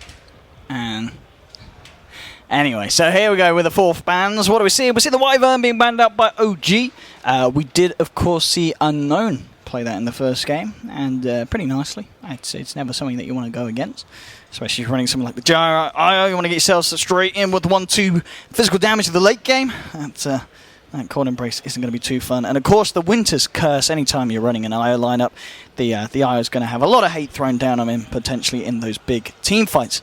And then now with their ban, and it's a bit of a ban respectively. Looking back and honouring the game one as well, they take away that Alchemist from Miracle, which we did see, of course, be very effective with its build as well, which is always nice to see because it feels like pretty much most games when there's an Alchemist, it is the Radiance, it is the Manta, it is the standard stuff. And very rarely we see an Out kind of go for the build that Miracle did, where it's the more active utility fighting one, and it just complements the Tiny as nicely as it did in Game 1, Sind. 10 seconds remaining. Yes. Thanks, Sind. Third pick now for the side of Unknown.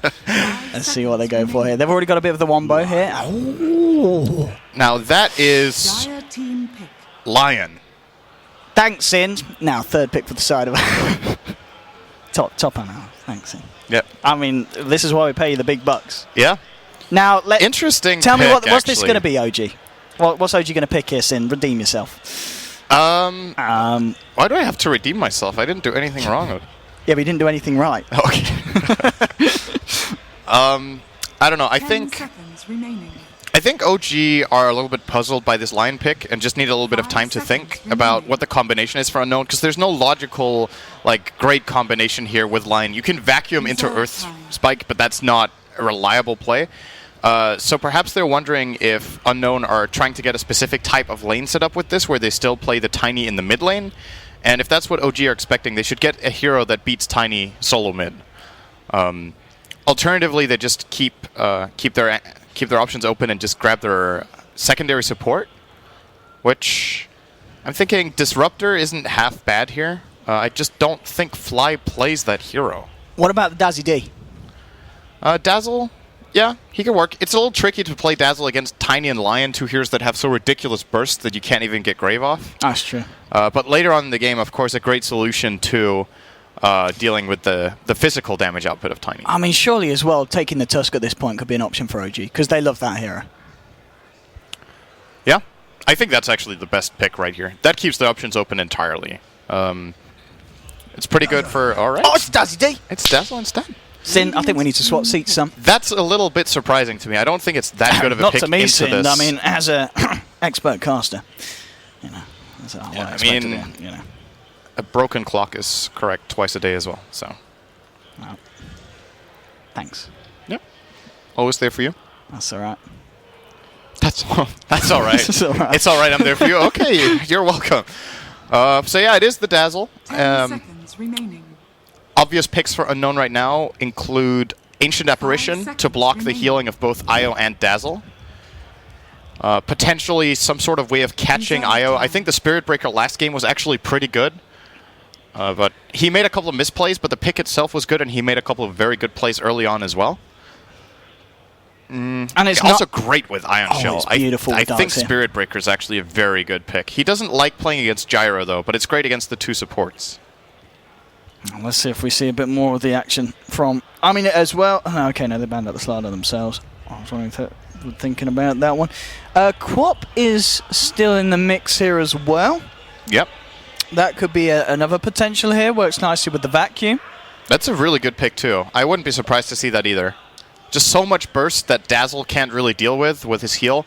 It's all about... Dazzle lineups love these extended fights with physical damage where Weave gets to build up and you get to use the Shadow Wave a lot of times and just sustain. Sustaining against Vacuum into Sonic Wave is very difficult. You know what? That is also a hero in Dota 2. So let's pick Bounty Hunter for no particular reason. I mean, what kind of reason would they pick Bounty Hunter? It's great with Darkseer. So that's the first thing. It's to an extent the same logic as Spirit Breaker. Someone who can gank, someone who can carry the Ion Shell very well and put the pressure early. But it puts them in a different kind of position. Committing into fights with Bounty Hunter is really difficult in the mid-game, whereas it's easy with Spirit Breaker. It is another hero that can do a very good job at tracking down and annoying IO early on in the game, though. So I can see it working. And if Unknown are just looking to fight a lot, of course the track comes into play very well. I mean, this is a little bit scary now, I feel. OG's lineup. I mean, if they start to run at you here, this Bristleback, Dazzle, Gyro combination... You know, once you get the Weave online, the amount of physical DPS against this lineup of Unknown is not going to be pretty. And this kind of lends yourself now to what kind of lanes this is. So would you imagine this is going to be the safe lane Bristle? No, sorry, it was safe lane Gyro and then the Eye hanging around with Bristle in the mid lane? Or do you think this could still be a Moon Bristleback? I think No-Tail exclusively plays this hero for the team, which is interesting for me because then it's a mid-Gyrocopter Miracle. Looking at the draft, that's what we were talking about. If it's a solo mid-Tiny, I think Gyro has a pretty good matchup there. But there's no guarantee that is what OG are doing. And the question is what Unknown are expecting. They have to just go by some sort of expectation here. I would say the most likely thing is that IO and Briss are in the same lane, but beyond that, it could be a lot of things. It could also be... It could technically be that Moon Bristleback that I don't think we've seen. And if they're expecting that one, they would be scared of a mid laner, but they did ban Breaker, so probably expect Moon's hero to be last. Not a bad Shaker game again, actually. This final pick here for Unknown. So if we are imagining the Tiny to be in the mid lane, still looking for that position one. Okay, they've picked the Wind Ranger. So I think, is it that now opting for the fact that they're trying to avoid that mid lane matchup and they want to put Tiny in the safe lane? Possibly, yes. I'm not quite sure about the way Unknown ended this draft. I actually really liked the way the first 3 picks played together, and now I feel like they've taken it in a different direction that doesn't really counter the heroes of OG that well. So I'm a little bit uncertain about what exactly they're trying to accomplish with this Wind Ranger. It is a good hero against Bristleback in the sense that he has a hard time catching up, and you can try to kite and get shackle shots, etc. But wow, that's the Tusk that we talked about. 5th pick Tusk. Yeah, they're going to be happy that they got that through at that point of the draft. That is something that we don't see every day in drafts. It's for Moon. Oh, this time. Okay. I mean, as you said when we were talking about it being picked up earlier, it's one of those heroes that's very versatile, especially for a team like OG who can comfortably play it in those different positions. But these are some signature heroes here for the side of OG. How does Gyro mid versus Wind Ranger work out? I would imagine that's a win for Wind Ranger by not a stomp, but a pretty convincing win. So maybe OG considered just running IO Bristle mid for that reason and just put their Gyro safe lane, who does perfectly fine against the Darkseer on his own. It gets a little tricky with a Bounty Hunter in the mix, but they can't tower dive with a Bounty Hunter. You just die to Rocket Barrage almost instantly. We'll see. Yeah, looks like that is the plan, at least for now, with their lane movements and, of course, their starting items. This is definitely a safe lane Miracle Gyro. And then the question is if he just gets help from Dazzle, in which case he can easily stand against the dual lane. Okay, well, let's see, ladies and gentlemen, as we go into Game 2 between Unknown and OG. It's 1-0 at the moment to the side of OG, as they struggled in the early game of Game 1, but they were able to come back and hit very hard against the side of Unknown. Let's see if Unknown can bring it back here in Game 2, or if OG will continue their ride back up into a position where they can fight for an upper bracket placement in the main event. But draft-wise, I know you weren't maybe a huge fan of the Wind Ranger. You feel that the draft is more solid for OG here? Yeah. Yeah. It's just a little bit of a broken draft in your eyes from Unknown? I just don't feel the synergy that well with their last 2 picks. Like, some of it is cute. Darkseer and Bounty Hunter together can be really cool. but I don't know if this is the type of game that it makes sense in with what they're up against. It has to work out very well early, in my opinion. El Spirit Breaker would just be a more solid pick for a lot of aspects in this game. And in addition to that, the Wind Ranger that we talked about, I feel doesn't necessarily fit in that well either. But we're going to see if they can make it work. Personally, I think the hero we were talking about, Queen of Pain, would have been great the whole way through, also as the final pick for them. I'm not sure if it was banned. I don't think it was. So Zetok just trying to give a bit of action here to fly and crit. They started with 4 sentries, no dust. Yeah, so they're going to be prepared in this mid lane. And so this matchup that has ended up being this Tiny versus the Bristle IO, it can't be fun for the Tiny. He is screwed. You can't play this lane, actually. They're going to have to help him, but what help do they have? Bounty Hunter support, line support. Both are pretty shit level 1. So what do you... I'm very surprised they ended up putting this Tiny mid instead of the Wind Ranger. Now the pick makes even less sense to me because that was what we were thinking it was meant to accomplish, at least giving them solid lanes, but this is not going to be a good time. I mean, is it the fact that they've got this Wind Ranger and Lion in the bottom lane, is that going to be enough for them to dominate the Tusk, or do you feel the Tusk is still going to be fine? And on top lane, Miracle moving in onto Zetok. They have dropped a sentry here. She's using the flat cannon here to try and push him back, but the Iron Shell causing a few issues here for Miracle. Be this bottom lane. I mean, do you feel Moon's still going to be fine down here, or is he in any danger against these two heroes? When Lion hits level 2, well, he actually did, but he hasn't skilled yet. If they get a good combination of, like, perfect... on mid lane. You said the Tiny wasn't going to have a good time, Sin, and yeah, that's pretty much the definition of it. First blood there to the side. That'll be a stun from Axel, but it really doesn't matter as No Tail walks it off. And I mean, ideally, do they need to switch the lanes around here? Is there just no other way that Tiny can come back in the mid? I was thinking some sort of double roam with Lion and Bounty Hunter just being off the map and coming in to surprise them, but even then, it's actually difficult to... I think if they tri-lane mid with Bounty, Tiny, Lion, they still lose this lane. So they're going to have to be a little bit more creative. I personally think the lane swap is the better option, but it might be too late already as Attune is only level 2, closing in on level 3, and if Moon solo kills him now too, this is an absolute disaster for Unknown. Moon does have boots, chooses not to pursue. He's got a charge in 2 seconds. Is he going to try it now? Well, there they go. Oh! 11 HP there for the man. Meanwhile, mid lane.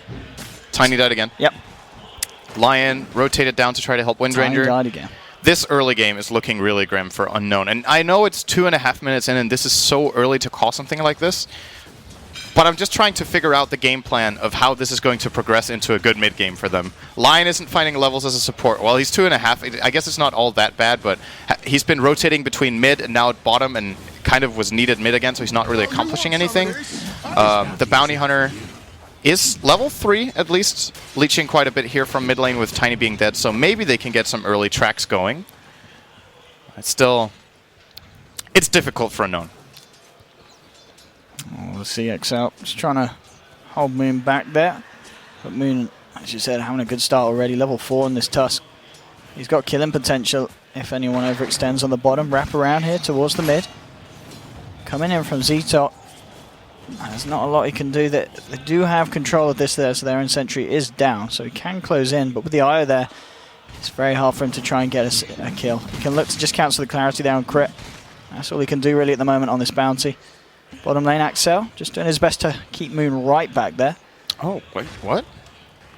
The offlane Darkseer went for bottle. I can't remember the last time I've seen this. Alright. If Greedy doesn't get runes, this build is pretty weak because there are a lot of heroes in the offlane that can actually benefit from a bottle. Hey, Zetok, he finds himself a DD and crit tried to come in for the rune himself. Very nice. So Zetok finding the first kill there for the side of Unknown. And he could have hoped for a luckier rune really there. Darkseer did get the rune though. He got the other rune. He got a bounty. Yeah. So he's going to do stick as well as bottle. This is so unusual for me. I think both of these items are actually not picked up that frequently on Darkseer. One of the few heroes in the game that I feel like quite frequently skips the stick, whereas most other cores do grab it. And the reason I'm not that big a fan of the bottle is it's a great item on a lot of offlaners, but when it comes to Darkseer, you want to keep this consistent just spamming out these ion shells, and the Soul Ring is just better for it. He dove there for the Tiny kill. Ends up losing his life in return, and crit Looks like he's going to be fine. Tethers across. You do have the Bounty Hunter coming in. Nice. Too late. He's got a level 2 Shuriken. Yeah, the bottle charges. Okay, so crit's going to be fine. He would have loved to try and go for that crit. Yeah. Ooh, crit! Oh, hello! Hey! He was not expecting that play. That's one of those situations where you're sitting afterwards as the Ion, you're like, I can't believe he even thought I would be that stupid and actually tried that. But the surprise effect should not be underestimated. Good play here from Z-Talk getting in there and finding that kill. That's arcane boots for him. And he's reaching on to level 5, so it's going to be a decent timing on level 6 at this progress here. So Track isn't going to be coming online too late if he keeps up this kind of play. And he's looking for Fly now with the Iron Shell. Fly could be in a bit of trouble here. There'll be some double Iron Shell action coming in as Greedy looking to close the gap. And Fly, he can't even get the Grave off. He was mid-animation and then he got hit by the Shuriken toss here, so it got cancelled. Another great play here from the Bounty Hunter. All of a sudden, it seems like... So I was really nervous about Unknown's early game and how it was going to pan out, but with these couple of successful rotations from the Bounty, he's level 5.5 minutes 6, which is really, really early for a support Bounty Hunter. If they make it work, that's should not be underestimated. Close to level 6, as we said, getting a double camp here together with the Darkseer. He's actually out-leveling his offlaner as a position for Bounty. Oh, no tail. Oh, they might both be in a bit of trouble here. Sentry's been dropped. Greedy's very Greedy's bad. in a lot of trouble. 4 heroes closing in. They'll find the Darkseer. Z-Talk was able to kind of make his way around the opposite direction. Balls are... Well, one of them did connect, so they know he's about, but he'll be fine walking it off here. But yeah, as you said, this Bounty, it's really going to be down to what he can achieve across the map there. With those tracks, that can really put them ahead. He has the entirety of the game on his shoulders right now, because the Lion, once again, hasn't been able to do much yet, and he's almost level 5. It's looking better for Unknown than I thought it would. The Windranger also has great farm, of course, to be expected from the safe lane position she's in. Oh, fantastic farm, yeah, 44 CS. And now that she's transitioning into jungling a little bit here with Power Shot, Lion can take the lane. He's probably going to regret that. Yep, he most definitely regrets that. Moon with the level 6. Yeah, Crit Moon will take that one. And that's the trade-off, right? That's why we're looking at Lion and we're like, wow, Lion has pretty good levels. He's been dual laning with Windranger. She's level 5, and the off-lane Tuskar is almost level 7. So Moon has just been getting way more out of this lane in terms of experience for himself. But the farm is still pretty good for Unknown. Of course, talking about the Darkseer on the top lane, as you said, a little bit of interesting choice in terms of laning items. Do you imagine we are going to see him just go for the standard mech though here? Oh, as he gets chased down. This damage that Gyrocopter can output on him. Lion. Fall down. Lion. That was not the TP he was looking for. But they might find Miracle here. Z-Talk said he's got the track. There is backup as well. Flies there though.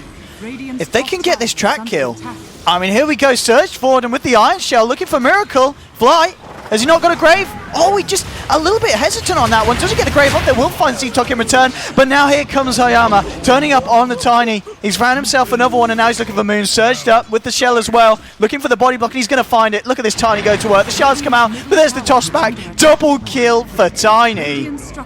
And another trade that Unknown are going to be pretty damn happy with on that top lane.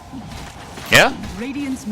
The Lion TP looked questionable, and I still think he kind of regretted the way he did it, but if nothing else, it accomplished what it needed to do in baiting in the OG team. They do lose their middle tier 1, though, do Unknown, so first tower of the game claimed by OG. And for me right now, it's all about how this Windrunner transitions into the game. She's got so much farm compared to other heroes right now that she has the potential to get really, really strong. Bristle's still ahead because of the 3 kills in terms of raw net worth, but she gets... They want to try and go with this. They have got the Bounty Hunter here as well, but they realise the Io's about. It's a very hard kill. In fact, they want to try and maybe go for the Io. Now that Io's moved in, they'll get the Hex out onto the Bristle back. There's your toss, and that's going to kill Crit. So Crit's now down. They're still moving in. There's the Avalanche to control the Bristle here. They take away the mana as well. I don't know if they can find this a bit while Moon's turned up as well, so they certainly can't. So they'll be happy with the Io kill. They'll play it safe. Oh, now there's a snowball forward. It is going to find Z-Talk, and they've got Dust as well. Axel's there. Can he help him? That's the question. Looks like they will lose the bounty, and they do. Can they try and fight for it? There's a weave dropping down. There's the armor ticking away here from Tiny. He'd love to find No Tail, but the Shallow Grave's there, so they'll lose No Tail here as well. And this time OG with a favorable trade, taking 2. Off the back of just losing the IO. So they will be happy with that one. And a bit of space created for Miracle up top. And okay, Tusk ends up just killing Lion. Okay. That's a trade. I was about to say, when is Windranger going to get involved in this game? This is her first, her first participation in a kill with 9 kills on the side of the Radiant. And with this track, they should be looking to fight a lot more and get her involved. If they can get Miracle here, and Miracle's on his own, but he has got a sentry down. He's just going to try and turn and fight. There's a surge onto Z-Talk to buy him time to get away from the Rocket Barrage. It looks like he's not going to go back in. Is the urn going to be enough? He has wand. He's okay. Okay. Close call. It is a very close call. Radiant's bottom tower is under attack. Respect to Z-Talk for not trying to dive that down. Yeah. I think he might have been able to do it. Would it have been worth it? He would have made it, exactly. He would have made it a trade. And in that case, the kill would have gone to himself with the urn, so he wouldn't get experience. Tiny. I don't know. Yeah, there's he is relocate, screwed. bringing in the bristle back, and there we have it. That's pretty much the power here of the Bristle IO combination, especially when it's set up with a weave from Fly. Radiant's bottom tower is under Going to be brought back towards the mid. It's actually just crit on his own. Atun can't really get himself in position to do anything about it. It's just trying to get the push on mid. He's halfway through his Academ, so it's going to be reasonable timing here on the Wind Ranger. And bottom lane, Motel just looking to take the tier 1, and it looks like he should be able to get it here. Unknown. I'm not really going to look to do anything to try and stop this push, as it is getting to the point, obviously, with the Vanguard, 2.3k gold as well, where it is going to be very hard to kill this Bristle, especially when he's backed up by an IO and a Dazzle. It's Z-Top. a little bit difficult here, looks like. There is a sentry down, and Z-Top's walked straight into it here. They'll look to try and burst him. The Shackle, my goodness, look at that range. And Z-Top's going to be surged. He gets himself out of it here. They've got the stun, but the focus fire in the back of this man. The finger as well. He just doesn't care. You do not finger a Bristleback in the backside, because he's just going to turn around. He's going to be a bit pissed off. Just chase down the Wind Ranger. He'll turn back towards Z-Top. Z-Top's in the camp. He goes down there. Dominating streak now for Notel, and they're not done. They're going to set this up with a snowball, and they're looking for the Tiny. In comes the Bristle, starts to lay down the Kula with the toss back, and now he's looking for the TP out. Will be able to make it. Greedy's coming, but he searches himself out. Notel continue to chase. We'll get the slows out here, and Greedy could be in trouble. He'll have a surge getting for the Shackle, very nicely done across the tree line, thanks to the track vision. Will hold Notel back. I think Unknown need to stop trying to go on no-tail. They need to try to wrap around a lot more with either getting a Blink Dagger on the Tiny so that they can initiate from different angles, or the Bounty Hunter has to come in from the side. It was a really great Shackle shot there from the Wind Ranger to buy him time to survive, but we still haven't seen them getting really in on the back line and getting rid of that. They can't. There's no way they kill the Bristleback. It's wasted damage, wasted cooldowns every single time. He has an IO and a Dazzle on backup. He won't die. Now he even has a Crimson Guard. It's just out of the question. No-Tail's doing a really good job always turning the back on them when they're using key abilities like the Tiny combination and of course the Finger of Death. They need to stop trying for it. And if you're OG in this situation, you're just happy to run No-Tail in every time and just soak as much as possible. Yeah, this No-Tail, he's getting out of hand for sure. What's going on in the jungle here on the dire side? Someone is looking at someone, and it is Z-Tok just eyeing up Miracle. That's all it's going to be at the moment. Really can't do too much in terms of going for this. That's a nice Roshan play by OG, by the way. They're going in there with 4 heroes. Z-Talk will probably tell his team, don't worry guys, I just saw... He'll say, okay, Gyro's here. Makes this kill a lot less likely for them.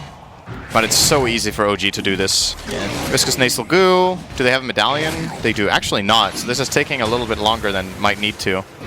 Yeah, Illusion will spot it out.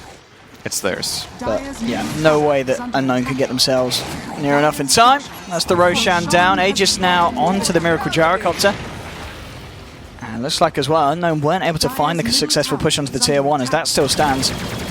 And OG will be there to defend it. This game's certainly getting a little harder for the side of Unknown. OG finding that footing that they found in game 1 after the earlier stages, and we saw how well they were able to use that to carry it through to the later portions and keep themselves ahead.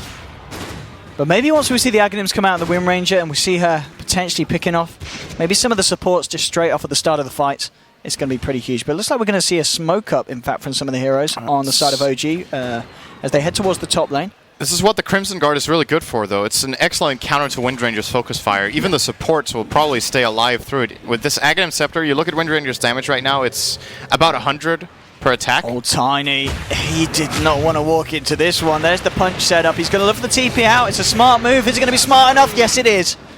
Nicely done. So smart.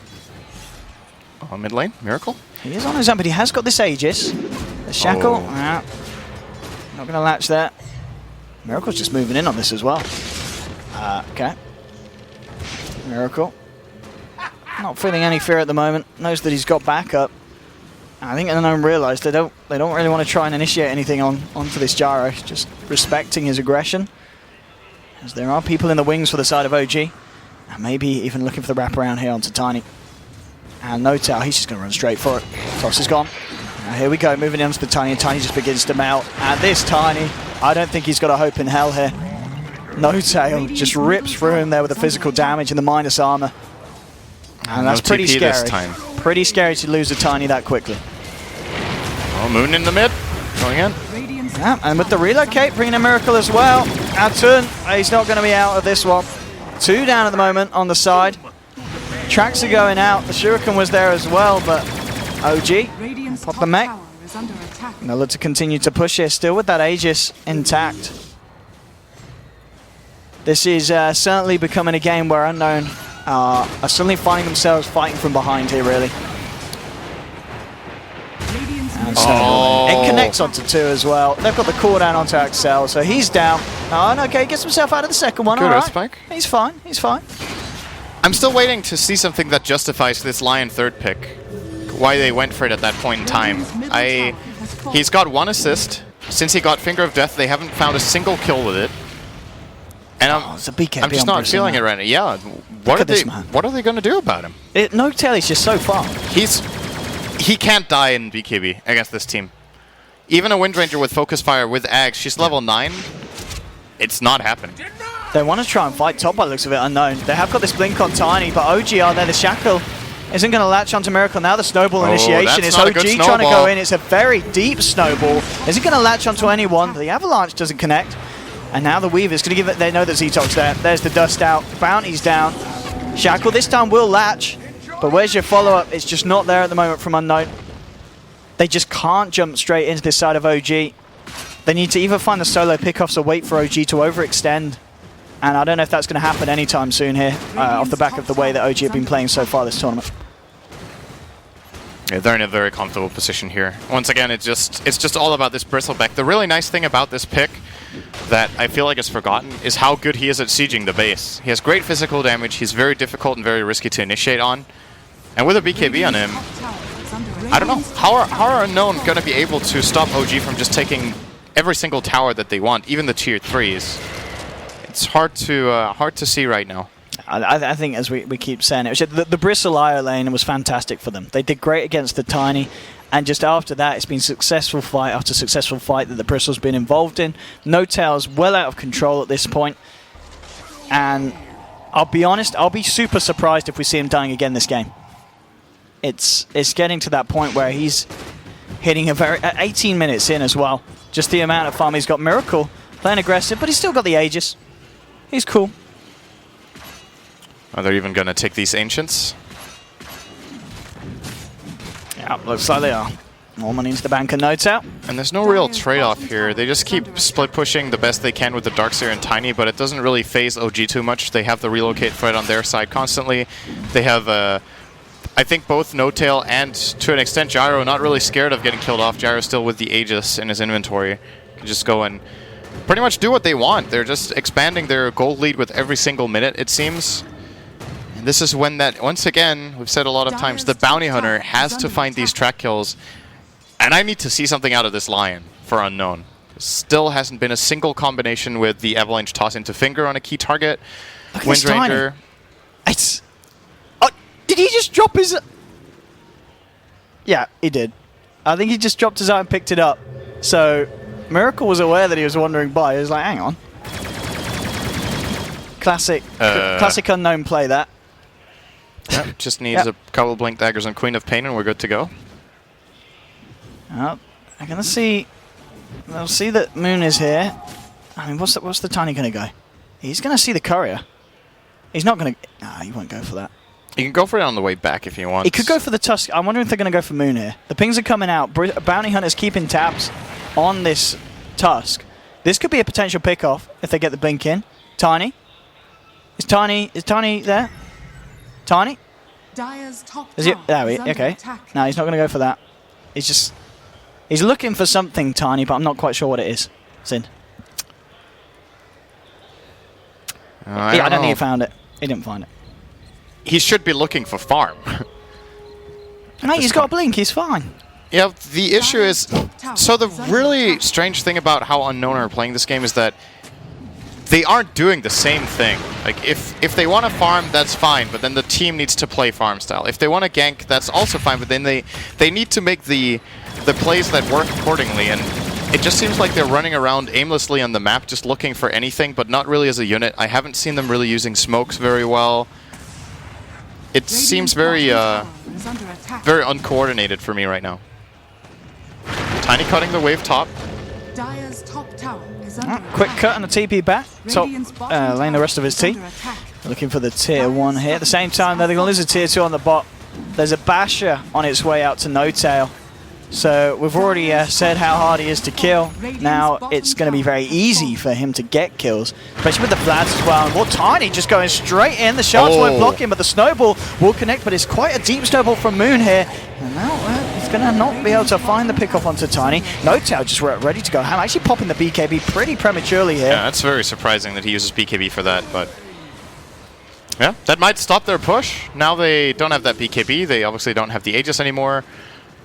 A little bit of a waste there from No Tail, who, in my opinion, shouldn't be using... I get the idea of what he's trying to do, just to pop BKB, run in at them, and start hitting people, but he used it with only Wind Ranger in range, and of course he won't bash her. She can just Wind Run and get away from there. So a little bit of a waste, and he should not be scared of dying. Like, there is no way they kill him right now. Oh, we go smoke up time from Unknown. Let's see if they can catch anyone here on the retreat from OG. They might find... No Tail is on his own here. If they can get No Tail, he hasn't got that BKB because he did just use it. But I don't know if they can close this gap. And I don't think they can. So, I mean, a little unfortunate for the Unknown. If they could have found No Tail on his own without the BKB charge, maybe it would have still been a very hard kill. But it could have been a pretty big one, and they could have had a chance of finding it. I still think if OG are fast on the reaction, even when he gets caught there, they can... There's time. There's relocate. Yeah. And they can relocate in the Dazzle for a Grave, or they can relocate in Moon for a Snowball, or they can relocate the Gyro in, and then even if No Tail dies, he does a lot of damage with his back turned, and they get a call down and clean up a couple. So, once again, for Unknown, I just think you have to play with the mentality right now that Bristle is out of your reach. The harder you try to kill him, the more you waste your time and the more heroes you lose. You have to look for the other pick-offs, or you have to push a lot more. And Midas on Tiny, he bought it, then he sold it, then he bought it and sold it. And then he bought it and he sold it. He's done that 3 times now. Yep. It doesn't really work if you don't equip it. Maybe someone should tell him. He's opted to not, Guess commit it's to it. point booster. Yeah, there we go. Working on the Ags. All right, okay. Maybe he's just doing it to annoy his team. He bought it and they're like, no, stop. He's like, I'm just kidding.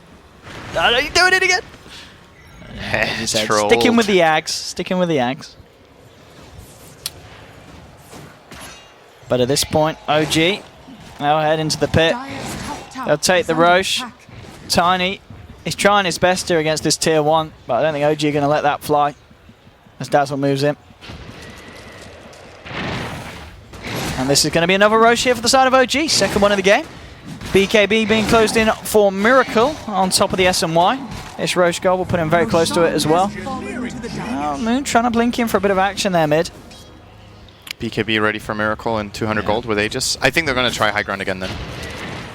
And this time Unknown need to be very, very good at their response. They still don't have a Blink Dagger on the Darkseer, which would allow them to set up for a really great combination play with Tiny.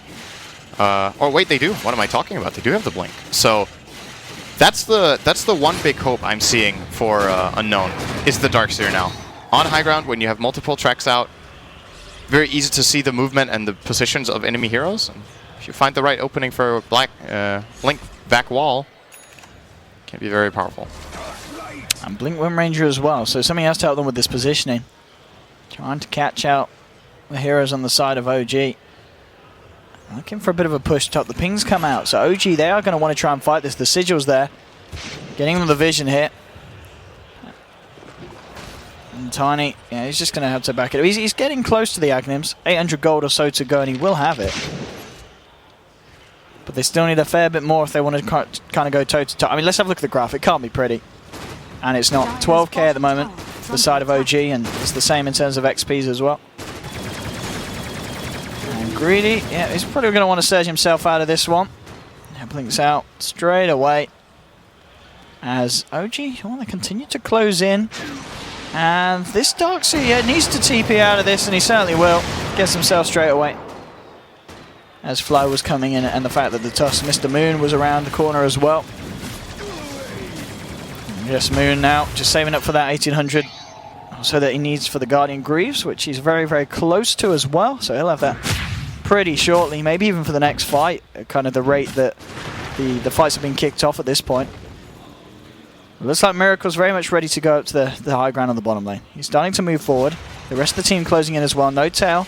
Just clearing out the mids, trying to get the pressure in elsewhere. You've still got two heroes trying to take down the tier 2 on the top lane for the side of Unknown, but they'll almost certainly have to come back and defend, because I don't think OG are going to hold anything back as they go up to the high ground here. Yep, they use their glyph, and Attune doesn't have time to stay. He's got to go back to Fountain, get his mana up very quickly, and actually this split push play from him costs enough time that the tower will be gone when he arrives to try and defend it. We go tier 3 down, trying to take some of the mana away. But Miracle just moves forward with the flat cannon. Focus fire coming up, but it's not doing a lot. And by a lot, I mean pretty much nothing. Just with the Ags, Here no comes damage Darkseer. down. He's not going in. And he's got to be... Okay, there's your wall dropped. But there's not really much of a combo. Now Miracle's just moving forward with the Rocket Barrage. There's a snowball onto Greedy. The Darkseer gets punched up into the skyline. He's down. It's a nice stun, but not really nice enough to capitalize on it. The finger comes out. It doesn't really matter though. The shackle shot's there, but No Tail. Can they... Look, where's the damage? Oh, the toss back. That'll do it, but BKB's pop. No Tail continues to walk it off. Now he just turns to fight. There's the snowball there from Moon. They're falling incredibly low as the Quill Spray stacks build up. No Tail, he's not going to dive the fountain today. But he'll play it cool. Goes back to the racks, looks to stick to the objectives, and we're just seeing Unknown having a real struggle trying to stop OG at this point. Again, they look uncoordinated. Darkseer going in for a mediocre vac wall on two heroes there. There's no follow-up from Lion, no follow-up from Tiny. That fight only ends one way. Vac wall isn't good enough in this kind of situation if you don't have the damage output. Oh, it's a nice vac, but again, where's this follow-up? There's a power shot, focus fire into Miracle, but he gets shallow graved up. It does, of course, still have the Aegis. Tiny's kind of on the wrong side of the fight here. He's heading back behind OG. He's maybe looking to try and sandwich them in, but he's not going to do a lot. And meanwhile, mid lane, Greedy's jumped in, and Greedy's jumped into his death. That's the Darkseer down for 65 seconds. Shackle, again, does latch. Still Tiny, just hanging around on the back. When's he going to come in? I don't know if he's ever going to come in. And Tiny, well, he's cutting the creeps, but now he might be cutting himself because he's dead. Tiny's down. OG turn up, they deal with that one. And they've still got a little bit of a creep wave to move in if they want to try and push for more on the mid lane. Two heroes down, neither with buyback available on Unknown. And it's not looking great for Unknown at this position. OG are looking to be in a very comfortable one to try and take this game and take the series 2-0 at this point. And there's an Abyssal on No Tail. Moon goes in, and Lion goes down. And that's OG looking very strong. They looked at in game 1 towards the end, and in game 2 from the start, the fact that No Tail just has been playing as well as he has, it's been pretty impressive. I said earlier we wouldn't see him die again, and we haven't yet. It's not even been close. No. They even tossed him into Fountain, and he dropped to half health. They could be looking to turn right now. It's a 5-on-4 situation. Girls are played safe. Rod of 8 toes on Dazzle. This has got to be like very high win rate. How often do you see that item purchased? Probably only when you're owning. It's a nice item against Tiny though. Helps kiting him very well. At this point, I feel like Fly could buy any item he wants, and you know they've almost got 1,000 gold per minute lead. Oh, Tiny! Oh, Tiny! That's another one down. OG just continuing the stomp train. And there's Unknown. Of course, they drop this game. They'll be going down to the lower bracket here in the main event. And, well, with that movement from... Okay, it's a nice back wall onto 2. But I don't know if it's enough to turn. There's the snowball onto Greedy. They find Lion. They'll find the Darkseer as well. Miracle's dominating. We've been talking about Nota's performance, but Miracle as well. And GG's called. GG Maitre comes out from the Darkseer. And that is that. 2-0 for the side of OG. I think it's probably what a lot of people expected from this series, and they certainly got that. As Unknown, they just... As you said from the start in this game, Sin, the draft maybe wasn't there, and I think that was kind of, it was apparent in the game as well.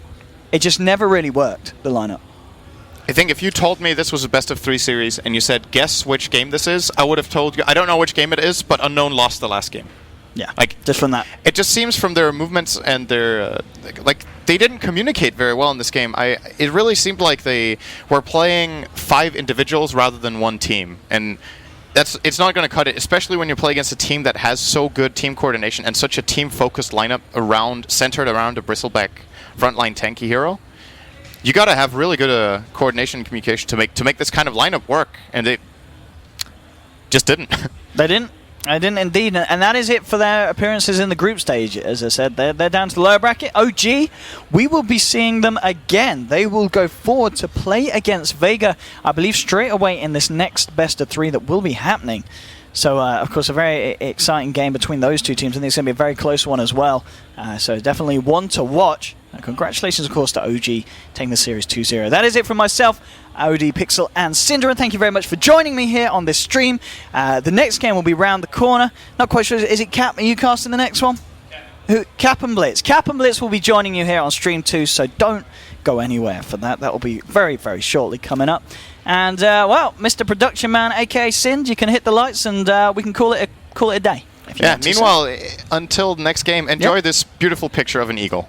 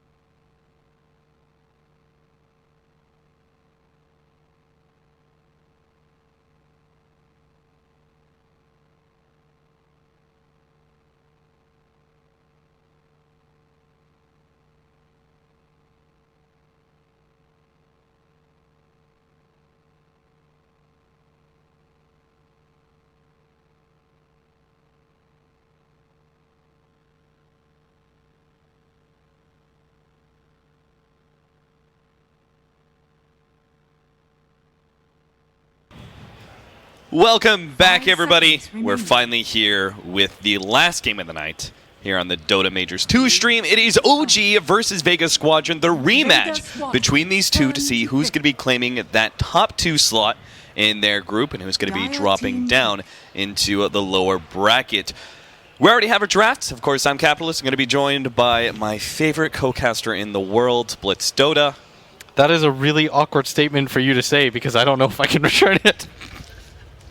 You know, I figured I would start things off being nice to you, because you did a pretty good job with Toby, you know, bringing the hype and stuff, and I was like, man, 10 seconds I remaining. wish Blitz would actually cast like that when I was with him, but I just get the shitter Blitz. Just 5 to seconds interject, by the way, remaining. if you guys were looking for LD or Toby, they're actually on the mainstream. So if you Reserve don't want to time. listen to Cap, I completely understand. You can go to the Dota Major mainstream. That's where LD is casting. I repeat, that's where LD is casting. You also have the better analysts there. I believe both Synderen as well as Merlini are there, so, you know, top 2 analysts. Yeah, good follow-up, dude. Good follow-up. Real proud of you. All right, so we should actually talk about the game now. All right, so Shadow Fiend is picked up by OG. I absolutely love this pick. I think that Miracle is one of the better Shadow Fiends right now, just because of how aggressive he gets with this hero. And I feel like it's a hero that he can just completely carry from the mid-roll in. Vega Squadron's turn to ban. Whoops. There we go. You get a little sand in there. I really like the Night Stalker. team I feel like the Night Stalker is going to be the hero of this current tournament. But what happened to the Doom? The Doom actually... it usually gets banned. I don't know why it's... Yeah, it's not slipped by banned in or this one. picked. What the hell? I guess 10 Vega seconds Squadron just remaining. favor the Dazzle. It might actually be one of those circumstances where 5 you have the Night seconds Stalker. You're remaining. probably have an idea of how you want to run him, and it doesn't synergize Reserve anymore, right? time. Mhm. And if you look at Vega Squadron's lineup, where does it really play in against a Shadow Fiend and a Night Stalker?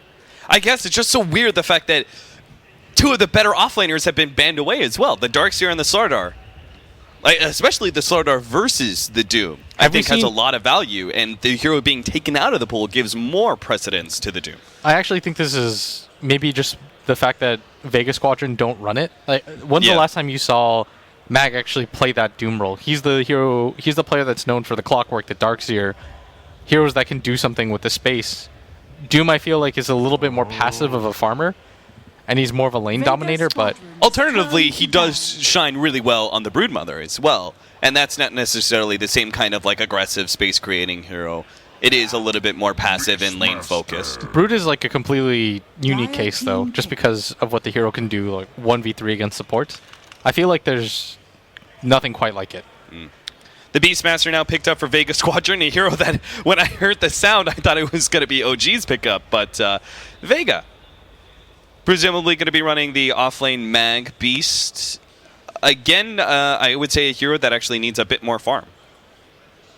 Typically, you're going to see him farm up the 10 seconds Necronomicon. remaining. He'll stay in his lane a little bit more often than your typical 5 Clockwork or seconds something like remaining. that. Yeah, I think you picked the Beastmaster Reserve in time. response, though, to the Night Stalker, because you have to play the Vision game at some point, and Beastmaster is one of the few heroes that can actually keep up with the Night Stalker during that phase. True. Like, what are you supposed to do when Night Stalker gets axed? Because he'll inevitably get that, and all of a sudden, half the time you don't have Vision. He's got free Vision around the map. You can't just consistently let them initiate on you. Yeah, if you don't have, like, I feel like if you don't have some sort of vision game via, like, the Beastmaster here, your only hope is to actually, like, gank up the Night Stalker early on and take away his gem. Otherwise, you just get screwed out entirely. Yeah. The Tusk now going to go the way of OG. I've been talking a lot about this combination. Going back before this major and watching a lot of the Chinese games, they seem to really like the Tusk Night Stalker. The duo is quite powerful. You're able to kind of like alternate which one of them is going to take the priority in farm. They both provide a lot of early aggression and potential 10 pressure seconds on the safe lane of Vega Squadron via, you know, 5 maybe a dual seconds lane or something remaining. like that. I think that OG really focus in general on trying to win out the mid game Reserve time. with just pure aggression. So Mhm. if their early game goes kind of badly, it's okay because they can recover with these types of heroes. But they're definitely one of the teams that really like to be able to win the laning phase if possible, so they can just get that momentum rolling early. And Night Stalker and Tusk is really good at that. And I was just about to say, the Luna is going to be either really hit or miss. There's no in-between with this type of hero, especially when you're playing against this kind of aggression. We saw it before. I talked to Illidan, I think, at the after party of ESL, where you remember they played Night Stalker or they played against the Night Stalker, and he was the Luna. Yeah. And he's like, what am I supposed to do against a level 7 Night Stalker that voids me for half my health? Yeah. But 10 seconds remaining. did you actually see this coming at all for Vega Squadron? Because I'm just looking at it going 5 like, seconds remaining. Play that vision game, dude. That nighttime vision game. all right. I mean, that's something, but does that actually make the hero all that viable? We actually just saw it being run by VP, who I think is one of the few teams who can run Luna very successfully, and they showed it in that first game against Newbee. They just crushed them. But Vega Squadron, I don't think of Vega Squadron picking up a Luna. I kind of do, because when I think of Vega Squadron, I really think of the... there's certain teams that just work really well together, and they're naturally going to go towards the 5-man style, and I feel like Vega is one of them. Vega might have been the slightly more successful version of VP during the ESL phase. So in that regard, you're talking about like him being a suitable replacement to the gyrocopter, right? In that it is just a 5-man team fight hero. I don't even think it's that. I think it's more just the fact that you can do something during the nighttime to combat the Night Stalker, but I don't know if it's going to go exactly as they planned. And speaking of the Brood pick, I actually thought it would have been okay for Vega to pick it up early, even against the Tusk, Night Stalker, Shadow Fiend, but that hero really sort of destroys Vega when it comes to picks. Because Dazzle, in theory, sounds okay. He's just like, oh, well, if you heal up a bunch of creeps, you can kill broodlings. But in reality, what ends up happening is you never see the brood. She trades broodlings against you, then you shallow grave, and 4 spiders hit you until you die. I've seen it happen so frequently. What are some of the best supports you could pick up against Broodmother that are left in the pool? Because I would normally look towards Winter Wyvern, but that hero's not there at all. You need some sort of... Oh, it's banned. Yeah, the Spirit Breaker is really good just because you can keep the vision and set up ganks really easily. But OG, they're going to ban it out. I've seen Zeus have some success, but I think in a game like this, it's kind of pointless. And it doesn't give you the lane presence, I think, that you require. Yeah. You need something with catch, right? Yeah, if they didn't take the Beastmaster, I could have said they could have just ran whatever their flexible 3-position role was into a support and then pick something like a safe lane and go for the aggro. But I don't know if you can run a Beastmaster 1v1 against a Broodmother. And I don't think that's the play anyways. That it is going to be a double melee support, and they kind of serve the same function, the Night Stalker and the Tusk. Yeah. But, so I guess Vega Squadron have that going for them. I'm trying to think right now, though. Supports that can do this, like Lena would be okay-ish, but she's got such low armor. And you don't have a setup stun for her. Yeah, ES would be kind of okay. I think Earthshaker would be above average, but he would struggle against the rest of the lineup. The other thing to say about Earthshaker is that you do have the potential roam into the middle lane where you could set up the Queen of Pain for a kill on the SF, which could be pretty critical. But as you said, it's not going to do well against Night Stalker. Oh, sick! They did that. They are doing it. They're just going to force the. That's what you have to do. In all honesty, I was going to say before I cleanse that thought in my brain. The problem is it's not super ideal to have Beastmaster playing that weird in-between flex role now. But you almost need to pick something like this. The other issue, too, is that the Axe isn't fantastic against the Night Stalker or the Tusk. But... And how is your... Because presumably, right, they're going to put Axe in the safe lane to match up against the Broodmother. And then you've got Luna, Beastmaster, Dazzle, Aggro, Tri-Lane. How's that actually going to work? I mean, it's not the most terrible thing in the world, I think, at level 1, because you're still going to get boars. And that's all right. A lot of harassment, essentially, between 2 boars, a Dazzle, and a potential Luna. Yeah. I think that if OG didn't have so many of these melees, so it looks like maybe Night Stalker is going to be playing the 1-ish position.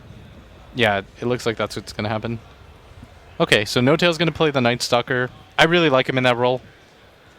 I think that No-Tail playing the Space Sea carry is actually excellent. I think that's where he excels, for sure. All right, well, we'll see how Vega Squadron do. A repeat performance by them on the Luna today, something that they've just revealed in this tournament against OG once again. remaining. See whether or not OG is able to counter it a bit better than the first 5 go-around. seconds remaining. I actually sort of like the Knights or the Beastmaster in this role, because honestly, all he has to do is keep up the vision game and roar Miracle when he tries to ult. Prepare for battle. And you can do that from a support role. It doesn't really quite matter. I just kind of corrected myself because it's going to just be awkward, right? Like Yeah. you are making an adjustment that you previously didn't mean to. So can I say like I half-wintered that? Can we call it a half-winter? No, Okay. not even close. Maybe I should have just stuck to my guns and I would have looked like a genius. Yeah. I talked myself out of it. It was bad. Or you're just lying to everyone. No, I was talking about it. You can watch the VOD. Yo, you know what would have been sick actually from Vega? Or from OG if they had took the Meepo? If they didn't Then already put Night Stalker and Tusk as supports. You're that talking would about have been fifth terrible, pick? actually. I just really like when OG or what's that team? 30 seconds We to battle. Secret? Secret. They decided to go for the Meepo against the Queen of Pain opener. I think that's such an interesting flair that you add in the matchup. But that kind of gets eliminated when you have two supports that are melees that serve the exact same purpose. Yeah. Oh, the double mango build for the Big Daddy No-Tail Night Stalker. This is definitely going to be one of the more interesting drafts and early The games battle begins. for both of these teams. A Beastmaster on one side, Night Stalker, core, pseudo, I guess, one position. Obviously, there's going to be a lot more farm priority going to both the Broodmother as well as the SF, and your SF is going to be your functioning carry. So how does the two supports move around here on the map for OG? It looks like just potentially a lot of roaming. And may turn bad for Kratos. He's going to run straight into the Beastmaster with double bores out, so a lot of damage is going to be taken. Unfortunately, no one is not in a position to really take advantage of that small amount of harassment. Yeah, he's got boots. That's not going to do anything. Thank God Crit has boots. And the level 1 boar isn't very strong. Pumbaa doesn't do too much. And Vega, I think you want to swap your lanes out. It is a dual melee at bottom, so maybe Mag feels comfortable about this. But the Brood at top is going to be fairly successful. They do have sentries in the dust, so maybe they actually anticipated this. Yeah, I think they're actually okay, right? Because if you're running an aggro lane into the Broodmother, I think it's a lot easier for you to corral the Brood into an area where your sentries are a lot more effective. Yeah, but the problem is whenever Crit rotates like this at bottom, they're going to get the kill on him for sure. He's going to go down. You don't have any vision on that side of the map. I guess you have this one ward, but Crit just kind of... I don't know if he should have died there, actually. Because they had vision, right? He saw him coming. Yeah, they had the ward. Maybe it was just a combination of he got initiated on at the same time. But I almost feel like they should just switch back. Because this defensive tri-lane can do okay against OG's lineup. Oh, absolutely. And the Axe can... I know for a fact the Axe does really well against the Broodmother, especially one that's gone for this Spawn Spiderlings build. I think it was like Bulldog that went for the no Broodlings build and then just harassed the Axe out of the lane. Yeah, that was established much earlier before Bulldog came along, and that was actually one of the CIS teams, I think, that first said that. It might have been like No Screen Squad or something like that. It was really innovative at the time. Where that was a Dota 1 strat too, though, is when you played against the Sand King or the other, you just go for the right-click build. Yeah. I think the first person I actually ever saw do it in Dota 1 was Tides of Time. So shout out to him. Another counter ward being laid out, just out of range of Moon, though. But they are putting a lot of pressure on this tower, and maybe that's why Vega Squadron want to keep the way the lanes are. Meanwhile, in the middle lane, Miracle dropping dangerous and low. He will go down to that last right-click from the Queen of Pain, as no one was putting early pressure on that SF, and this time around finally gets the kill. That might have been one of the few times I've seen Miracle get solo killed, like in a straight 1v1 matchup. And that is so brutal for them because I almost feel like OG really rely on him being able to win his lane. And I mean, credit where credit is due. Most of the time he does. And look at this.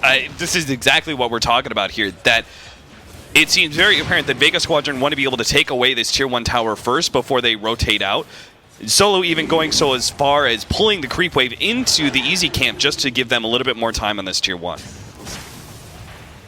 Really good job. And you notice they're using the boars too to stack with the Shadow Wave, just giving Miracle's themselves gonna go multiple down targets. again. No one just finds that kill, and he may be caught in the process. No blink off for 10 seconds, so he's probably gonna be blocked out here and potentially right-click down. Yeah, Crit's got the telekinesis, so this is definitely a kill in return. But still, the fact that he managed to kill Miracle again, and this is supposed to be the big carry of OG when they decided to run this Broodmother on a kind of 2 position and the Night Stalker as the 3rd place farmer here. This puts a lot of pressure on the SF to do well, perhaps even better than you would normally expect out of his lane because he has to be the sole carry. Yeah, they're going to swap out lanes now. What I'd actually like to see from OG is for them to just follow around this Axe and even rotate just one support to come kill him with the Brood.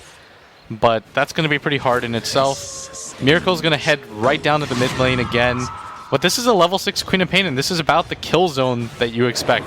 Like, this is the range where she instantly gets killed, and that is great brutal. pickoff.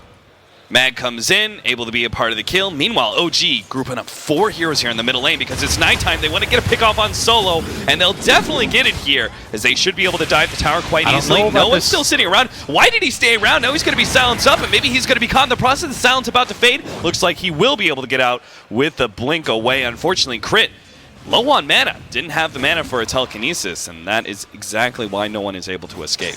I sort of think if no one had gone for the ultimate there and had completely forgotten the 3rd level of the Scream of Pain, he probably gets a kill or 2 there, right? Yeah. Because he wasn't in danger with Crit having no mana. But he opts to go for the 3rd level of the Scream of Pain, thinking that the laning phase is going to be a little bit more passive than this. And you can definitely farm once you've got this regen. He's almost got the treads completed too. What is the argument if you're sitting here as a mid player to go for the 3rd and 4th level of Scream of Pain maxed out by level 7 as opposed to the Sonic Wave's pure damage?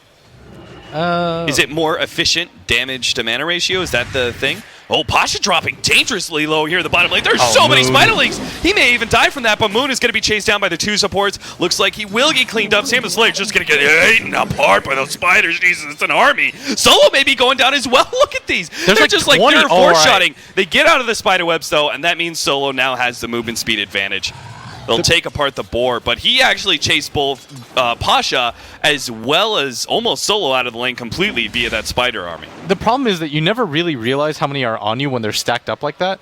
You think it's only 4 or 5, and you look at when they're spread out like this and you see that it's near 20. You don't anticipate dying that quickly, but... Essentially, if you look at it as just like one big unit, those spiderlings like 3-shot the Dazzle. Poor guy didn't stand a chance. But Mag is getting a pretty free time of this. He's got 800 gold. Miracle is going to invis up. He has the opportunity. Crit's going to be right behind him. He's taking quite a lot of damage. Yeah, Mag will be going down. Meanwhile, in the bottom lane, you've got No Tail setting things up for the nighttime. They're going to go for Sioma Slayer. Try and pop him during the silence time. They do have the snowball that's going to come out. The Ice Shards misses, though. Sioma Slayer is going to be okay and actually gets out of heal. And it's going to be Tusk who dies first. With the Queen of Pain's quick reaction onto the TP. No Tail, quick retreat now after that failed gank. I do like, though, that Crit was able to get this ward up in this southern section of the map. This is going to give them a lot of control of the jungle, and it'll tell them where the Axe is going to head. It's going to tell them whether or not the Luna's coming in. It'll spot the non-TP rotations of no one too, which is going to be fairly significant. Like, this is allowing them information to just go on Pasha at bottom. Oh, they don't have TP. It's off cooldown, so Pasha very likely to die here to the next round of Void, or the Broodmother takes the kill. Sioma Slayer, he's going to go down as well. Can TP out in time. OG, strike back. No Tail. I said he was on the quick retreat, but he decided against that, came right back to the bottom lane. And that's what that ward did right there. That's what the vision game does for you, because it implies so much. It's, you don't see the Axe run down there. You know that no one has rotated as a result of that ward. So you know that at worst it's a 2-on-2 fight, and no one has already blown his TP. So just by process of elimination, that's a good play. And that now means Moon may be able to take this tier 1 tower. It's looking good for him either way. Mag is going to start heading down, but it's a bit too late. Moon is taking it, and between that and the ward, is going to open up the jungle. It's going to be Moon's playground, essentially, where he'll be able to farm up a potentially fast Orchid to help shut down the Queen of Pain and the Luna. Man, I've been getting super into wards lately. I feel like I don't talk about them enough in my cast, but the warding vision right now of OG really on on the money right now because they're not playing on their side of the jungle. So this ward up here by Vega isn't doing as much as they'd like it to do. It's giving them the info that Miracle is jungling, but you could have just assumed that because he's down in the mid lane, right? Like, where else is a Shadow Fiend? Yeah, process of elimination. He's got to be farming up the jungle per usual. Yeah. But they are actually going to smoke up there. The two supports rotating in the jungle join Miracle while he's farming, smoke up with him, and they're going to be the brutal. damage necessary to kill Pasha because they're going to be able to lead with a snowball, follow up with a telekinesis, and Pasha's just going to get bursted down. Slight miss there, but it'll still be all good. As just to add on a little cookie on top of the crumble, they've got a Lucent Beam stolen for crit. So another nuke bit of damage for the next gank. Yeah, and that's where that ward... It helps, of course, but if the smoke gank is... They know for a fact that there's a ward up there because where else are you going to put it, right? Like, why else would Pasha be farming there? So OG knows that all they have to do is smoke up, get around that area. Pasha's going to feel completely safe because he sees nobody walking through there, right? And now I think the point of the game is for OG to get aggressive on this side of the jungle, set up ward vision, which they have. They even have the sentry down. And if you're Vega, Mag has to get his Blink Dagger before you're able to open up, because that's the downside of having this support Beastmaster, right? He's not going to have the item set to be able to initiate for you. Yeah. So it's going to have to be the Axe. And you don't want your Queen of Pain to have to initiate against a Shadow Fiend, Tusk, Night Stalker. If you use your Blink offensively against that, No Tail just pops his Nighttime, silences you, and you die instantly. That being said, it does also mean the Vega Squadron are going to hit a certain power spike, and they may be able to play a lot more aggressively against OG via the Blink Dagger as well as the level 6 coming out on solo. There's going to be a time where Moon can be hunted down, but if they don't successfully get that kill, it may be Moon's game to claim as he's going to force Solo out. The nuke comes in, but Solo will be able to get away with just a sliver of HP. I don't know if the power curve is going to be as strong as we initially anticipate. The Axe is still pretty squishy against OG's lineup, and Miracle is about to pick up the mechanism. So when it comes to the 5-man mid-game, I seriously feel like OG is going to be on top for at least a little bit. Yeah. It's going to be more about Vega Squadron finding pickoffs, right? Catching out the Broodmother, maybe, potentially getting a kill on the SF. But it's going to be more about finding one hero, bursting him down, disabling him, and then getting the hell out of there. Because I agree with you. I feel like the team fight is going to be superior for OG, especially with this mech coming in quite soon from Miracle. Yeah, you've got the Blink Dagger completed on the Axe now. I think you want to try to get aggressive, but again, this ward spawning things out for them. They know that everybody's coming down. OG's already running away. Miracle's going to TP out. This is just going to create some further space for Fly to farm up at top a little bit and pick up his level 6. And this is going to prompt Miracle to just come back to this mid lane and force Vega to just rotate inefficiently.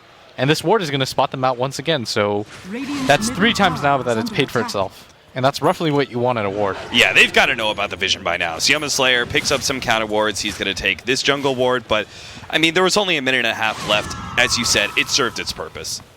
Yeah, it doesn't really matter if it gets dewarded at this point because Vega, they didn't want to have to smoke for opportunities like this. They've only got 1 left in the bank, and you'd prefer that for something a little bit more game-changing rather than just going for a kill on a Broodmother, right? This is very odd. Is Vega Squadron like wanting to 4 or 5 man? I'm just wondering, why are they sticking around in their jungle grouped up so much? Because where do you go? You know, at top, OG can open up on you so quickly. Like, your Luna isn't tanky enough with 815 HP. No lifesteal, no Yasha, no real way to escape. So she's going to get bursted down again if she just shows up at top. Like, any 2 heroes on OG can do it, practically. Like, even the Tusk with level 6 and the Rubik, right? Like, the Rubik steals your Lucent Beam, hits you once with it, then the Tusk blows you up. So you have to play centered on your side of the jungle, and when you're playing the Radiant side, it's absolutely imperative that you control your own jungle, because there's so many different openings into it. Like, look at how much this is setting up over and over again. They're just going to take control of this bottom half of the map because they have control and vision of the jungle. But isn't that, in a way, Vega Squadron playing into OG's favor? That they go into their own jungle rather than playing most of their heroes up into the top lane and just staying out of the Broodmother lane until he pushes the tier 2. Because then they could have like the Dazzle sitting behind the Luna, right, when she's farming. And that way, if there is that potential gank, the Shallow Grave will give enough time, hopefully, for the Luna to pop the ultimate. Yeah. OG's going to go for the smoke. That's a really nice blink by Mag, but... No-Tail just running on in there. They do have an Ice Shards. Almost catches Pasha. Radiant's middle tower. OG counter wards. They're doing the right thing. They're trying to get as aggressive as possible, but Vega doesn't want to give this up if they can. They're going to slow down Fly with the board. They will be able to catch him here as Mag gets the call in. The Broodling's coming in, but Tusk just gets immediately eliminated. Solo does get silenced up, but they're actually stuck against all these Broodlings. No one's going to be able to clear through them with a Scream. Looks like No-Tail slowed down. Mag jumps in, trying to get the call. The ultimate goes out for the SF, and Mag, he just gets destroyed, and now it's going to be Vega Squadron on the retreat. No one's silenced up, but is it going to be last long enough? Pasha pops the ultimate, but there's so many units around, he can't get a good ultimate off. Looks like Solo's going to be going down. No one pops the ultimate, but it's still not enough to take anyone down from OG. Fortunately, Vega will be able to get out with the rest of their heroes. Maybe not. Sylvan Slayer taking so much damage from Miracle, and he doesn't have a Shallow Grave to save himself, so Miracle is just going to walk him down potentially. Got another right-click and a long-range raise, or just the raise. That's going to be good enough to get the kill and claim the Tier 1 tower. The timing on that, they knew that once that roar was expended, the Axe was going to follow up immediately with that blink call. He was waiting at the very edge of it. Miracle pre-preps that ultimate, and that's why he's got 8,000 MMR, folks. Beautiful play by Miracle. Good recovery all around ever since that early pressure that he was feeling. And he died solo twice, and now he's got 6 straight kills. Yeah, and he's also 8,500 net worth right now. 2K over the Queen of Pain, the highest of Vega Squadron. That kind of... The thing is, you can see that coming. Even with my vision, I was trying to plan through like the process of what Miracle was going to do. But he's already worked it out, like in real time, without all of the vision that I had. Yeah. Just absurd. I think that's the thing that impresses me the most, is not even just the mechanical skill, it's the game sense to be able to go for plays like that. But I've already talked him up enough. Looks like Broodmother's going to be going Vlad's next after the Hand of Midas that he grabbed. No Orchids, no Tail, trying to go for the solo kill, but a lot of Vega Squadron, they've been making sure to hold on to TPs for these Night Stalker ganks. Because as a solo hero, he won't be able to get any kills. I feel in some ways that Vega, in this game, their options are really limited because you don't have a Flash Farmer in Luna. And by Flash Farmer, I mean something that can just immediately wave clear, right? Like the glaives are good once you have some items, but he doesn't really have the items or levels to immediately get in and out of there and create map control, because that's what ends up doing it, right? You want a hero that can just clear 1 or 2 waves immediately, TP out, then you force the enemies around that movement. But because Vega forced these lanes around so slowly, and OG have done such a good job of controlling the jungle, it's really difficult for Vega to just move around the map freely. Like they're pretty limited to their jungle. Do you think that's why the Queen of Pain is going for the Aghanims pickup? That just sort of helps because you've got a Broodmother to deal with. You want to expend that ultimate a little bit more liberally, and you need more map control by pushing out these lanes faster. That it's better to go for the Aghs build here. I think it's less to do with the Brood and more to do with that. Okay. If you go for the BKB and you don't win the consecutive fights with it, you pretty much just lose the game. Because you don't have mana regen, right? And you don't have a mana pool to work with. So you need some kind of item. The Orchid is way too late at this point, because the Shadow Fiend is just going to hard counter you by getting a BKB. Right. So the next best option is... Yule Scepter, I think, because of the silence, but... Yeah, but if you go for the Yule Scepter, you're entirely too defensive. Yeah. Look at their lineup right now. They have no damage. Pasha can't get a good ultimate off because there's 50 Broodlings everywhere. And the Tusk is just going to snowball if he's really good, which he is. And so what are you left with? You're left with the option of Lucid Beaming and right-clicking once or twice. Not great options for Vega Squadron right now as we continue to see OG build up more and more of a net worth lead. They've got the SNY about to be complete for the SF. They're probably going to be looking towards Roshan soon because they have such good control. Not only the Dire side, but they've also taken control of the Radiant jungle. So they're going to clear through it now with Miracle and Moon. I feel like this Brood plus this Night Stalker pick just did so much for OG. They were just able to open up so much of the map. We haven't really talked about No-Tail's impact. Mag is actually a little bit low on HP, but if they get the right initiate, it's just too late. Roshan's already been taken. You run away, Vega.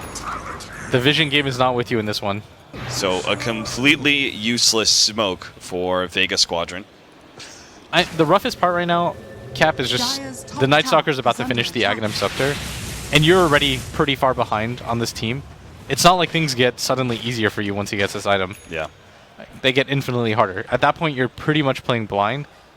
And like you talked about, no one has gone for this build where he eschews the Yule Scepter. Oh, God. Is Pasha? No, I don't think he's dead from this. But it was pretty close. If that raise had landed, he would have been brought down to about 20, 30 HP. Even the supports are looking pretty... Look at the amount of farm that Crit has. He hasn't died yet, so he's got Arcane Boots, Force Staff, and an Urn. It's an insane amount of farm for a support at 18 minutes into the game. Yeah, they just look really on point this game. Their draft was a little bit easier to execute, and they've done such a good job of controlling the Radiant jungle that it's been incredibly hard for Vega to contest. And Vega's now in a position where they're trying to split up the map, but the only hero that can really do it is the Queen of Pain. And that's not the hero that you need to do it. You need the Luna that's only level 10 to have some more impact. I feel like, once again, OG, you mentioned the wards earlier, I'm going to mention them again. Really aggressive wards. This one by the Ancient Camp, very unlikely to be countered. You've also got a good laning one here in the top lane, and they're playing around that vision. Once again, it seems like they're going to be playing in the mid lane. It looks like they're also going to be pushing out the top lane as well. The best part of being ahead like this is that Fly feels so comfortable just pushing in like this, because he knows that it's not worth the Smoke King to just go for him. And because they have that ward in that top side, it's kind of like an extra layer of protection, right? To him, he's thinking, if they come and gank me with the smoke, then great.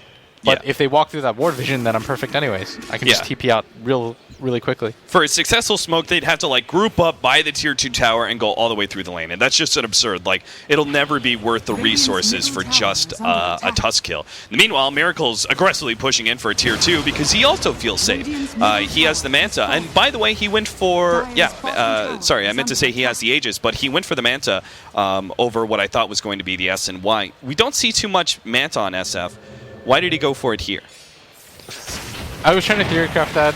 I think it's just a good high ground tool, more than anything, and getting the illusions is pretty good. You can outplay the Beastmaster Roar and trick him a little bit. Same with the Eclipse. It's another, I was about to say, it's another set of units that takes up the Lucent Beam from the Eclipse.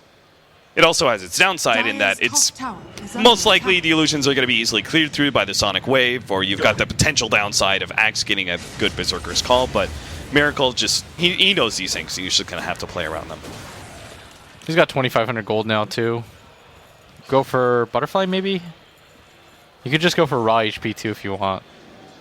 I like the idea of Butterfly just to increase the damage from his illusions. Yeah, I don't think he needs a BKB. I can't imagine it being ultra useful right now against Vega. You can just continue to build against the physical damage. The Queen of Pain ult's going to do a lot of damage to you anyways. Yeah, especially if you're going to be grouped up, right? Like, the biggest thing is going to be the Eclipse that the BKB would help you against, and if you're staying grouped up and you have the Manta to help dispel some of that damage as well, I think it's going to be pretty well mitigated. Yeah, they're going to trade towers right now. This is part of the game where you are far enough ahead that you can do this. A lot of teams like LGD in the past would almost never give up this tower possible. They would pre-prep and send heroes down there for the pincer maneuver, but I think they feel comfortable enough with the amount of map control that they have that they're not too worried about just one tier 1 tower. And Vega are placing aggressive wards on their own. They actually got one on the bottom side hill so that they could spot rotations. The Roshan has been taken though, so not going to change too playing much. pretty far forward here. Mag almost catching him with the call, but even if he did, there was still Crit and No Tail ready to go with a quick response. Looks like our Moon Broodmother is now going to go for a BKB. I think that's about right. For her anyways. If you can force things like the call to just solo go on you, or the Beastmaster, for example, to roar you, that's just an ability that you're not using on the Shadow Fiend. Looks like Tier 2 is the next step for OG. Played around their vision pretty well, going for both the mid and top Tier 2, but now they're just left with the bottom Tier 2. Increase their gold factor even more. Probably going to wait on the next Roshan after that before they try and push uphill, as their Aegis just faded. Yeah, there's no reason to have to do that. You've got 4k gold on Miracle. He can still build into his Radiant's next bottom item. tower is under Moon is attack. getting his BKB right now, I believe. Boy, Vega are just desperate that OG are not 5-manning bottom. But the truth of the matter is they're not going to find anybody with this smoke. And OG will claim another tier 2. So if anything, Vega Squadron Radiant's go for the bottom smoke tower gank is on the under tier 1 attack. tower. I think if you're watching this game, you know for sure the situation that Vega are in, so I don't want to butter the situation up and tell you guys incorrectly, but Vega can still win this game if they get some sort of ridiculous call and Pasha gets lucky with the Eclipse. The way that Vega have to do it is they have to clear all of the side units with the Sonic Wave and then just hope that the Tusk doesn't get the snowball off in time. Like, it sounds unlikely, and it's a very specific set of scenarios that have to happen, but I mean, crazier things have happened in Dota, right? Yeah. It almost seems like Soul's kind of playing around that fact that he's like, okay, high ground defense is going to be our best option because the enemy team is coming to me. I don't need a Blink Dagger necessarily, and I'm just going to try and increase the damage and sustain of our Luna by picking up a Vlad's. Alright, so Axe is going to go for... Oh, he's just going to die. Yeah.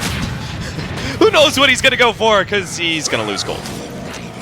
Try and TP out. They don't have a stun, actually. Oh, my God. That is surprising. They have they have a stun each. In fact, they have 2 stuns on Fly and then a stun on 2 of their other heroes, but they blow them all in order to try and kill Mag, and he is able to just taunt and TP out. I did not think he was that tanky. And he isn't. I just think that was done a tad incorrectly. Yeah. And nobody from Vega is nearby. And OG knows that. They've got the vision from the Night Stalker. If you notice that No-Tail actually disengaged for half a second to scout around to make sure that this wasn't a suicide mission. Didn't find anybody, and they still allow Mag to get away. Really heads-up play by him, I guess. Recognizing that all the stuns are down. OG, how much longer until Roshan? I think it was like another 3 minutes or something. So that'll probably be when our next clash is, especially with Pasha picking up the BKB. But here's a question for you, Blitz. Does Vega Squadron actually go out? Do they have to defend on around Roshan, or do they play around their high ground defense? Which is more likely for success? I think you go for the Roshan. Okay. I think the high ground success is actually pretty limited. You've got the Queen of Pain that can continuously spam, but your Luna's never going to get farm if you don't want to fight. Yeah. So what you probably do if you're Vega is let Pasha get the BKB and then force an engagement with that. Let's look at Vega's items right now. That's the main item that's going to come in. The BKB from no one as well, but look at the rest of their items. Yeah. You're not going to catch up to Vega. You're not going to catch up to OG and farm this way. So the way that if you're a viewer you should look at it is once the next set of items comes, then we go for it. Because you're not going to slowly wait for Mag to get a BKB2, 3,600 gold later. You're going to just wait for the 200 gold that you have to get 2 BKBs on the side of Vega, and then you just all-out assault. Yeah, even if you look at the team fight and it's not like percentage-wise to your favor, it's still going to be the best that it will be for another like 10 to 15 minutes. Exactly. So you do kind of need to force something. That's the way that you should look at it when you're looking at these item timings. Like, that's what the item timings represent, is that most of the time you think, okay, well, we can just slowly hold on to items, but what does that really do for you? And Roshan is going to be coming up quite soon here, and Vega Squadron should realize that maybe they are just going to go for split push. Do they have a smoke? They do have a smoke in the shop, so it is possible for them to try and go for smoke cake right now, go to Roshan pit, see if they can get a pick off, or maybe even catch OG in the mid of Roshing. But Sioma Slayer now going to be running into Miracle. He's just getting run down once again. The TP out. Snowball will stop him. Sioma is going to be the first casualty of the long war for Roshan. Somebody's got to die. Better the Dazzle than anybody. True. This is going to allow no one to just kind of push out this top lane too. It's just free information. Like one of those kinds of deaths when you're support, they don't change anything too much because the gold swing is fairly minimal.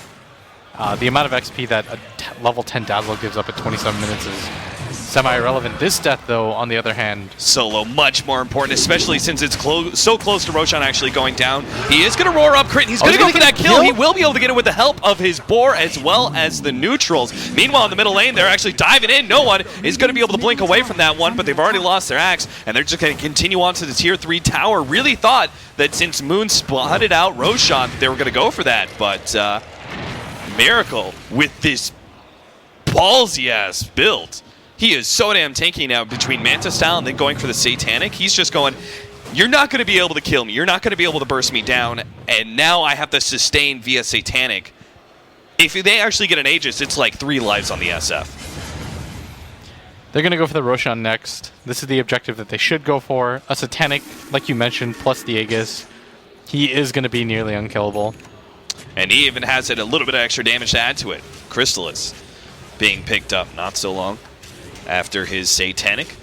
And Roshan will be going down to the favor. It looks like Vega Squadron may be trying to smoke up for it and get there in time, but just not fast enough. Yeah. They've got the Vlads completed on Moon 2, so all the side items are pretty much there for the side of OG. You don't have to wait for any of your support items. Maybe the Glimmer Cape on the Rubik if you can help it, but this is about as strong as both teams get. No tail. They're going to try and go for it, but he's one step ahead of Mag. And now here comes the turnaround. OG are actually going to pursue and see if they can pincer in. Solo is actually going to go for Moon here with the ultimate. Lay down Sonic Wave. Not nearly enough. Pasha now going to pot up an ultimate of his own. They control Moon even further, but Pasha, he's a little bit surrounded. Fly's going to pop the snowball. Mag is going to be the first target of OG. Gets the Shalgrave. Buys a little bit more time, but he has no one to really chop. The ultimate goes out for Miracle. Cleaves out both the Dazzle and takes away the life of the Axe and crit. Oh ho ho! He almost picked up the kill on. Whoa! That's just a straight up GG. I think Vega Squadron, they knew how much on the ropes they were in this game. I just can't believe that they just straight GG'd out before a single tier 3 tower was down. It's not going to get any better at that point. The Shadow Fiend still has the Aegis. He's got a Satanic. They recognize that Pasha uses BKB and his ultimate, and without both of those up, what's the point? Right. I think Vega, they understand what went wrong with this draft and how they played the game. Already, they just kind of got outworked by OG when it came to the warding game and the laning decisions. And that's something that you can more easily change than, for example, you don't really get outdrafted, but you just get completely outplayed. In those games, you want to like rough it out until the end so you can at least talk. All right, so game number 1 going to OG, potentially revenge for them against Vega Squadron, as they did lose the first series, but it's the second one that's really going to count. Who's going to be going into the top 2? We'll find out after a short break.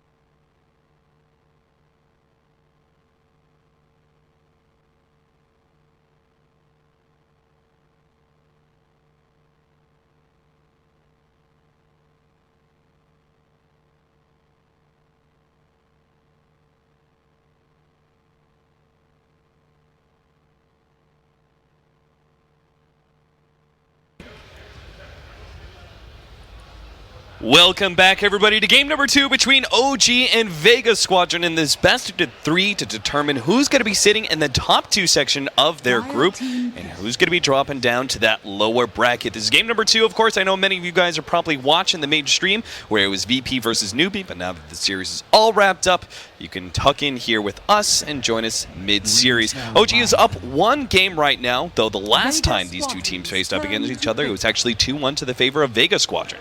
And it seems our draft, Blitz, it's coming along pretty quickly. Dang it, Cap. I let you do your intro. I was going to call the Winter Wyvern on the side of OG because they took Darkseer as a first pick on Vega Squadron. And when that happens, you cannot give up that combo. If that combo is game, it's just game winning. If you get one decent fight off with a vacuum wall into the Winner's Curse, it doesn't matter how far behind you are. Like 10k gold, you can make that up with that combo. You know what's funny? We were casting the Fnatic versus Newbee game, or we were on the panel for it. We kept saying Winter Wyvern, Darkseer, Winter Wyvern, Darkseer, because the Darkseer was picked up on one side, and they just never picked it up. Seems like neither Newbee nor Fnatic actually value it, but in the European scene, it's definitely very common occurrence that you're going to try and get that duo as much as possible. Of course, Vega Squadron still get a really good duo nonetheless with the Darkseer. This one's going to be a little bit more laning phase focused, though, with the Nightstalker. This is a potential dual offlane that we'll see. What made zero sense about that, too, is that there was a Wind Ranger in the game, and that's one of the better heroes against Wind Ranger. If you can just use one support to counter a core like that, oh... That's the dream. Yeah. That was a very weird series. Yeah, but Vega get 2 heroes that kind of synergize. You've got the Darkseer that can help out the Nightstalker with the Ion Shell. It's hard to zone him out. The Vision game is now in Vega Squadron's favor, although I don't know if that played as big of a part in that win. It just felt like the mid-laning phase, like 10 minutes on, was just all OG. The Huskar ban is kind of interesting, just because... If anything, it would actually be Vega Squadron who could potentially run the Huskar, as it's known to be a pretty good counter versus the Gyro. But I think it might be a little awkward, though, with their pre-existing heroes. So I'm looking at... I do like the Slardar ban, though. Obviously, they don't have a position for him, and he's one of the best offlaners left in the pool. If I'm OG, what are you thinking? I think Clockwork's pretty good here as an offlaner that can disrupt. I think banning away the Disruptor would be a decent ban by them, but OG immediately pick up the Spirit Breaker in response. Banning away the Ember Spirit, I guess they can't really get Ember Spirit themselves, and it is one of the more valuable cores, because they don't want to pick up Ember Spirit into the Nightstalker, so they ban it away. What were you going to say for... I thought Disruptor would actually be a great hero for Vega Squadron. You and I talked about the pairing of Disruptor and Nightstalker. I feel like it's semi-overrated, though. If you get behind it all, you have almost no team fight. Yeah, I just see that that Vega Squadron are very likely to take early control via their first 2 pickups, Darkseer and Nightstalker. But see, I don't look at it like that. I think Darkseer is a hero that doesn't do as much with farm. For example, like a Clockwork does, right? Like if a Clockwork gets an early 4-staff, there's almost no item that the Darkseer with that equivalent amount of farm that can do as much, right? Because the strength of him is just going to come from the tempo of being able to mid-game back wall with Blink Dagger or some sort of opening like that. Maybe if they had taken something like that, I would sort of agree, but I don't know if in this specific scenario if it applies. Yeah, I guess I just see a lot of strength in the laning phase of Vega Squadron, but we still don't see the rest of the lanes as they're going to now pick up Bane, good controlling hero. They can still take it against a Spirit Breaker too. It'd be all right. I don't mean to burst bubbles or anything. Just trying to lend the other side of things. Yeah. Obviously, can't really be picked up anymore. They seem to prefer the control of Bane. Why do you think that is, though? Bane, there's still a decent amount of heroes that can actually interrupt Bane. I think it's even less about the Fiend's Grip and more just, it's a tanky support. You're pre-built with 2 different disables, and the Nightmare actually sets up really strong, and we've seen it as a defensive mechanism before. It works really well as a defensive mechanism, and the Brain Sap means that you can trade with almost anybody. Right. And it's just a really tanky support overall. So more laning phase prowess, and then 10 because you seconds don't have the remaining. Dazzle available, it's probably one of the better defensive supports left. Imagine what happens in a team fight. Vega You squadrons go for the turn to charge, pick. Bane just sleeps. You know, the charge doesn't do anything, and then you've avoided one stun. Or if you decide to go on the Bane, it's going to take you longer than you would like. The Venomancer now picked up for OG, though. That is definitely an interesting one. We've seen Venomancer climbing. He's been picked up by teams like Secret. We've seen him 10 oftentimes seconds picked up when remaining. teams want to run an early aggression push strat, potentially putting like 5 Venomancer in a seconds forward remaining. position. We've seen him mid when he directly counters such a hero such as Templar Assassin. Reserve We've time. seen him also picked up in certain counter scenarios where the enemy team is running a lot of team fight. But why is OG picking up the Veno here? I think you needed something that could help you go high ground and something that would help you completely dominate the team fights. When you've got a hero, when you've got like the single target of the Winter Wyvern, that doesn't really pair with anything. Like it's not like they have the setup right, and you have a Spirit Breaker, a lot of single target, but not a whole lot that'll bring it together. Even the call down is situational, right? When you don't have that much disable. Right. So something like the Venomancer would really help you in the team fights. If you overly favor single target abilities like that, then you need Dire something team bad. like the Venomancer to be able to balance your lineup out a little bit better. Vega Squadron now go for the Wind Ranger, as their mid should match up. I don't know, should be pretty well for the Wind Ranger, as 10 if it's a seconds Venomancer remaining. mid, right? Uh, But where does the Venomancer actually go here? 5 Is this a seconds 4-position remaining. Veno with Spirit Breaker in the off lane? Do I'm they trying go to like think a right mid now. Alchemist? you could even do it as an off. Vega squadrons I think turn to mid bad. Alk against a lineup like Vega's might be a little bit rough, Yeah. especially when you've got so many Space Eaters on your team already. Maybe you want something that can kick in online a little bit sooner. If you're Vega 10 Squadron, seconds remaining. you still need a carry.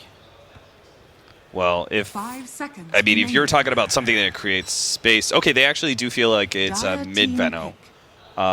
If they want to run it in the 4 position or something, you know, or offlaners you were talking about or something like that, and still want to pick up a mid, there's still the Queen of Pain, surprisingly enough. But Maybe OG go for a disruptor of their own. I'm trying to think right now.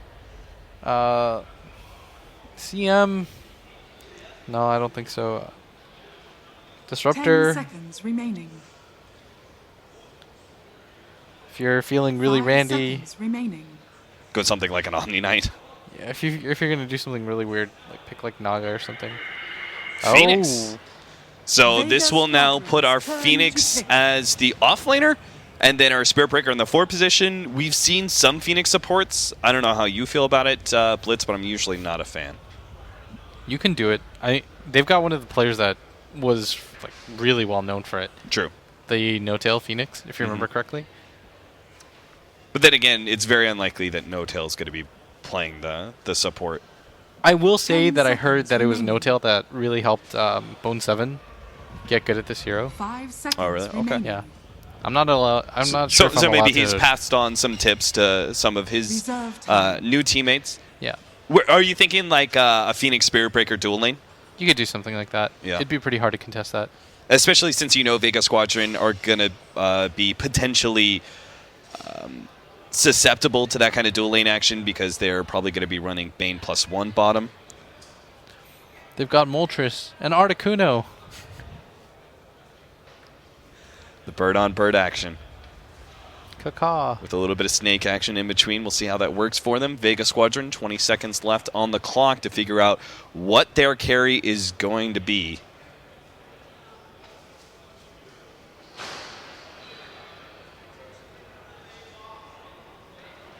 It seems like most split pushers are not going to 10 be a seconds real good remaining. option just because they're Spirit Breaker. No, I think you need something 5 that, seconds More team remaining. fight. yeah, that can help fight. The Slardar would have actually been real nice, but that is okay. That's an option that really tilts the game in one direction. Yeah. It forces OG to get real aggressive real quickly, and it is going to be a support Phoenix, which is what I anticipated originally. Like doing dual lanes, I think is ideal here. Yeah. because you don't want to really put... Phoenix is not valuable at level 1, so he's usually bad in tri-lane scenarios, and he obviously needs experience, so Crit's probably going to be running in the bottom lane with the Spirit Breaker. How's the Wind Ranger Venomancer matchup work, though? I was going to talk about this earlier, but I just wanted to make sure that was our 1v1. I think Venomancer just does Venomancer things and gales you and right-clicks you and kind of neutralizes your win run. Mm-hmm. I think no one should still be able to farm okay, but every Veno in the world just does the same thing, right? Yeah. They spam out wards, they right-click you a bunch. It's pretty miserable to play against. And in this time, Mag is going to be able to get the ward down, but will they spot him in time? Yeah. You've got the Winter Wyvern coming over. If he sees Mag on the way back, he'll probably know it's going to be one of these wards placed on the side, usually outside of range of this counter ward. Mag actually goes for this ward that blocks it out instead, also out of the range of this usual counter ward. And he places it down. Fly does see, or should see. Yeah, he sees it now. Yeah, this is the new meta. Is before it would just be the offlaner with TP, and the support wouldn't, but now every support TPs tries to scout out as soon as possible, just to see where it is, because you don't want that ward blocked if possible. They might even know about the secondary ward, which would be huge. If they can just get rid of both sets of vision immediately off the bat, I think Fly even goes for it right now. Like, just go check for it. Worst comes to worst, you miss the sentry. In a best case scenario, though, you just dominate. No, I think he might just place it mid then. See, maybe he's going to hold on to it because they'll see the darks here, and him no longer having that ward should tip him off. I saw like 3 pings, though, in that area from OG, so I think they had some reasonable suspicions. Hey, what do you think about No-Tail's build? Is this normal for Venomancers? The bottle rush? I think when you're against a hero like this, Wind Ranger, it's fine. Okay. You don't want to trade very many hits with her anyways. Yeah. Like getting something like the Wraith Band doesn't really change things for you too much. You can just go for real quick bottle. Yeah, and because of the Bounty Rune being taken out of the bottom lane by No-Tail, this actually leaves no one out in the cold. No Bounty Rune for him. It was grabbed by Max Darks here at top lane. Forced into it by the potential aggression of the Gyrocopter. Yeah, it was really well read by OG. Vega knows that they know that Vega doesn't want to fight them in the early phases. Like, all No-Tail has to do is get 1 level of Gale, Fly gets Arctic Bird, and suddenly somebody's slowed for 80%. Now, this middle lane the bottom lane, I think, is going to be the critical one for Vega Squadron. Really got to make sure that the Spirit Breaker and Phoenix do not do well and put pressure on the Spectre. But it's not just about the success of the laning phase oftentimes for a Spectre, right? We see a lot of times when you do have a Spectre in your team, it's very necessary to get the Spectre kills when she picks up level 6, which means Vega Squadron are going to need to find those openings via the Night Stalker and Wind Ranger. Oh, no one got real close to that, but isn't going to be able to get the kill. No-Tail's going to chase him out a little bit, but some pretty solid harass, and unfortunately for no one, I'm just going to give him some credit here. If you don't get the Bounty Rune as the enemy mid-hero, it means so much. You can't trade hits effectively anymore. They're going to be up a full regen over you in half a level. When it's just a bare-bones 1v1 matchup, that's rough. Yeah, and this 2-minute rune may be equally important as no one. He's going to be ganked up just before that does get off the wind run in time to slow down some of the damage coming out from OG. But they're very likely to establish a rune for No-Tail to refill that bottle, and that's going to be key in keeping up his regen advantage over no one. Yeah, even if you're just forcing him to wind run, that's times that he's not using the power shot or anything like that. Nice steal by Moon. Charges onto Solo, bumps him back at the perfect time to steal the Invis rune away from him. Probably won't mean much, but at least to make sure that Solo can't do anything with it. Yeah, you've got a Darkseer who's getting a decent amount of levels right now in this area. I think I actually saw their Bane at level 2. Their Night Stalker at level 2. Levels are pretty evened out. Yeah, being forced into this bottom lane, like Solo has to kind of help babysit Pasha, means that he's very likely going to have an ineffective nighttime level 1. If it's he's okay, underleveled. Look at No One's game right now. He's got 14 CS, but a lot of it has been wasted on regen. He's actually dominating mid right now, but I'd imagine a lot of those are the wards. I think they count yeah. for your last hits, right? Yeah, they do. And wards are really easy to kill, especially with a hero like Wind Ranger, who has good attack range and animation. Yeah. But No Tail doesn't have that much CS. Yeah. It's not even very high independent. Oh, they're going to come in from behind this time around, and that's going to slow down No One significantly. Good body Oh, blocks, that and No block. One, he can't do anything, so he's going to turn around and try and go for the kill on No Tail, but it's just not enough. The last right click isn't there, as he is able to bottle up before it hits, and No Tail will survive first blood, going to the Spirit Breaker. Moon getting the block repeatedly, but Mag! Oh, wow. That is a solo kill as an off-lane Darkseer against a safe lane Gyrocopter.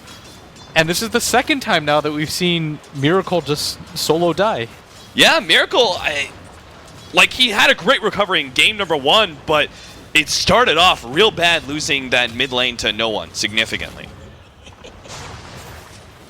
Now here's where the laning advantage really comes to fore for No Tails. He's going to be able to control his Plague wards for the last hitting. Solo is going to be chased down here, but Crit's only level 3, so he really can't threaten the Night Stalker too much. Now it's going to be Solo's time to potentially reign. Maybe they can force Crit to dive. Sure enough. There she blows. That was so rough, though. Losing that matchup like that. That determines more than you want, because it means that the Darkseer, he's already at 22 CS. He doesn't necessarily just have to stay in this lane anymore. He can just kind of choose to play the waiting game, just chill out a little bit.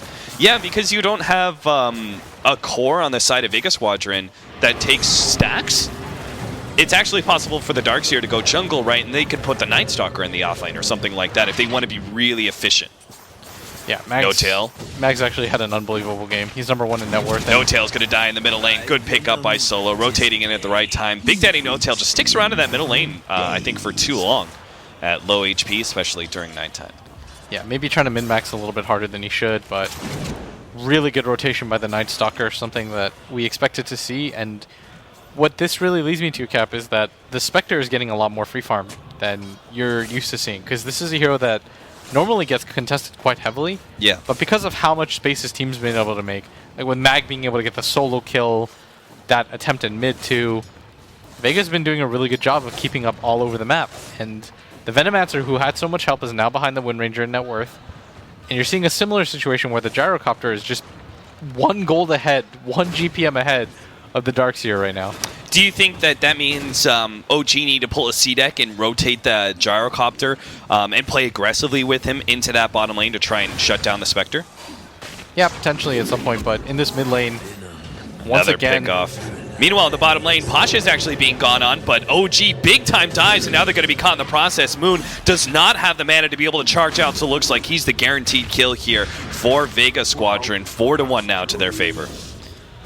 Yeah, they've done such a good job of controlling up the map this time around. In the first one, they didn't have the heroes that could contest in the laning phase, but this game they definitely do, and Solo's just gone on a rampage right now. 1-0-2, he's completely won the mid lane back for no one, and most importantly, this Mag Darkseer, like you said, he just continues to farm out the jungle. He's getting way ahead of the enemy offlaners. You notice the Spirit Breaker doesn't really come close in net worth, nor does the Phoenix. They're kind of splitting out even, and the Bane is suffering a little bit, but his cores are doing so well that I don't really think he has a lot of room to complain. I kept saying it in my cast with OD, Vega Squadron versus Vici. You really got to respect the solo Night Stalker.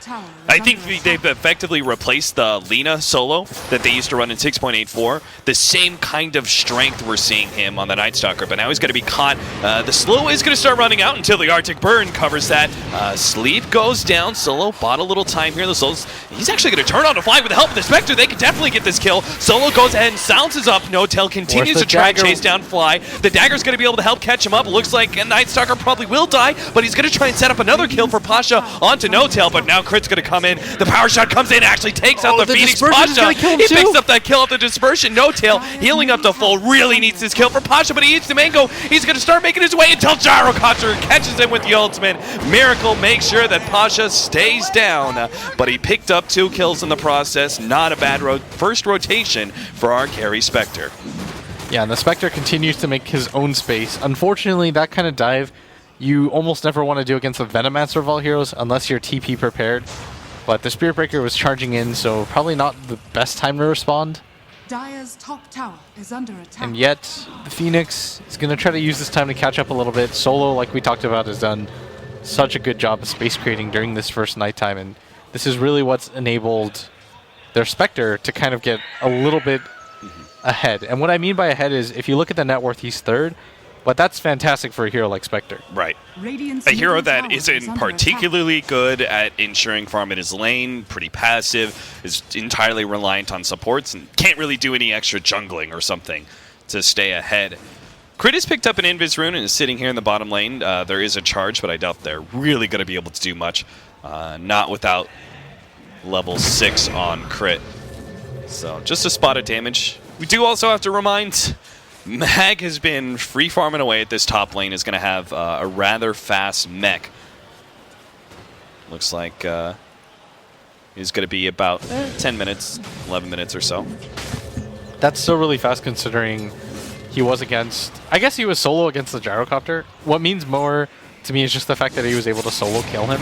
Oh, Moon. Here comes the shackle shot, the power shot, and they're going to give yet another kill to Pasha. 3-1 now for just our Spectre. He's got 2,200 gold. This is going to be a relic coming in short time, and it feels like this is the point in time where OG have to be aggressive and try and use the Gyrocopter to shut down this Spectre, because it's daytime, because you know she's getting relatively close to the relic. I don't think they can wait too much longer. No, I don't think so either. And the scary thing about Vega's lineup is that they hit this insane power curve. Once you get the Radiance, look at what it's going to do against OG's lineup, right? It's going to scout out for you. It's going to make it hard for heroes like the Gyrocopter, who, if you just hover over, he's only got 891 HP. And you're going to force out really ineffective Phoenix Eggs as well. Spectre ultimate going out. Looks like they're going to fight in the bottom lane. Trying to slow down Moon. Does have a charge up in 1 more second. Should be able to get out of here perfectly scot-free until no one actually... The charge right into the arrow from the power shot. Can't break that one. At the top lane, No Tail is going to find his bounty rune stolen away by Sioma Slayer. Radiant's middle tower is No Tail under has attack. caught up. Credit to him. He's just been kind of focusing in on this area, and despite the amount of kills that the Wind Ranger's been getting, here and there, he isn't quite there when it comes to CS, because a lot of these are just built up in wards, so they're a tad inflated. But if you're OG, you're semi-worried. The shackle in mid, it does land, and I think he's going to get the solo kill. That is a beautiful kill. Not only that solo kill, but he also probably pick up some of the wards, gain himself more time, and he's still got a regen, so he'll be right back up to full. He's going the gloves. Oh, on top lane, big charge, Mag, but there is a TP in. Gyrocopter's going to respond with the ultimate. Solo makes sure to run out of that one. Sleep onto Miracle, trying to slow him down with a shackle shot. No one sets things up. Now they're going to have to sleep on a Fly, who tried to wake up the Gyrocopter only to his own doom. And now Moon's going to be chased away. Looks like the charge out for him, but Fly, he's going to be left for dead. Such a good setup by Vega. They understand that they just have to bait him deeper and deeper, and although it is a Gyrocopter, you're not that strong, buddy. As they're going to go down, and most importantly, this is going to create more room for Pasha, who actually opts to completely skip the relic. What? He completes treads and gets a Morbid Mask. Okay, I think he thought that he was going to get contested, but this is about the time he would have the relic, and his team was doing such a good time of creating space for him. Like, normally I don't advocate for that build, but just because of how well they were able to help him out, I actually feel like this would have been one of the few scenarios where rushing for that relic wouldn't have been that greedy. I want to talk about no one's build. Instead of going the Ags and Crystallis or Ags Blink Dagger that we oftentimes see, instead he's going to go for the Maelstrom build. Blitz, you know, you're a mid player. What do you see the differences in build? Why a Maelstrom? It helps you farm a lot faster and push out lanes. Okay. You just get like one lightning proc, you power shot, you don't have to be so mana reliant. And when heroes don't go for that MK or that BKB early on, it's quite punishing. Like, you don't need the damage that the Aghanims provides you at this phase of the game quite yet. Oh, the Fiend's Grip could have interrupted that one, and Moon's not going to be able to get off the ultimate. He just gets bursted down. Fly couldn't do anything to stop that one. Now the Spectre, he's going to come in, miss dagger straight on through. That would have been a great dagger to slow down No Tail's retreat. But maybe they shouldn't really fight anyway. They'd be going into a Venomancer. Oh, they popped the smoke. It looks like they really want to keep on going here, but No Tail, he's ready with the response. He knows they can win this 4 versus 5. He gets off a good ultimate, catches 2. Meanwhile, in the background, Solo's trying to go in, trying to slow himself as a hero. Mag but from behind! he's fighting for Gyrocopter. Oh, man, Mag gets off a beautiful wall vacuum. They're going to be able to grab Miracle, bring him back into his doom as they chase him down with the Ion Shell. That's 3 down for the Night Stalker. A great fight as Vega Squadron knew that they could just keep on going. Venomancer are not. They win the fight 15-4. Vega Squadron are just taking control of Game 2 so dramatically. And they set that pincer up so well. And the thing is, Cap, it looked really exciting and promising for OG, but where's their damage sources from? You look at the Winter Wyvern, he's only level 5. That Venomancer ult, level 1. That Gale, level 1. So the actual damage isn't that high. Like, Vega can outlast that. And I believe Mag has the mech too, so when he swings in from the bottom, right around, he nullifies most of that damage. It sounds exciting at first. Like, you think, oh, this is a really good opportunity. Yeah, maybe if Fly was level 6, that could be a pretty hefty opportunity for them. But now, things really turn around. Pasha's already up to 1,700 gold once again. And another big play was Solo's sacrificial play to stop the Phoenix ultimate. He ran in into the death of Rocket Barrage against Gyrocopter, and he was like, that's fine, because he got the silence onto Phoenix that allowed them to kill him before the Supernova. This is how strong Solo is. Just one Void and he's able to send Miracle packing. Like, Miracle wants nothing to do with this at this point. With just 600 HP to his name, they don't have these ancient stacks well prepared. They've got 1 stack up, but that's not really enough to talk about. And no one. Does he have a TP? Can he immediately get this kill and get out? This is going to be quite risky.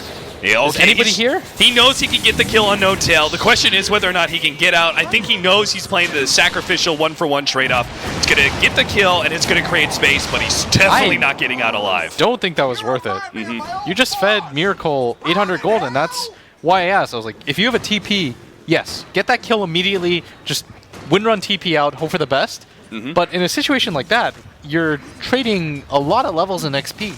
Against a Spirit Breaker, you'll never get out of that scenario. Yeah, that's why you need the TP. Then you hope that he's across the map. But 30 seconds left, I don't know. Yes, it was a free kill, but was it worth it?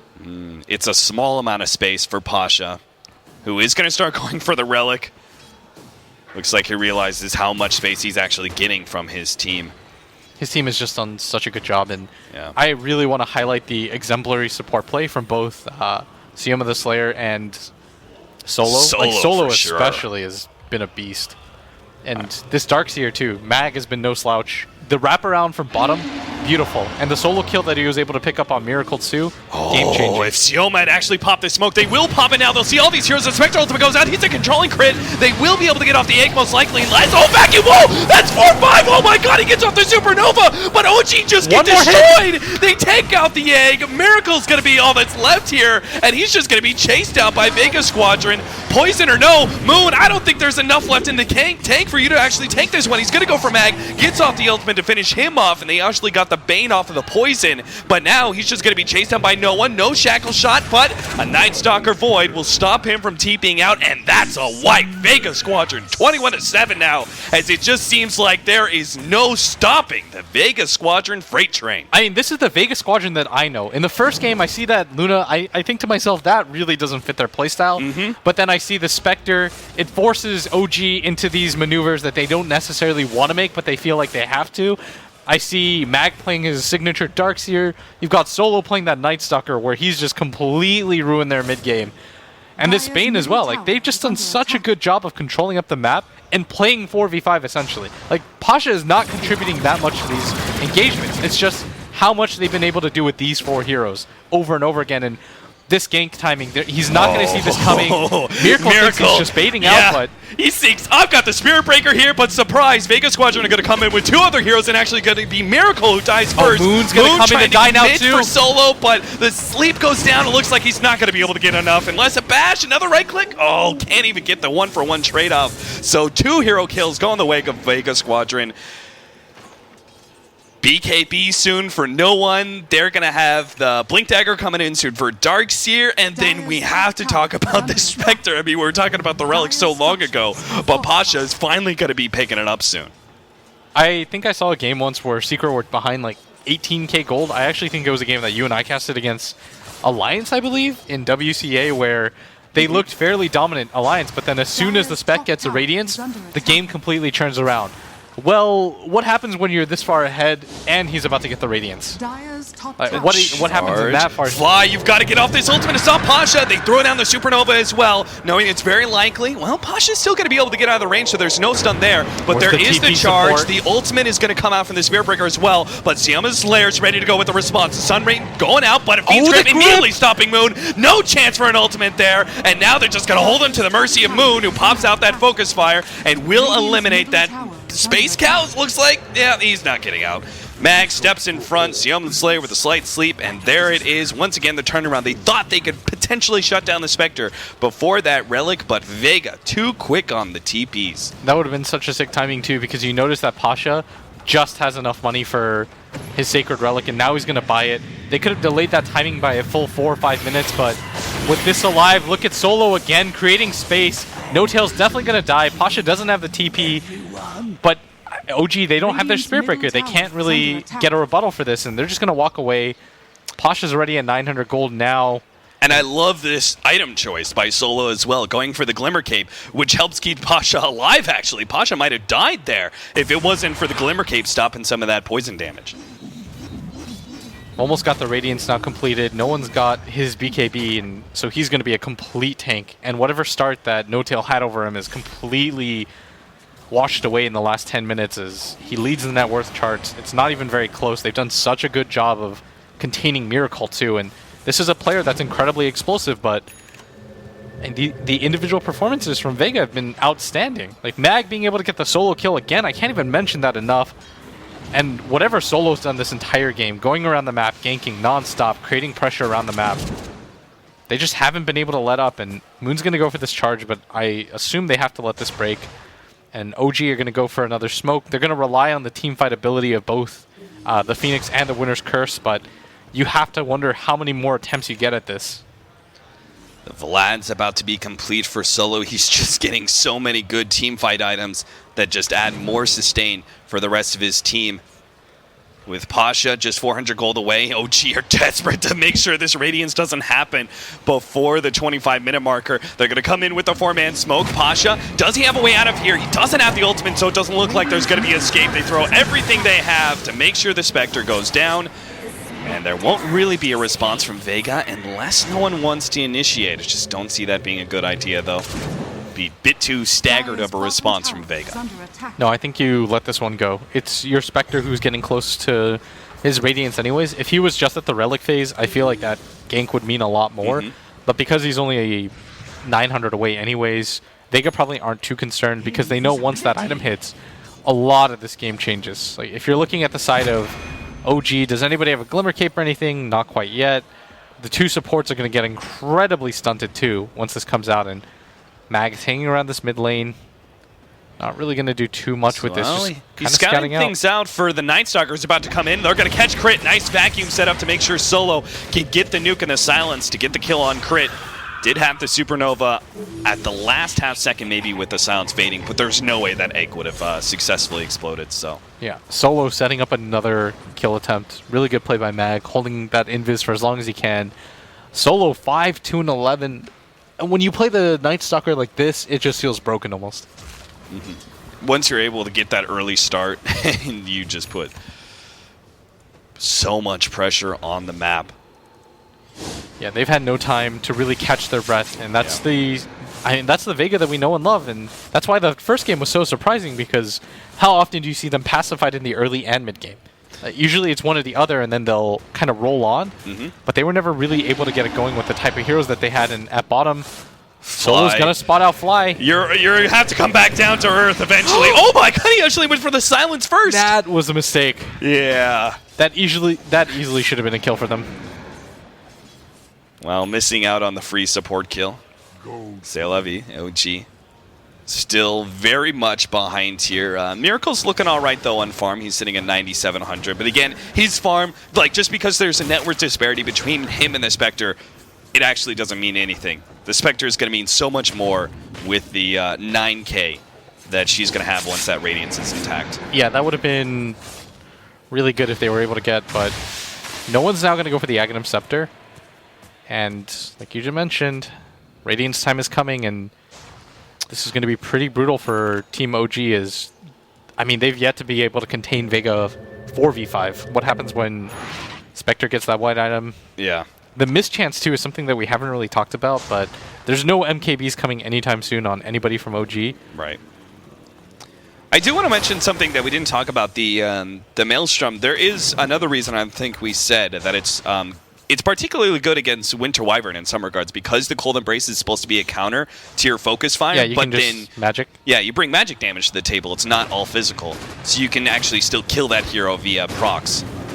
Yeah, it seems like Fly, most of his concentration has just been on the Winter's Curse, because no one has done such a good job of not just having to isolate one target. Oh, are they actually going to try and fight this one? The Shackle Shot comes out, latches down Crit. They're going to try and burst him down. They got to get the silence down to make sure Crit can pop the Supernova. The rest of OG not going to fight around, as it looks like that Spectre makes her debut in with the Radiance. Almost takes out the TPing away Winter Wyvern in just 2 shots, but needed a third to be able to cinch the kill.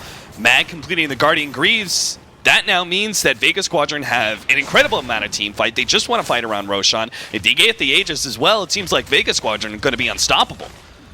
You give it to most likely no one, I think, to continue to allow him to soar ahead, but... Oh my god, they're actually going to go for this one. No-Tail, he has his ultimate. He just got the Crit's Aghanim got that Scepter. This is too! going to be a big Miracle setting up with the ultimate. They need to be able to Where's combo the this Winter's right. Curse? Right in the middle. Winter's Curse onto Noah. Can he actually kill this one? The Splinter Blast being laid out. Nova on the side. It's going to deal out so much damage. Vega Squadron just falling apart. The damage over time is too much for them to handle. Pasha turning around, throws out the dagger on Miracle, thinking about going for that kill, but doesn't quite have enough HP and wants to make sure he gets out alive. It's going to be Mag who challenges Miracle, but turn around from Moon, make sure that he doesn't get away. 4 heroes down for Vega Squadron. All they lost was a sacrificial No-Tail entering into that fight.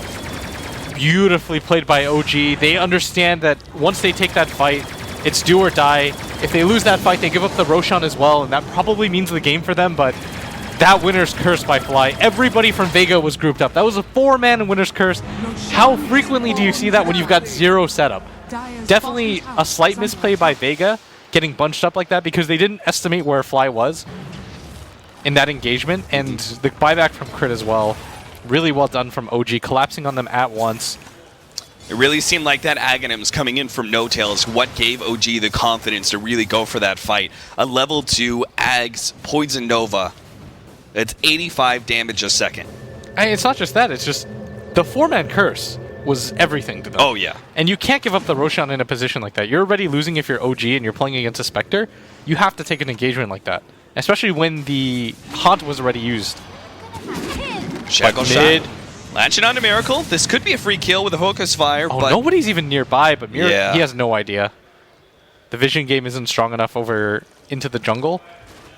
I mean, they just lost such a bad fight in Roshan. You could understand him wanting to play a little bit more passive. If he gets picked off there as well, you're probably talking about the Tier 1 tower easily being taken. Yeah, and Vega had so much control at one point, almost leading at 10k before that Roshan fight. The experience graph was really ugly at that point, but now they're the actual ones playing the aggressors, as they've got the Aegis on Miracle. They want to try to get aggressive with this 10-second BKB. This 5-man smoke, not finding anything just yet. OG looking for the pickoff into a tower take, but I think Vega knows what's going on right now. They're completely split up, and with this 5-man reveal, they're definitely going to know what's going on. So instead, they'll just quickly backdoor the Tier 1. Call it a day. Yeah. You want to try to bait out that Miracle BKB if you can. Solo's going to get out of this too, unfortunately, for OG. So they're going to be rejected at that turn as well, but that mid tower is going to help them out a little bit. The gold department notwithstanding, helps you out with getting into the enemy jungle. And they might even catch Mag here. Mag, he does have Guardian Greaves. He's decently tanky, but he turns around, throws out the vacuum, 3-man, but the Surge isn't enough to get him away from that Rocket Barrage, and OG still looking for more. Sioma the Slayer backs out into his Tier 3, the rest of OG colliding on the Tier 2 tower. It's daytime, they have the Aegis. This is the best time for them to force more team fights.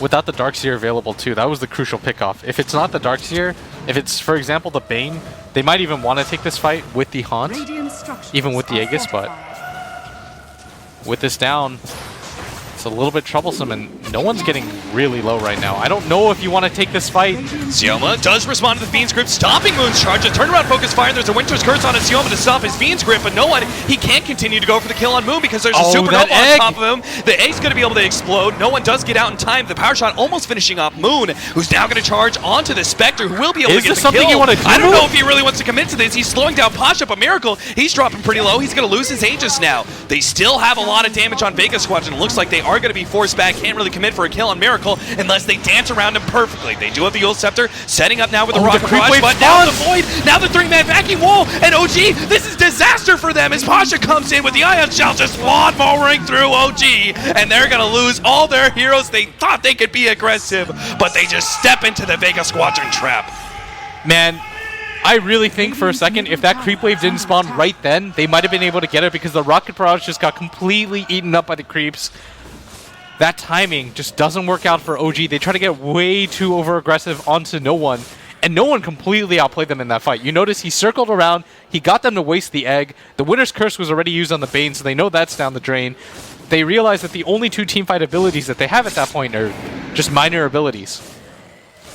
33 no ultimates there. 33 to 14. It's been a little bit of a roller coaster with Vega Squadron. You know, you get on the roller coaster, you have that first big hill you're climbing, that's Vega.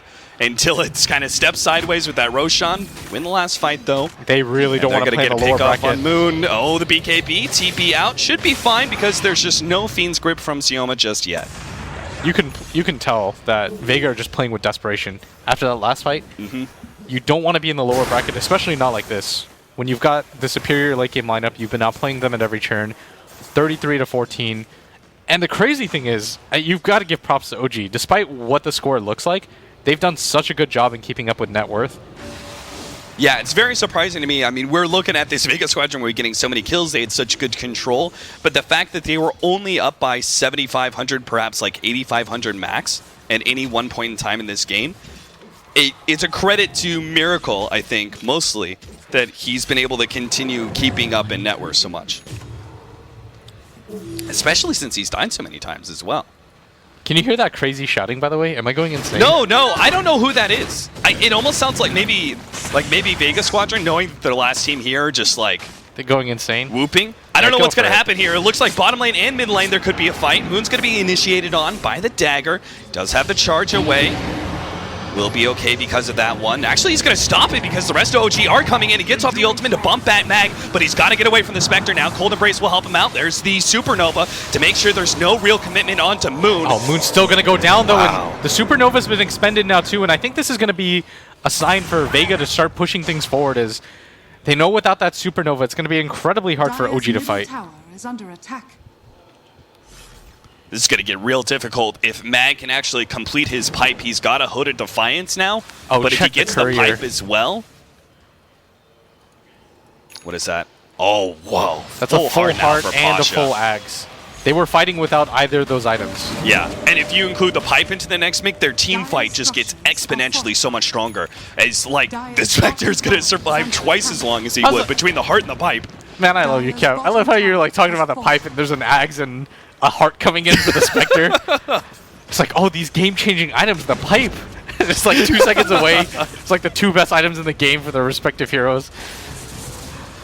That's what you're here for, Blitz. I was just laughing. That was entertaining. You catch me when I'm missing something. It's all good. All right, Pasha, though, level 19 with the heart. They still have ways to kill him, though.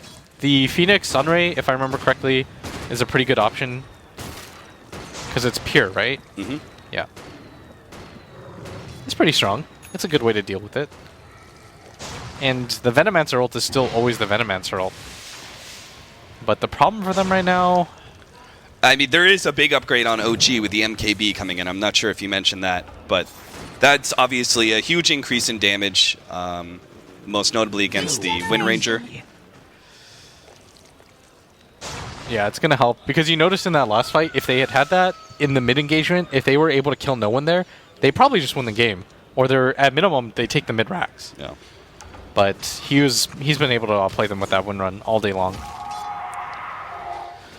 OG, they're just waiting out that MKB, and they'll probably want to group up again shortly after. Oh, they're going to go for the charge here, but no one was sitting on the side. He throws out. Fiend's Grip is going to be able to eliminate they're gonna Fly pop nice Fly. and quick. Now Moon is going to be able to get off the ultimate onto no one. Miracle comes in. He actually wants to commit. The rest of his team is backing the hell out of here. He pops a BKB, trying to go against no one, but he doesn't have the MKB yet, so the wind run is actually functional. No one's trying to get away. Looks like the charge is still going to be able to catch up until the vacuum stops that one. The Supernova explodes to the side, but Moon is going to be turned around big time by no one. Meanwhile, Soulstone is still in the mix of things, trying to slow down OG's retreat. They get the Winter's Curse laid out, but now No-Tail throws out the ultimate that combos on a Vega Squadron, but it's still not enough. No one's going to be able to come in with the Shackle Shot, trying to target Miracle as best as possible. The Sunray getting laid out. Crit's going to be dying here soon. Miracle getting saved by the Cold Brace, but it's still not enough. No one is just cleaving through heroes left and right. Triple kill for him, and a double for Pasha. Another wipe to the favor of Vega Squadron.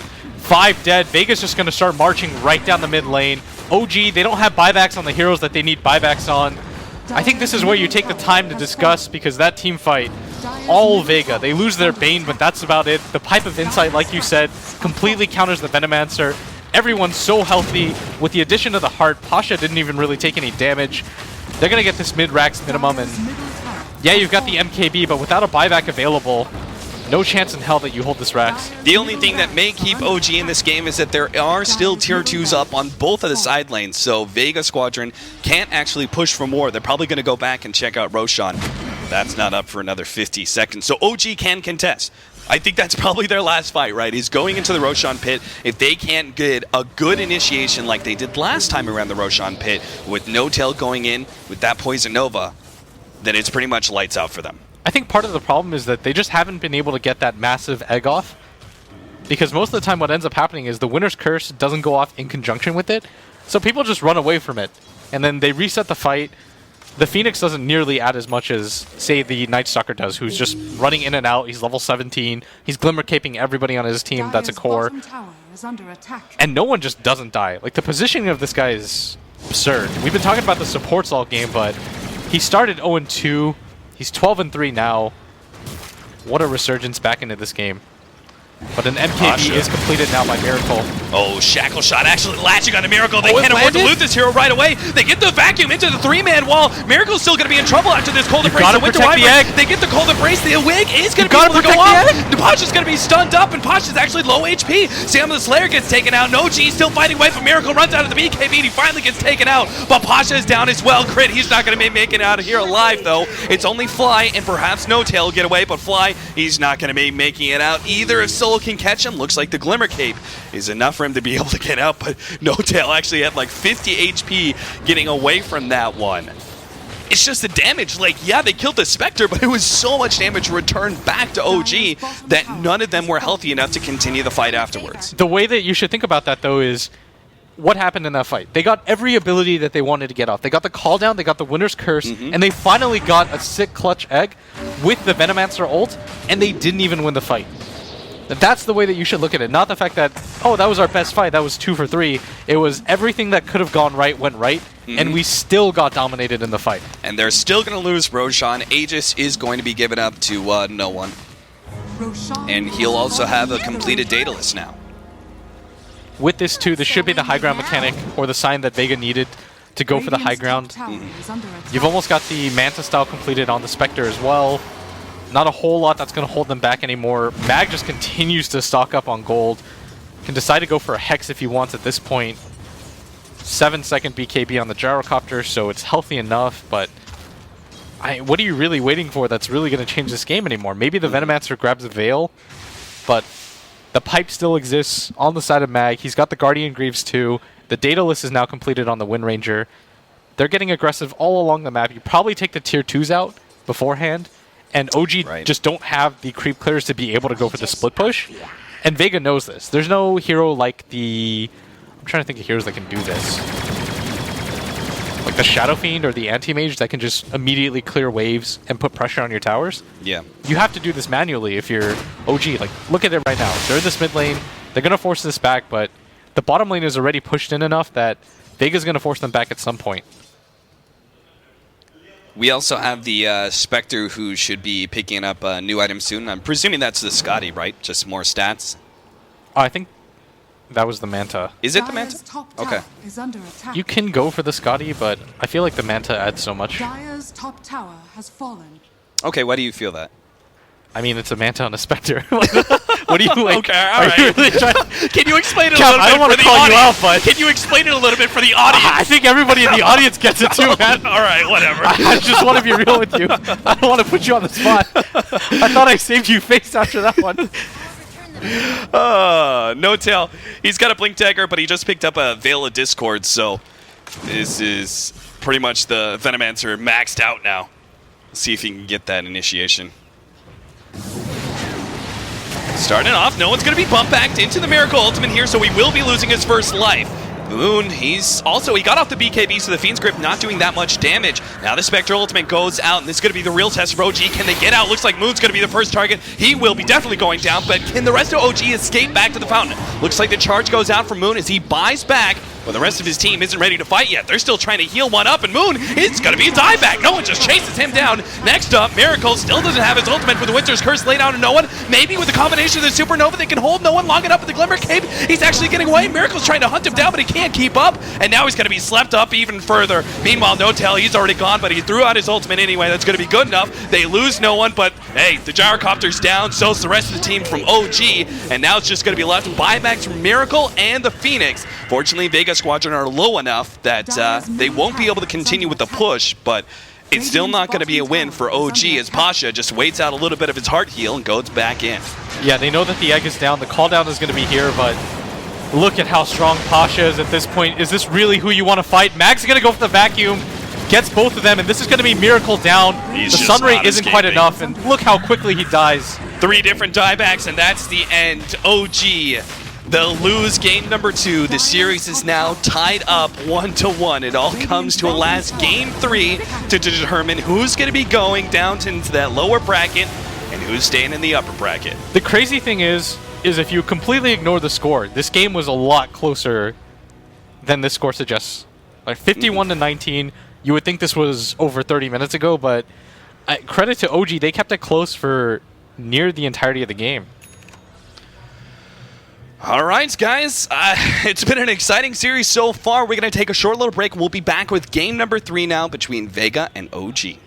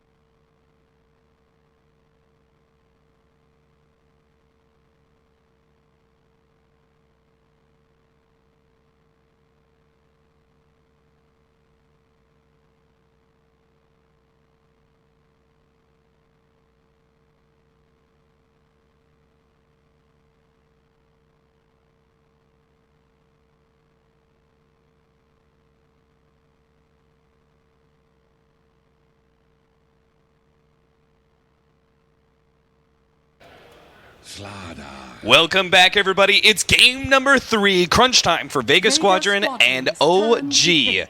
I'm Capitalist, joined by Blitz. It's the very last game of the night. One of these two teams is going to be in the upper bracket for their group, and the other one is going to be dropping down to lower bracket. Obviously, neither one of these teams wants to be in that do-or-die best-of-1 scenario, so everything they have is going to be put into this game 3, and we already have a draft being, once again, quickly picked up. An SF first pick.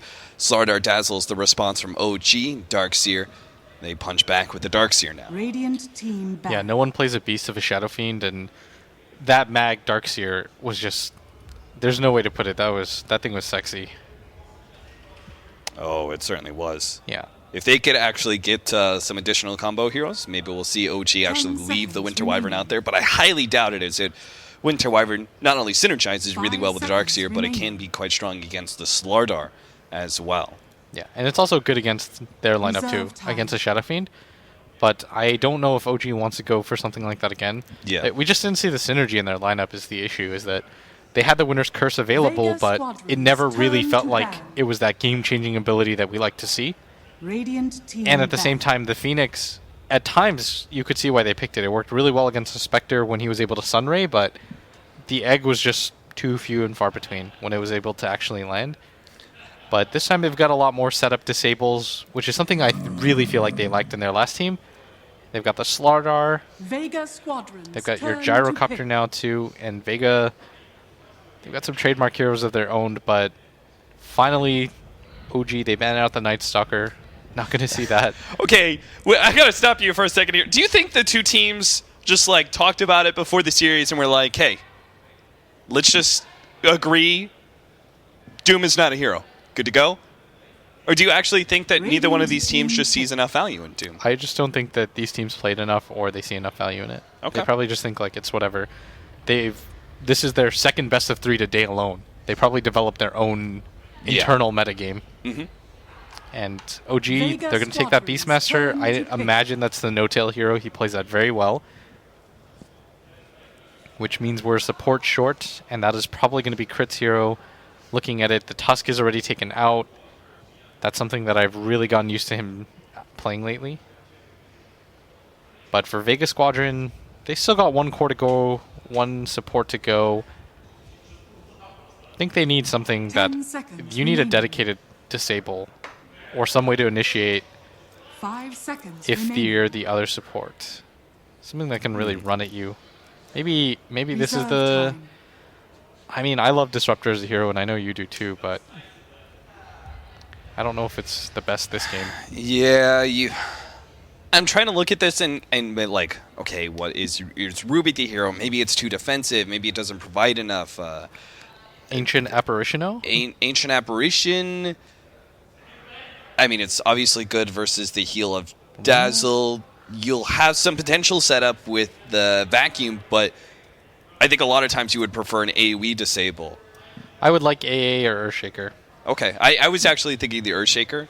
But Earthshaker's been pretty bad today. Yeah, I don't know if it's the hero or just the way that teams have been running it, but it feels like people are a little bit less enamored with him. Whereas a few months ago we saw him picked like top 3 almost always. Mm-hmm. But yeah, that's my out there support picks.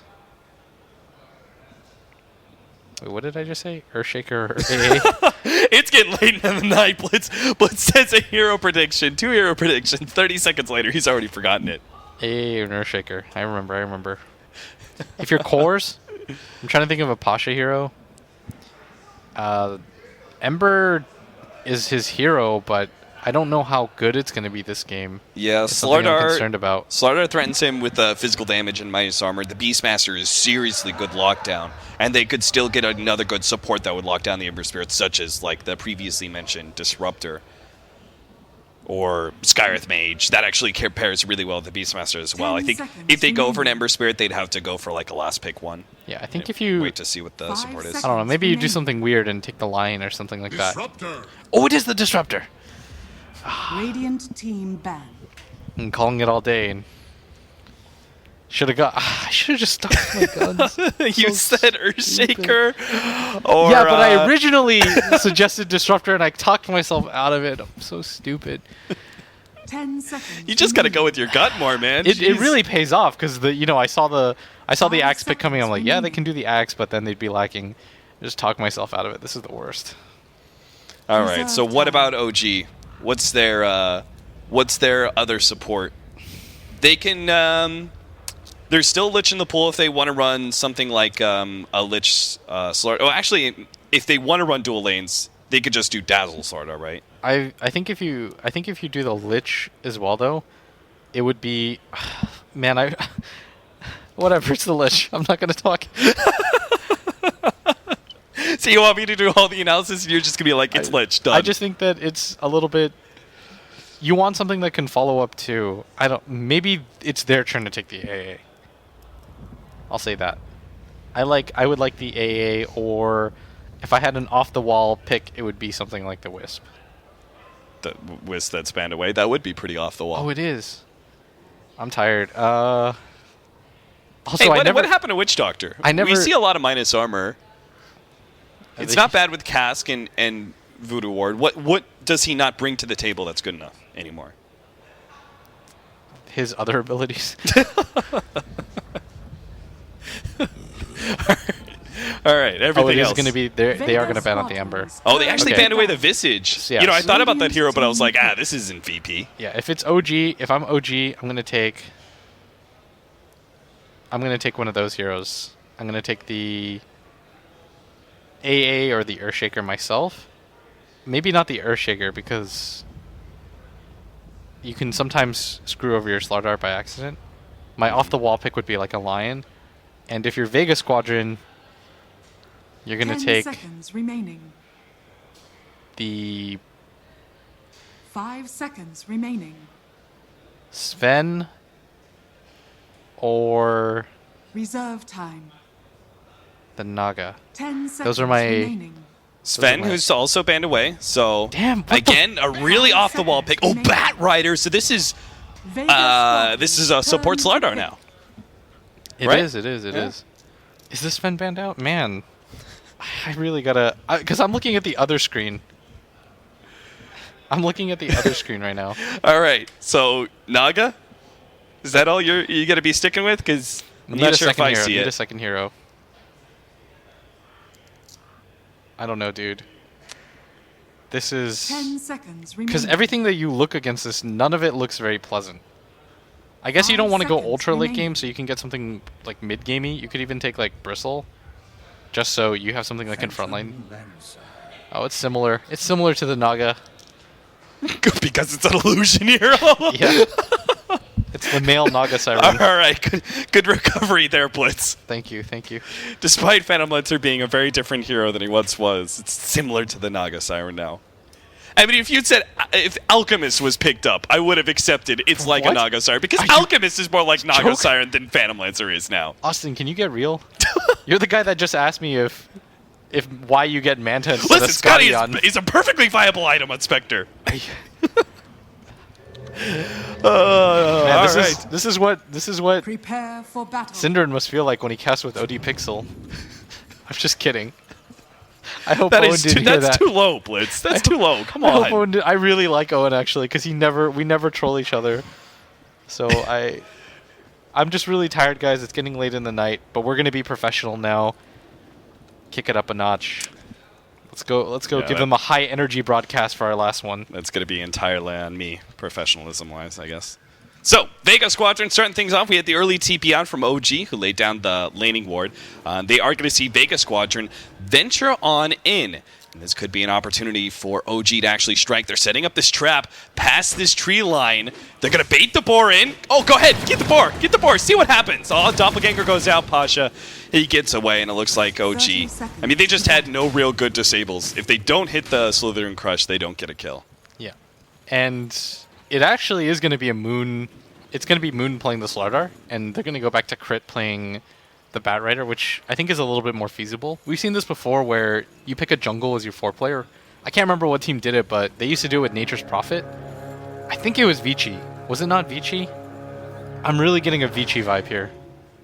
That they were the The ones that battle were do the begins. Nature's Prophet as a support. Solo. Yeah, EG did it. Wait, no, EG did it for Fear. I can't remember though. I'm just going to let you flounder on that one because Yeah. I don't know. All right, so no one... He's going to get some help here as Crit is also in the mid lane. He has boots first. Is that the item build for jungle? I think so. Because you What else do you get, though? Tranquil? But honestly, what else do you get as a Batrider? Yeah, you don't Stat really items don't need- do anything for you. Yeah. They're going to slow down This is Seoma. brutal. Maybe this is actually a potential kill if they slow him down enough with another napalm. Are they going to go for the dive? No. They turn on to no one instead. That double bore napalm is actually so Whoa, brutal. Seoma, calm down there. You've got 4 different sticky napalm stacks. You don't want to challenge Crit like that. Yeah. Is this the new mid support? This is... Mid I think, Batrider? I'm sure this only works because it's a Shadow Fiend that's level 1. Anything works against this hero level 1. There we go. He's getting some boar kills. He's already got 7 souls, mind you. Damn. Yeah, I thought he was getting destroyed or something like that, but he's doing perfectly fine. If anything, I'd say this is above average, right? For where your soul count would be. Oh, absolutely. He's 4-4. That's amazingly good. Vega Squadron, they are going to be putting Darkseer here at the top lane to one-on-one match up against Moon Slardar. So that does mean they're going to be running a kind of aggro lane with Pasha on the Phantom Lancer. They are going to catch Crit here, and this is probably a kill. He does not have Firefly, so we can't really fly away from this one. Yeah, there's no Grave either, and he's even going to doppel walk forward. Radiant's top The boots One is more lance. keeping him one step ahead until the lance comes in, and oh god, the right click. the right Who's click going to get missed. a potion? Oh, He didn't get it in time. he survives just ever so barely. That And is- First Blood now still in contention. That is all the mana, too, for the Phantom Lancer. I actually thought the Disruptor had it when he rounded the corner, but it looked like the attack was just barely out of range and no one at top. Wait, no tail. He's saving the Oh, No Tail's dead? Sometimes you get double raised and Oh, might even Miracle. lose Miracle here. He's dropping pretty low. Pasha does still have Doppelganger, but it's too risky to try and use that to finish off Miracle. He's just not low enough. Real quick, was it just me, or did, like, no one stop for a second and going The in that reason- kill, he, like, delayed it? The reason why is because he thought that No Tail was going to try running first, and he knows in that situation I'll hold up. Oh my god! The heal did so much damage, but it's not enough to save. They may still be able to get a kill as Pasha no longer has a Doppelganger. They're going to run ahead of him, and it looks like this definitely is a kill on the Phantom Lancer. Crit is dropping low in return, though. He's trying to get out of range of Solo and will be able to do so successfully, but it's still the Thunder Strike that finishes him off, a 2-for-1 exchange. Yeah, but in that position, he knows for a fact that no one knows that he's dead. Because if No Tail runs away, then he gets raised in the back, and he knows that 2 right clicks is going to do it as well. So he just hesitates for a second while assessing the situation, and then realizes that it's a guaranteed kill. But all around the map, I mean, this is Vega's game so far, and this is kind of mirroring the first series where OG took a pretty dominant game 1, and then Vega follows it up with 2 pretty dominant performances. Might see a repeat of that as Mag's getting free farm at top. If they get this glimpse, no, they're not going to get it. The Connect Field goes out, and Crit's actually now caught. He's going to throw out the Firefly, but he'll be chased down. Pasha does have another lance up in 1 second's time, but Crit's just a bit too fast for him, so we'll be able to stay out of range. Real quickly, a quick checkup in that top lane. Moon has completed his Tranquil Boots. Obviously, he's going to need the extra regen against the Darkseer. This is not a winning lane for him. Yeah, this is going to be pretty brutal, but I think OG are well aware of that. They probably didn't anticipate the aggro tri-lane coming in, but the Slardar is still doing decent enough, and the Slardar can do more. Like, if he gets a Blink Dagger, it's going to mean so much to their team, right? Right. To be able to get the initiation off on 3 under-leveled heroes, this is the one benefit. Yeah, and even without the Blink Dagger, with the Tranquil Boots build, just having like level 7, you have really good rotational power, whereas the Darkseer doesn't provide the same kind of early pressure. Exactly. Like, Darkseer is a great hero for the one-on-one matchup, and he's going to get levels and farm, but he's simply just not going to do as much as the Slardar is at level 7, when they're about even in farm. The Slardar can have the bigger impact in some of these other lanes. Solo putting some pressure on mid, rotates in. Wow, no one is level 6 thanks to his solo kill against the Beastmaster. No Tail still not level 5, though about to pick it up. Yeah, you notice how aggressively he's playing with denies too? Like, he just got the deny on that as well. Like, no one's going to go And now for the he's triple punishing race! No Tail for trying to go for the range Oh! creep. He hits it beautifully. Oh, that's so brutal. This matchup is... I mean, it just went from bad to even worse. No one's just been... He's been a monster, like, this entire series. I really have been overusing that phrase, but I haven't used it all day. I am reserving it for him. He solo kills Miracle twice. He solo kills No Tail twice. Who do you even put against him mid at this point? Moon's got to be careful because I don't think he's seen Solo yet as the Bane here in this top lane, and they may catch him by surprise. Fly, meanwhile, does actually catch out some of the wards that were in the middle lane. Crit's been stacking up. That's a small amount of farm. I think they realize they just really can't contest that bottom lane, and Miracle's just gonna kind of be left to probably feed a few times. If we're completely honest, it's very likely he's going to be dying again to the Phantom Lancer and Disruptor. This Bat Rider too, it's not been as successful as they wanted it. He's got a triple stack in the jungle, but it's going to take him quite some time before he can help out in this bottom lane. Yeah. Miracle is kind of surviving, but they might just opt to go for him at bottom as he's going to get glimpsed back. Force the support. To the waiting arms of Pasha. Another good heal that actually threatens Pasha enough, but they'll bounce back until they have another Lance ready to go, and that'll finish off Miracle unless the Shallow Grave and the Wand actually keeps Miracle alive. He had like 10 magic stick charges there or something. Yeah, still a lot of pressure considering how much you're getting out of your other two lanes. Like, just look at No One. He's got 42 CS right now. That's the same as his Darkseer, who is leading on the other side of the map. They're so far ahead, and he's got 2 solo kills on a solo mid-hero. You don't really need me to analyze how much of a difference that makes, just in terms of experience. Yeah. So this is now the time for Moon to come into play and see if he can't set up some success for these other lanes. Unfortunately, his first rotation to the bottom lane not really working out. Vega Squadron saw that coming, and they even had the ward sitting aggressively here in the jungle. Saw his rotations perfectly. So the next one is probably helping out the middle lane. They can initiate with a Beastmaster and follow that up with Moon initiating then with the Slithering Crush and get a nice chain stun combo, but he's actually going to farm up the jungle. He's going to take the Bat Rider stacks. Yeah, and this is a really off-the-wall gank that Vega's going to go for, and this is a timing they're not going to expect just because of how well the mid lane's going for No One. They expect him to actually be in his own jungle right now, I'd imagine, and they're looking for whoever's jungling. They're actually looking for either the Slardar or if they can find Crit, and they might actually just run into Crit right now as Mag's going to lose that smoke. This is going to kind of tip them off, but you've got to make a decision pretty quick as they're kind of hemming and hawing a little bit too much for my taste. Yeah, looks like they will be running into Fly here. Now, Fly does have Shallow Grave TP out, but Siama's Lair, he's got the glimpse to stop it, so they will be able to get the kill on Fly. That smoke finally pays out, but not the way they wanted. They wanted to be able to get a kill on Crit and take away his stacks, but that's just not the right timing for it. Yeah, they were anticipating a lot of stacks. Joke's on them. Miracle actually coming up to the top lane here. Moon faking out the stun there in order to force out the Doppelganger, but it still means Phantom Lancer is a way to safety. Yeah, and Miracle, credit to him despite the fact that he was aggro tri-lane by a tri-lane that was just flat out stronger because he had a Bat Rider support, has done a pretty good job of keeping up in net worth, but obviously it's going to be harder for him because Pasha can just sit up here and allow his Shadow Fiend to just continue to collect in this mid lane, and when it comes to net worth, the SF is a full 1,800 at just 8 minutes ahead. Pasha, maybe forced into another Doppelganger, knows that Moon is going to try and fake him out, so he holds on to it for the time being.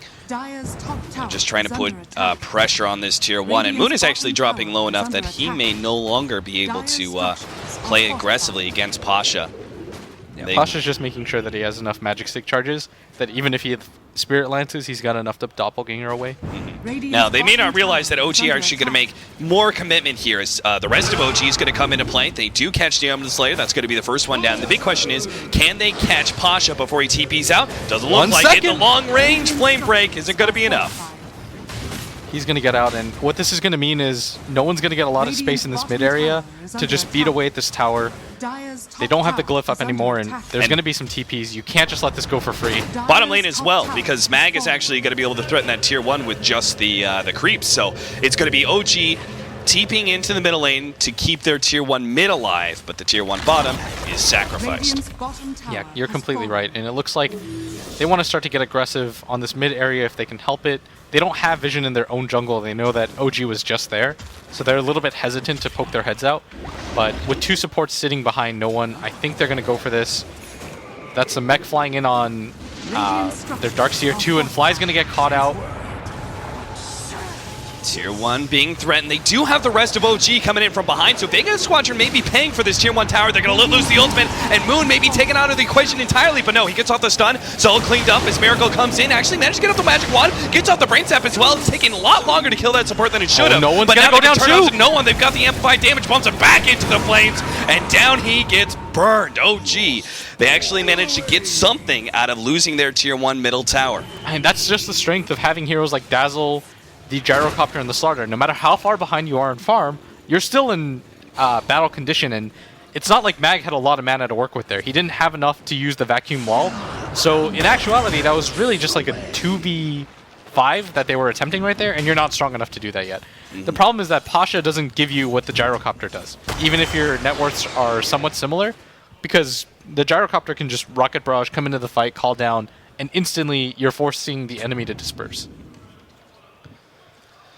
Speaking of Pasha, he's going the drums, and is he probably holding on to Boots of Travel next, since he's still got brown boots? I think so. This is generally his build. Yeah. The only time I've ever seen him go for the treads are when his team's incredibly far behind, and I don't think they're quite at that position yet. Yeah. At one point it was about 2,000 gold as a lead, but now it's rounding out about 500, and that mid advantage that the Shadow Fiend built for himself really got wiped away quite a bit. It was 1,800 at one point after the tower at bottom and mid. I think it built up to like 2,400. Dire's middle tower is So under the attack. superior team fight for OG for now really propels them into that win. Stamina Slayer is, well, he's playing very cautiously, but he is getting some solo experience in this bottom lane to ensure his level 6. But at the same time, OG just picked up a pretty critical item. They've begun the Necronomicon. It used to be Necronomicon level 1, wasn't much to talk about, but with a couple of buffs, it's now a significant pickup and makes the Beastmaster really the good ganking hero he is. They're also going to have the Blink Dagger soon on Moon. If they could get a successful gank here in the top lane, it'll ensure it. Or maybe they'll just pick up a couple of CS. He sees Solo. Crit's going to try and cut him off here over the trees. The sleep goes down, but surprise, Solo's now going to be caught. Wakes up Moon to allow him to start hitting on a Solo. Gets the stun out ahead of the brain sap. Yep, can't get it off in time, but even if he did, he was still stuck in the same situation. So 5-5. There's the Blink Dagger now for our Slardar. Dire's middle Yeah, and tower things have is under completely attack. turned around now for OG. With that mid-engagement, they've got 2 Blink Daggers on the heroes that need them desperately. Like you talked about, the first level of the Necronomicon, everything is starting to come online, and when it comes to fighting shape, OG's a lot stronger when you've got your 2 Blink Daggers on these heroes. You don't want to fight into a Slardar if you can help it. The Dire's Gyrocopter middle tower is has a lot been better at denied. fighting at this phase of the game Whoa. too. I really wasn't checking out Crit's farm just because I expected him to be behind, but he has a Blink Dagger too. I literally just... I know, but it was just surprising to me that he was able to pick it up by 13 minutes despite the very slow Radiant's bottom start tower as is a under support attack. Bat Rider that wasn't able to get any kills or even died. I mean, they got 2 towers. They won a team fight mid, and he did do some jungle stacks. One of the remember? towers was denied, though. Yeah. I mean, that was that mid tower as well. He did do some jungle stacks, though, so I Yeah. feel like it was kind of okay. So maybe there's a bit more value to this 4-position Bat Rider than I expect. Pretty decent timing on the Blink Dagger. We have Gyrocopter. Looks like a Helmet Dominator build for Miracle. The 4-man smoke up from OG. They're just sort of under-leveled right now, They but gotta catch no one. no one... He doesn't have a mech either. And there is just nothing Vega Squadron can do about this kind of overwhelming force. Stamina Slayer's going to try and respond. A 3-man hold from that Static Storm. Now the Fiend's grip onto Moon makes sure Oh, he's this might be the enough! vacuum right back into that Static Storm. OG, you're not escaping from this one. They're going to chase down Fly, glimpse back Miracle, and that's going to be 4. Was it worth it for the No One SF? I don't think so. Am I allowed to get hyped for that mag vacuum wall? Time and That time was again. beautiful. Oh my god. Just... I don't even know how they decide to take that fight without their 6k net worth hero, but then they've got their own... They've got the next 6k net worth hero that's going to come in.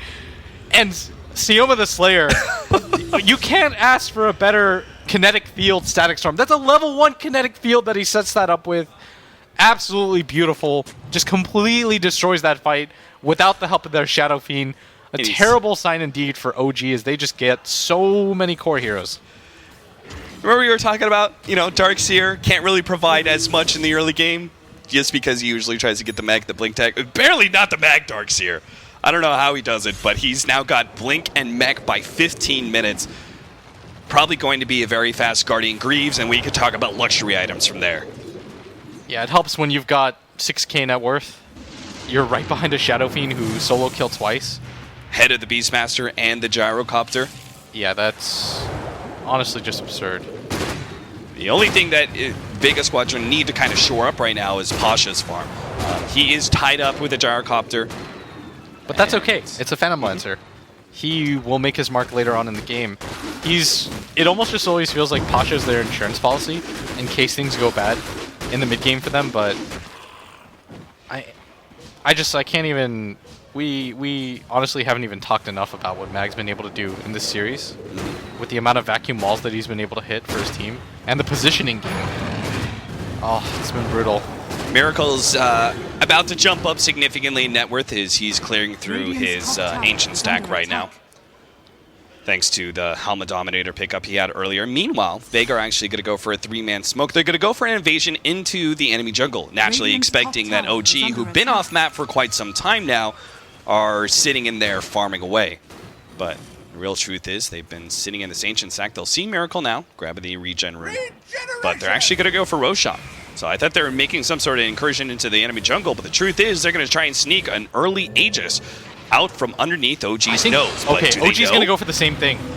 I don't actually think that OG knows that this is happening, but OG thinks that they can go smoke for their own Roshan. Moon's going to be in a perfect opportunity. He's going to have that smoke pop. Realizes, Blinken! 3-man Slithering Crush. Now the ultimate out top for Miracle. A good zone at the back. The static storm, but the ultimate are coming out from no one. Can they actually fight this one? They get the control onto no one. He's still not burned out just yet. But here comes Pasha Bishu coming in from the side. As no one dies, he might just be able to get the kill on Miracle. The Shallow Grave fades out. Solo now holding in Muno. No escape for him. As Pasha's going to make sure that this Slardar does go down. Slithering Crush, maybe not. Can he get ahead of the boost? He gets burned down from his mana. No-Tail takes away that opportunity, and that's a wipe. It started out so good for OG, and it ended even better. As that initiation from Moon and the follow-up from the rest of OG ensures a wipe and a Roshan to their favor. Even with that insane vacuum wall, you were just stuck in that area. You had no way to get out. That's a 5-man wipe in favor of OG. They're going to get the Aegis onto the Slardar. That's the hero that you wanted onto, the one that's going to be able to initiate, and he's going to glimpse him back just to be cheeky, but that's not going to lead to anything. And that small collapsed area, like Moon probably thought, what? My smoke broke? He just instant reflex blink stuns it. Like he got so close and he thinks to himself, okay, there's somebody in there. Let's just chance it. 3-man stun. You can't ask for a better fight than that. Vega Squadron. They were looking so good after that mid-fight, but starts going in OG's favor once again, especially with some big ticket, like the second round of items. So Stardar going for the Force Staff. We're also going to see the Bat Rider go for it as well. You've got the BKB now being built by Miracle. These are going to be big ticket mid-game items that will be completed relatively early. Yeah, and we've been talking about Mag, but on the flip side of things, Moon, with what he's been able to do, that 3-man stun really just evens out the game for them. It honestly just feels like we're not talking enough about what OG's been able to do, is they finally take the net worth lead. I don't know how they do it, but they consistently battle back. Their team fights just seem so on point. They've got the Necro 3 now on No-Tail too. I mean, the fact that the net worth was only 2,500 to the advantage of Vega Squadron after that mid-fight, that was so disastrous for OG. Dire's bottom tower is under attack. They've been able to keep up in net worth. And again, I think it comes down to Miracle, who chooses the Helma Dominator, which obviously the Ancient stack helps out a lot. And then obviously that last team fight completely flopping the net worth graph. The thing is, it wasn't even him that was doing the original Ancient stack. It was actually No-Tail that was coming in. Oh, with the Boars? Yeah, whenever No-Tail would swing by the Ancients, him and the Slardar would just trade, like, make sure if they're walking by, they'll just do it for him. Oh, okay. So it was a team effort, and it's insane to think about No-Tail being in the top of the net worth league, because at one point, we saw him fairly near the middle, and having died twice to the Shadow Fiend solo, and all of a sudden he's got 200 more net worth than an SF, and SF's a hero that relies on being ahead. He's got to get this Necro book. It's sitting there in the stash, and I'm watching the Courier and the minimap not do anything. Necrobook 3 is obviously a big jump up, not only in more team fight control, but also more map control with that True Vision. We saw how much he was able to accomplish in that last fight. He just set them on to Pasha. Yeah. And those, in conjunction with the amplified damage, just destroyed him. Vega Squadron, I think they're expecting a 5-man aggressive move from OG. They've been sitting here smoked up around this area, maybe hoping that there's some sort of smoke incursion from OG, that they catch them while being on the high ground. But the truth is, OG, they're fine with farming because we still have to complete some of those items we were talking about earlier, the 4 staffs, the BKB, and No-Tail. You could even talk about Blink Dagger next for him. OG have just done such a good job of maneuvering around the map, and going for that Roshan idea was just a stroke of genius. Even if they don't run into them there, they probably get their own Aegis, because the timing of it was a little bit wonky. Look how scared Vega are. They just went in, started going for the stack a little bit. You don't want to fight against this. Now, OG is going to make their initiation onto Mech, but he does have a Mech, as well as the potential surge. They actually throw the ultimate onto Pasha, going to try and burn through his mana quick enough to make sure there's no doppelganger, but between that and the SF ultimate, he will be able to get out. No-Tail, Feed's Grip stopped up, but they get the backing, bringing Crit as well as Moon back up on stop with a Static Storm over the top. Maybe they can actually win this fight. Pasha goes down to last right click of Crit, but he'll die in turn to Vega Squadron as the rest OG start backing out. Hold up, it's now Solo battling out with Moon, and nice waking up with the melee creep. They're going to be able to chase down the Bane, make sure there's no escape from him, and keep their ancient stack intact. Such sick micro by No-Tail, understanding that he has to break that sleep so that Moon can finish off the kill.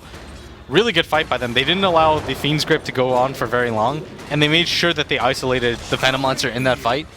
Still a really good vacuum into Disruptor ultimate combo, and it should have netted 3, but fortunately for OG, they did have the Aegis available on Moon. They are able to take a core down at the cost of their Beastmaster. Unfortunately, this is going to help no one get a little bit further ahead, get back into that driver's seat, but the rest of the heroes are starting to fall behind, especially this Phantom Lancer. Like, he's been focused in almost every single fight. Yeah. This game, like, it kind of remains even looking forward in this game, right? It is going to be Vega Squadron taking better late game control, right? But at the same time, OG, they're going to hit a serious peak about 30-35 minutes with Gyrocopter, Bat Riders, a 4-position Slardar. It seems like that is going to be the time where OG need to end the game, or at least establish a big lead. Yeah, I agree. I think I'm just going to apologize. I think I overhyped how the laning phase went, because if you look at OG's lineup, their lineup was never really meant to win the laning phase. Sure. Like, this was, when you just looked at the bare laning phase, you know that the Shadow Fiend is going to beat the Beastmaster, and you know that the Darkseer is obviously going to have a much easier time, but hold that thought. Nothing to talk about there. You just watched Solo instantly die to No-Tail with the Haste Rune and Moon with that Blink Dagger. Yeah, but as I was saying, that's not where your lineup's meant to be strong, right? It's where you start to get the Blink Daggers, you start to pick up some levels, and you've got a hero like the Gyrocopter that can just come online so quickly and help you out in the mid-game.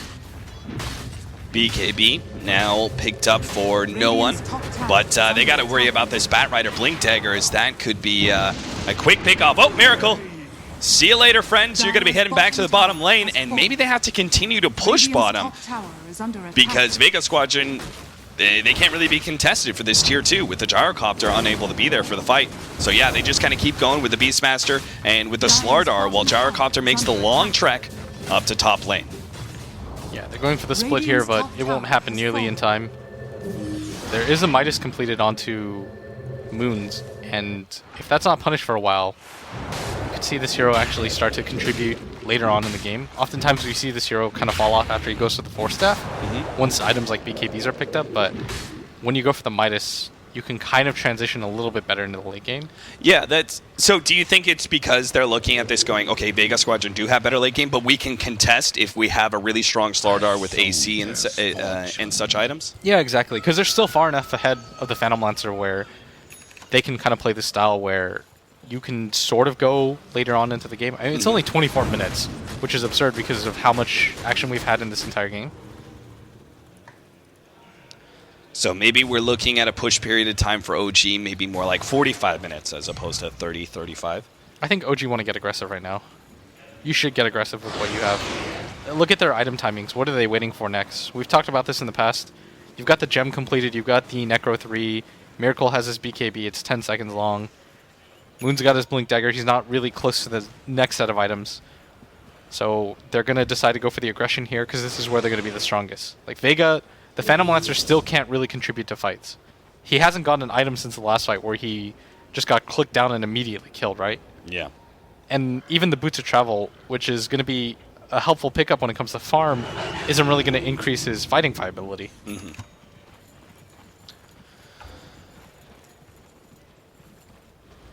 At this point, the 5-man smoke not really looking successful for OG, while Vega Squadron playing very defensively, knowing that there's got to be some sort of 5-man aggression, just playing around no one while he's farming up the Ancient Creeps. 2.5 minutes till Roshan, and that is probably going to be when we see our next bit of action. Though it's going to be tough for Vega Squadron to successfully fight around Roshan. I'm thinking just because the Batrider offers you so much initiating power around the Roshan pit. Yeah, if he manages to get the Shadow Fiend on top of the cliff, do they have anything like a Force Staff yet? No, it does not look like it. So they've got to worry about that. And at bottom, they're going to take this pretty quickly, but the Batrider... Weaves laid out. Does no one want to stick around for that last hit? No, it's going to be denied away by the Batrider. Miracle. They're going to try and glimpse him back. Does he BKB? Yep. So BKB is now going to turn and fight. They've caught Solo. The ultimate's going to go out from no one, but they get another good vacuum static storm with the ultimate going out from the SF. That actually threatens 3 different heroes from OG to go back. They initiate with Moon Stun, trying to keep back the flood of Vega Squadron as they swarm forward and now try and catch Miracle. Fly's obviously dead. He's going to be left back, but they get the glimpse back. Miracle's definitely going to be going down, and that is the treasured hero that Vega Squadron really wanted to get here, and now they can actually go uphill against OG at 26.5 minutes in because they had such a successful fight on the OG side of things. And with that BKB down, there was almost no way that OG could take that fight anymore. The rest of them were on the retreat the entire time. That vacuum wall combination immediately just set them on the back foot. Moon's going to miss on that stun, and he's even going to get diffuseled up. This should be a kill. They've got the glimpse, too. Yeah, they still got a Moon. Force Staff. Oh, that last right click, but he does get a heal from Magic Wand, and he'll be okay. But it's the Tier 3 that is not okay. Vega Squadron will take that one for free, and it looks like they'll get out as well, as OG don't have any power to stop the retreat. I mean, just look at the constant net worth swings. It's like we're on Magic Mountain right now, Cap. Just goes up and down. This is the free fall right now. We'll see whether or not Vega Squadron can create another mountain for OG to have to climb. This just shows you how close both teams are. Yeah. In both games, how contested it is despite the score. And in this final game, 14-14. I'm starting to get a little bit nervous for OG, but we've seen them come back in these fights. They've still got a lot of opportunities. If they're the ones that are able to get the initiation off, we haven't quite seen that yet. Like, Crit wasn't able to use that Flaming Lasso for the entire engagement. Maybe if he's able to start the fight on one of the cores, then they can do it. Well, they're going to get a potential free pick off. He gets the Force Staff. Oh, no, Moon! He doesn't get the stun, puts himself on the cliff, and they don't really have a good way to get him out because they don't have a Force Staff. They'll burn through some of the trees. Moon will escape, and Vega, they didn't want to take that fight anyway. Yeah, it's just unnecessarily risky. You don't have the best vision around that area is probably the biggest part. Yeah, especially now with their one ward being taken out by the counter ward plus spores. When you're in a situation like that, even if it looks attractive, because we have all the vision in the game, Vega have no idea what they're looking up into. And I think that's something that people underrate pretty greatly, because that looks like a decent fight to us, right? Where we're able to see somebody stuck on a cliff, the lasso's used, but with no vision up there, you have no idea what you're going to walk into. That could just be like a 5-man call down, and Vega, they're going to start initiating into here because they're not worried about the Batrider lasso hooking their Shadow Fiend into the cliff anymore. Yet, but it will be up in 15 seconds, so if Vega, they really want to take Roshan now, no one's got to hurry up with it. He's trying to take out the Hawk. Good snipe there from no one, limiting some of the vision from OG, but OG are content with waiting it out until the lasso's up and Roshan is low. Yeah, that top lane is starting to get pushed out a little bit. It's up now. No one's going to be initiated on and pulled right up into the glyph. Look at Miracle. He's actually intercepting the rest of Mag as they're going to be able to catch both Mag and Sam Slayer. Take him out. Well, no one's stuck on the cliff. They'll go for the rest of Vega Squadron. Solo, he's not getting away here. No one let loose the ultimate. The only thing he really can do while the Fiend's grip is placed on Miracle, but he will be able to escape from that one. No one, he's still going to try and right-click down Moon, but there's nothing he can really do. The commitment here from Pasha, still not enough. OG playing so brilliantly around this cliff scenario. Pasha managed to doppelganger and TP away, but no one doesn't have the same kind of luck. He does not have a TP out of this scenario. Moon jumps in, pops him back down, and now they'll finally get the kill without losing anybody. A brilliant setup there from OG, all established by the original clip play by Crit. Yeah, and despite Vega being able to wipe them at that bottom fight, it just swings the other way is they thought that Crit's ultimate was going to be on cooldown for a bit longer, but it's quite short, and he doesn't have a Force Staff available. He doesn't have a TP, so he can't just go for the TP play to his tier 2 and then come back into the fight. That's just asking for trouble right now. Maybe if the Shadow Fiend is there from the beginning, they can get into a decent engagement, but their team was almost entirely split up. They had no way of getting him down off the cliff. Just kind of a puzzling decision by Vega. I mean, they were in a pretty decent position. They didn't really have to force that. They weren't going for the Roshan fast enough. Like, they weren't devoting the Phantom Lancer in the pit either. And I don't believe there's a medallion. Without the Force Staff, that was the worst part. If they have a Force Staff, yeah, you can get the SF off the cliff and then proceed to fight around him again once he BKBs. But without that available, no chance. Things are looking darker and darker for Vega Squadron, but they do still have the late game potential between the Darkseer and the Phantom Lancer, and even the SF. Their late game potential is pretty insane, and they do have the split push power as well to keep OG away from pushing uphill, as the Boots of Travel is finally coming into work for the PL. Alright. This game, still anybody's game though, as we see over and over again, right? Like, that Roche fight was OG's fight, but at bottom you saw how dominant Vega could be, and it just depends on who gets the jump. Because every single time that OG have gotten the jump, they've been able to dominate Vega in the fight, but when Mag and Seema the Slayer are able to hook up for their combo... the timing on that. Darkseer picks up his Vlads, but so too does No Tail. Both the team fight options being explored here. No Tail. I mean, what do you really get on a Beastmaster as he starts getting farm late game? You don't typically build any sort of damage items, just more utility in team fight. Yeah, exactly. And it's even more important that Vega get that Vladimir's, because the negative armor from the Slardar, it's level 3 on the amplified damage. You want to make sure that you can keep people alive, on top of the weave too. Right. So at some point somebody's going to have to get something like an AC. But that might be the butterfly completed on the Shadow Fiend. That'll be a significant upgrade with Miracle choosing to go for a lot of early stat items. Not going to pop the BKB here because he has the Aegis. Moon gets a decent initiation onto 2.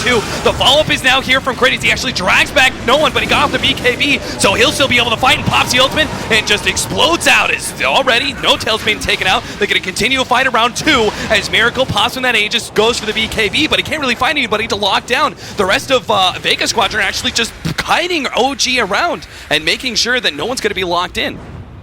Yeah, and Pasha's actually still chasing out Crit, who's going to get defusal, and a lot of illusions are going to start swarming on him, and he's going to go down. And kind of a successful fight. They were able to get rid of the Aegis, they get rid of the Beastmaster and Crit. Yeah, I think that was hugely successful. I mean, all they dropped was a Disruptor for that fight. Didn't give up the tier 2, took away the Aegis. OG, I mean, they're in a, I would say, like almost very difficult position now. I was looking at that and thinking, okay, this is what the Aegis is going to offer them. They start taking down tier 2s, maybe they start threatening uphill, but in a very poor fight like that, OG lose the biggest advantage I think they had, and now we're still left with the old scenario, which is Vega Squadron, who probably have better late game here, are just going to be split pushing you a lot of the times. Yeah.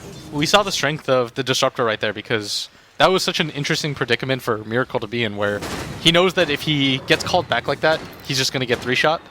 But if he doesn't pop his BKB, he dies. But if he pops his BKB and he dies there, then they lose the fight when he respawns. Right. Dazzle actually completes a mech. That's not an insignificant pickup. No. I mean, seeing as you had no core that could actually pick up the mech. Yeah, I think I like that a lot. Because I'm trying to think of what else you could get. There's things like Glimmer Cape, maybe. Now, the pullback here, the Slardar is going to be forced into his not very first BKB usage. It's actually his third. But An 18-second cooldown for a 9-second BKB charge. Yeah. And with the BKB down, there's no way that OG is going to fight this. The cooldown on it alone is enough for them to just say, okay, we've got to give up this tower. It's not worth risking our game on it. At least wait for Moon to have the buyback or the BKB timer back. Yeah. Plus the MKB for Miracle is kind of essential now that you have the butterfly completed on no one. Yeah, and Pasha's starting to get some items. Like, he's got the Yasha completed. He's going to go for the Secret Shop soon and grab his Manta. And this is going to be a fairly big pickup because it's going to mean that he doesn't have to rely so much on using just that doppelganger in these team fights to get rid of the amplified damage, which is what he's normally doing. And it just kind of forces out inefficient fights for them.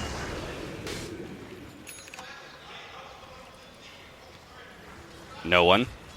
Quick to push out that bottom lane. It feels like the SF is actually doing more split pushing than Pasha is half the time, but Pasha's actually at the top lane right now. Boots of Travel soon to be up on him. Really playing it safe, making sure he doesn't get caught by OG, because they do have really good catch heroes between the Slardar and the Bat Rider. They're actually quite significantly strong at stopping these individual split push heroes. Vega gathering his 5 mid. Doubt this is some sort of opportunity for them, but they've got to be hesitant and gun-shy about fighting around the Roche pit again because of how unsuccessful it was the first time around. But you can't just willingly give up the Aegis either. Killing Miracle the first time alone was pretty difficult. And the Mantis style is now completed for the Phantom Lancer. Finally gets a pretty major item after the Boots of Travel. We've been waiting for this, but Miracle has the MKB now. Crit, I think you wait for the BKB on him as well, because that'll actually force out like the best response. If Crit catches someone and they don't get out the BKB like the SF did last time, that hero is very susceptible to just being bursted down right away. Even with the BKB, he could just be right-clicked down. And the only response from Vega Squadron at that point in time is actually Fiend's Grip to stop the Bat Rider from bringing that hero, abducting him into the OG side of things. Yeah, that was actually sick timing by no one. If he wasn't able to get the BKB off there, I can easily see OG kind of steamrolling that fight because they can just all in for the SF. That's the majority of the damage. The Phantom Lancer wasn't in fighting shape, so it would have been well worth it for them to do that. And just taking a look at buybacks, the only one of real note is the Slardar, and this is going to make OG really hesitant to fight around this area. Yeah, this could be do or die, but they've already got the initiation onto no one without his BKB activated. They bring him a little bit low. They're trying to go for Pasha at the same time. He actually gets pushed away. He's very low. No one is dropping lower and lower, but they really need to take him out. But Miracle's being controlled by that Fiend's Grip. Now he's trying to get away with the Shallow Grave. Looks like he might just be able to get out the illusions and the heal. He's good enough, but Moon is going to be taken out. No one just keeps on marching forward, even at below half HP. He just doesn't seem to care. Now the buyback from Moon. They desperately need to be able to catch somebody here. Moon's going to make the initiation. 3-man Slardar Crush, but OG aren't there to be able to respond in time. They can't catch anybody further. Miracle just starts searching for it, but now Vega Squadron, they're actually going to turn and find Miracle. They may be able to take him out. Shallow Grave keeps him alive. No one is going to be taken out soon. It looks like Miracle will barely survive, and Pasha, he's not getting out either as No Tail catches up to him. The axes aren't quite enough, but they've got the amplified damage. Slithering Crush and removes the illusions. He's going to defusal him too. He's got to blink up in 5 more seconds. Can Pasha actually get out of here? They get a slight glimpse of vision. Pasha, Doppelganger up in 1 more second. He misses the stun too. TP out. He's got the TP out. He's going to be able to get away. Pasha escapes. Vega Squadron barely keep their carry alive. So absurd. So many different heroes chasing them. They all have blink daggers. They're not able to do it. Unlucky for OG as they check in the Roche pit. Vega, they force out the buyback. They nearly get the gyrocopter. If they were able to get that, that might have just been game. But they get what they come for. They take the racks down, and most importantly, they're able to save their carry. Oh, the timing on that. So well played by him. I mean, the fact that the turnaround defusal, that was beautiful from Pasha. Realizing that that was going to be his only avenue escape. Those are the kind of jukes that win you a major tournament. And OG, they're going to swarm on this area, but he gets the doppelganger out, but he doesn't make it. He doesn't make it over the cliff, and now he's going to be caught by the rest of OG as they swarm on him. The rest of Vega Squadron hoping to be able to catch him, but it's just not enough. They can't be there in time to save his carry. And that means now they're going to be down on a Phantom Lancer. It's almost good that they didn't get that PL kill, because now they're actually on the Vega Squadron side of the map. He's down for 70 whole seconds. OG can take some serious objectives in the meantime. Mag, you've got to be careful. OG, they recognize their position there, and they're going to get that tier 2 for free. Roshan is about up. They should be scouting this out now, and this later death is going to just lead to a free Roshan for OG, and maybe you're right. This was a pretty ideal scenario for them. Imagine if he was just able to get over that cliff, though. That was so unlucky that he didn't get out. The chances of that are just insane. Now with the amplified damage, that's going to be Aegis and Cheese going the way of OG, as this is the 3rd Roshan. Really good decision-making by OG, though. Being able to just immediately head over there, scout that out. radiant. And I mean, time after time, Fly has just been so on point with these Graves. He's made this game so incredibly annoying for Vega. They haven't been able to capitalize on the kills that they should be able to get with the Disruptor Glimpse. No one. Obviously, he needs to hold on to buyback right now, but it looks like he's going to be completing the Satanic next. Yeah, he was really low at that bottom fight from the get-go. Yeah. Maybe if he has the Satanic, he's able to beef it all the way to full HP, he can be that tank. Because if you look at their team, they kind of need him to be the front line. Pasha doesn't do enough damage where OG have to drop 3 different stuns and ultis on him. Yeah. Once he gets to that point, maybe the Shadow Fiend isn't going to be the immediate target, but for now... I mean, sometimes it's just the flat cannon, but like the incidental flat cannon shots that hit the real Phantom Lancer and the amplified damage that's on him that brings him low. Yeah, they're going to force out the TPs. They're already in this area. They should have travels on everybody. Tier 2 is going to die to creeps, but there's Vega no Wizard travels on Squadron, they Gyrocopter. keep on going. Oh no! He TP's in, has to sell. The Tier 3 already down, they're going to catch. No one brings it back a long way. Snowtail's going to be able to intercept the rest of Vega Squadron, slowing them up. No one's in the middle of nowhere, but he is going to be able to get out with his BKB. Now let's lose the ultimate, and No-Tail's actually going to be going down. They still do not have their Gyrocopter. He's not making it back here. OG, they're just getting run over by Vega Squadron. He had a TP. What happened? OG, they're losing so many. He's on the run, but it might just be too late. Vega Squadron might just be able to get a full set of Mega Creeps before the Gyrocopter's here for the fight. This could have just cost them their chance at the upper bracket as Vega. They're just going to go hard. They've keep got on 5,800 going. gold on their carries. Here comes the Gyrocopter. You better make a big initiation. He pops a BKB. Crit now comes forward, trying to distract the rest of Vega Squadron, but they don't have any stuns. Vega Squadron just dancing around. The flat cannon will be able to take out the 2 supports. Solo does go down, but now no, it's no one. And Pasha turning to fight up against Miracle. They will be able to take him out soon, but the Shadow Grave keeps him alive, and they still has the Aegis to be able to fight through. Pasha makes sure that he will lose that Aegis, but Vega Squadron, they don't need to fight anymore. They won it big. They took the top laner rags. They've already taken the bottom melee rags. They're in a great position. Just objectively, all they have to do is back out and wait for revives. I mean, people are saying that he was glimpsed, but he had his BKB up. I guess that was just a lose-lose scenario. No, wait, you just BKB right after the glimpse, right? And you're fine. Yeah. Yeah, he should have been able to get it off. That was definitely a misclick or a misplay, because that just cost them a full lane of racks that I don't necessarily think they had to lose. Like, Miracle hits really hard right now. Unbelievable. I mean, he flat cannon. He just eliminated the supports just via flat cannon. I was thinking for a second, I was like, is there any way that was done where there was no way for him to get out? But no, he actually had BKB TP. Because it wasn't on cooldown either, the BKB. I triple checked.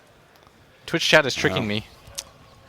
Vega Squadron are now in an excellent position. 43 minutes in, they've essentially taken 2 lanes of racks because the bottom lane, the important racks, is down the melee one. You've got enough gold on SF for him to actually purchase a new set of items, completing that Satanic potentially, and still having enough for a buyback. OG, I think they know they have to get aggressive now. They can't just sit back with 2 lanes of racks down, because Vega Squadron, they could just all in for objectives and win the game based off of that. So they've got to go for this 4-man aggressive smoke and see if they can get a pick off and switch things to their favor. OG, who do you have buyback on right now? The Gyrocopter is just 174 gold away. At one point he was even further. He's trying to find someone right now around the secret shop. They might just be able to get Sam. Never mind, he's got a 4-staff, gets over the cliff, and everyone from Vega Squadron cleanly escape from this desperate maneuver from OG. Do you go uphill? I almost feel like you're so desperate to force fights on the Vega Squadron side of the map that you almost consider something crazy like trying to go uphill. No, I don't think you're stuck in that position yet. Like, Miracle still has a ton of farm. And despite that minor error, I still think they're in an okay position. Like, the Shadow Fiend, you can still lock him down and control him. You have enough for that. The Phantom Lancer is getting a little bit out of control, but you still have a full set of racks to fight around. The bottom range racks is a pretty big target too for Vega. And you have one of the best anti-Mega Creep heroes in the game. So things are still kind of okay. So then Roshan, I mean, because I'm presuming Vega Squadron they play it real cool now. They sit back, they farm up, they get their next set of items on all their heroes, like the Scotty on Pasha. Then they wait on Roshan. They try and take that. That's probably OG's next time to contest, right? Yeah. See how you're not really in a position where Miracle has to buy like a Divine quite yet. When you still have a full set of Rex to work around, I think you're okay. He's still top of the net worth board ahead of that SF. 2,000 gold ahead of him, which is surprising enough. No one, though, he's completed the MKB, which is going to make Miracle. Oh, no, Miracle, you're in no man's land. 5-second Fiend's grip, holding him in for Pasha to just wail on Miracle until the cows come home. 90 seconds left on the clock for the Gyrocopter. He is definitely going to be forced into a buyback here. If they can force the buyback out and they win one engagement after that and they're able to kill him, that's pretty much the game. This is one of the worst positions that you can be in. Is Vega's just starting to march down. They want to force out the buyback. They've got enough buybacks of their own right now that they don't really have to worry about this being do or die for them. 18 gold short for no one. He's going to get it with these 2 creeps. All right, 60 seconds. The buyback, you know it's got to come in. They already start chipping away at that range Rax via the illusions of Vega Squadron. But they obviously want Crit to initiate before the buyback is there from the Gyrocopter. Now they're going to make the initiation. BKB activated. Meanwhile, the stun comes out from Moon. Stalling up the rest of Vega Squadron. The glimpse goes down. No one's going to be going down. He's just controlled up enough. Now they're backing back in, but Vega Squadron, they've lost their SF. They don't want to be fighting this anymore. A very clean initiation, excusing the roar. That was bounced back from OG.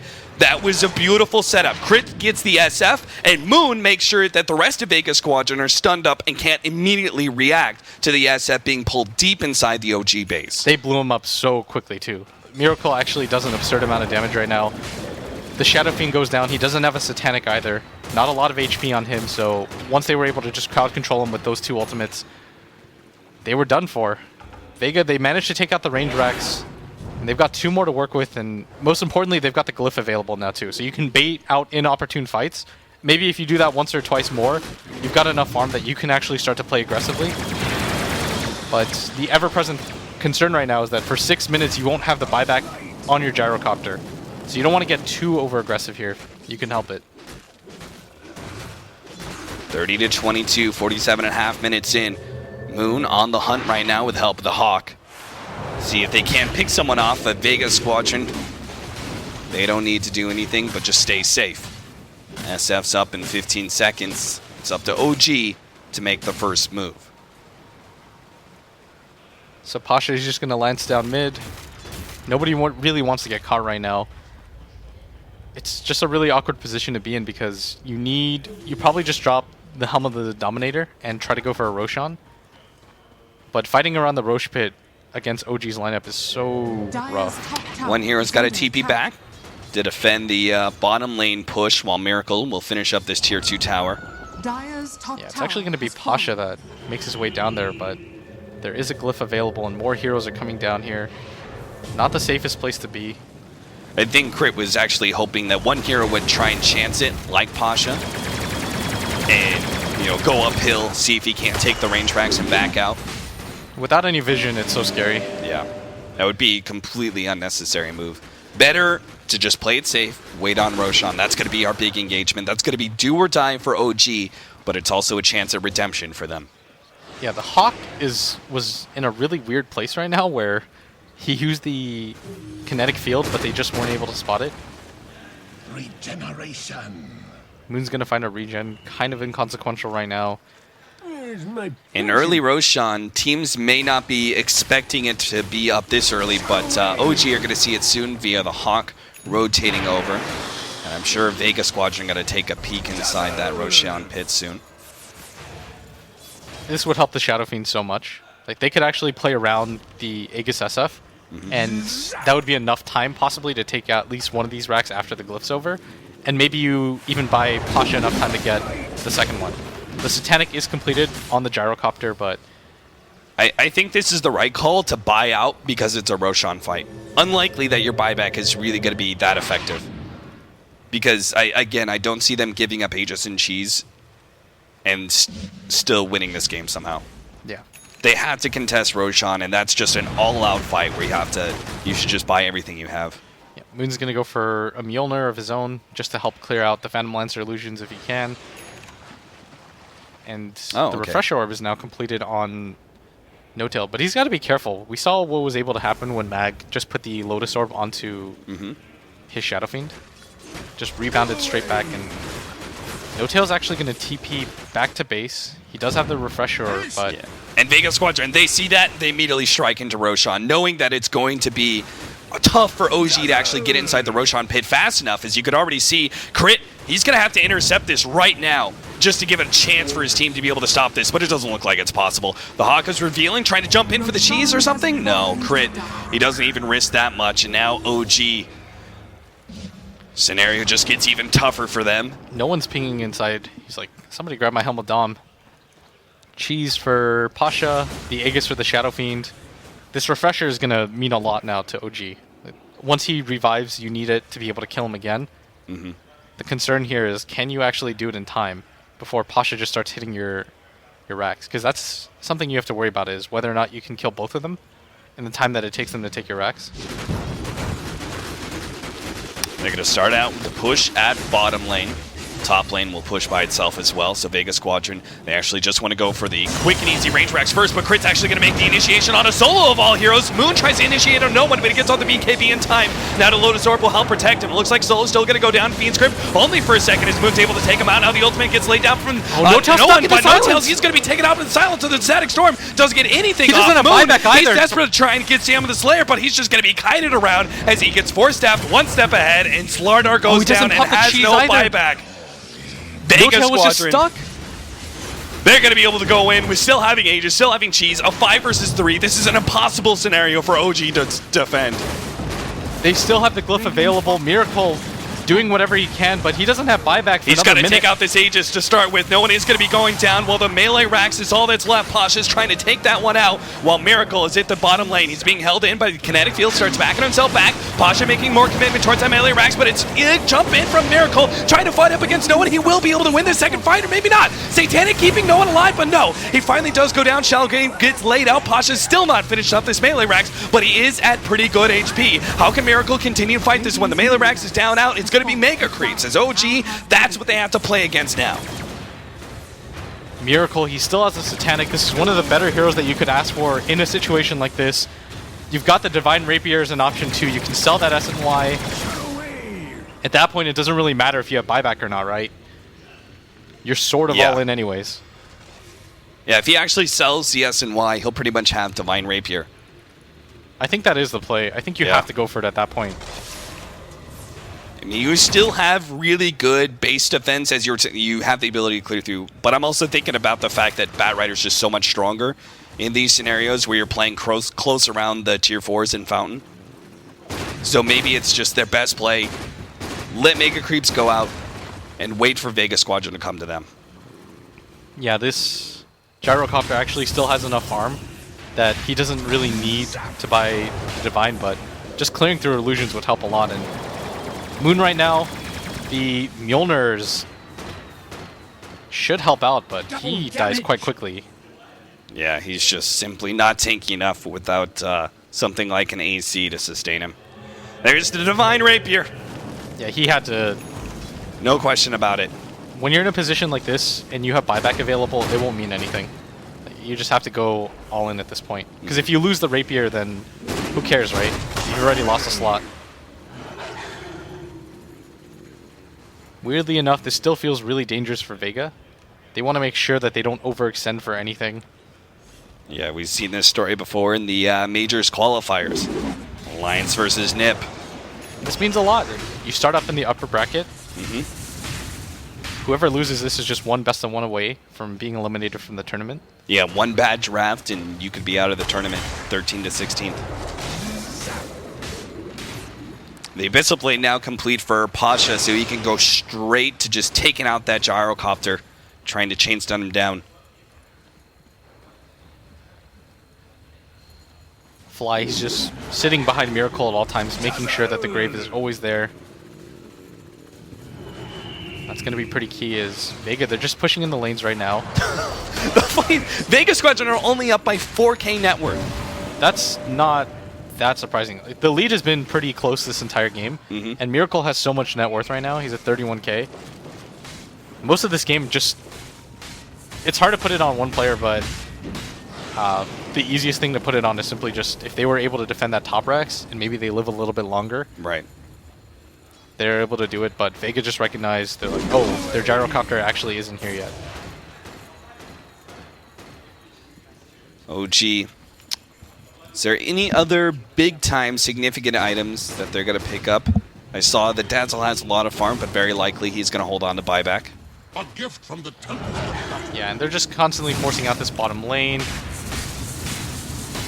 Just making sure that I mean, Vega too Squadron, dangerous happens. they just ensure the game waiting for Roshan, right? Yeah, there's no reason not to. In just which chill out for a little case, it's going to be perhaps a smoke play. I mean, it's fairly obvious when the smoke happens because the Mega Creeps are going to be going into the base most likely.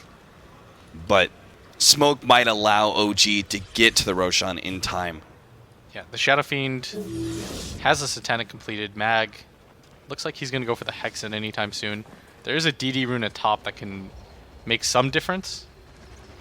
But what really matters is how OG decide to take this fight and whether or not they can keep their Divine Rapier alive. Yeah. If they're able to do that, then I can still see them kind of standing a chance.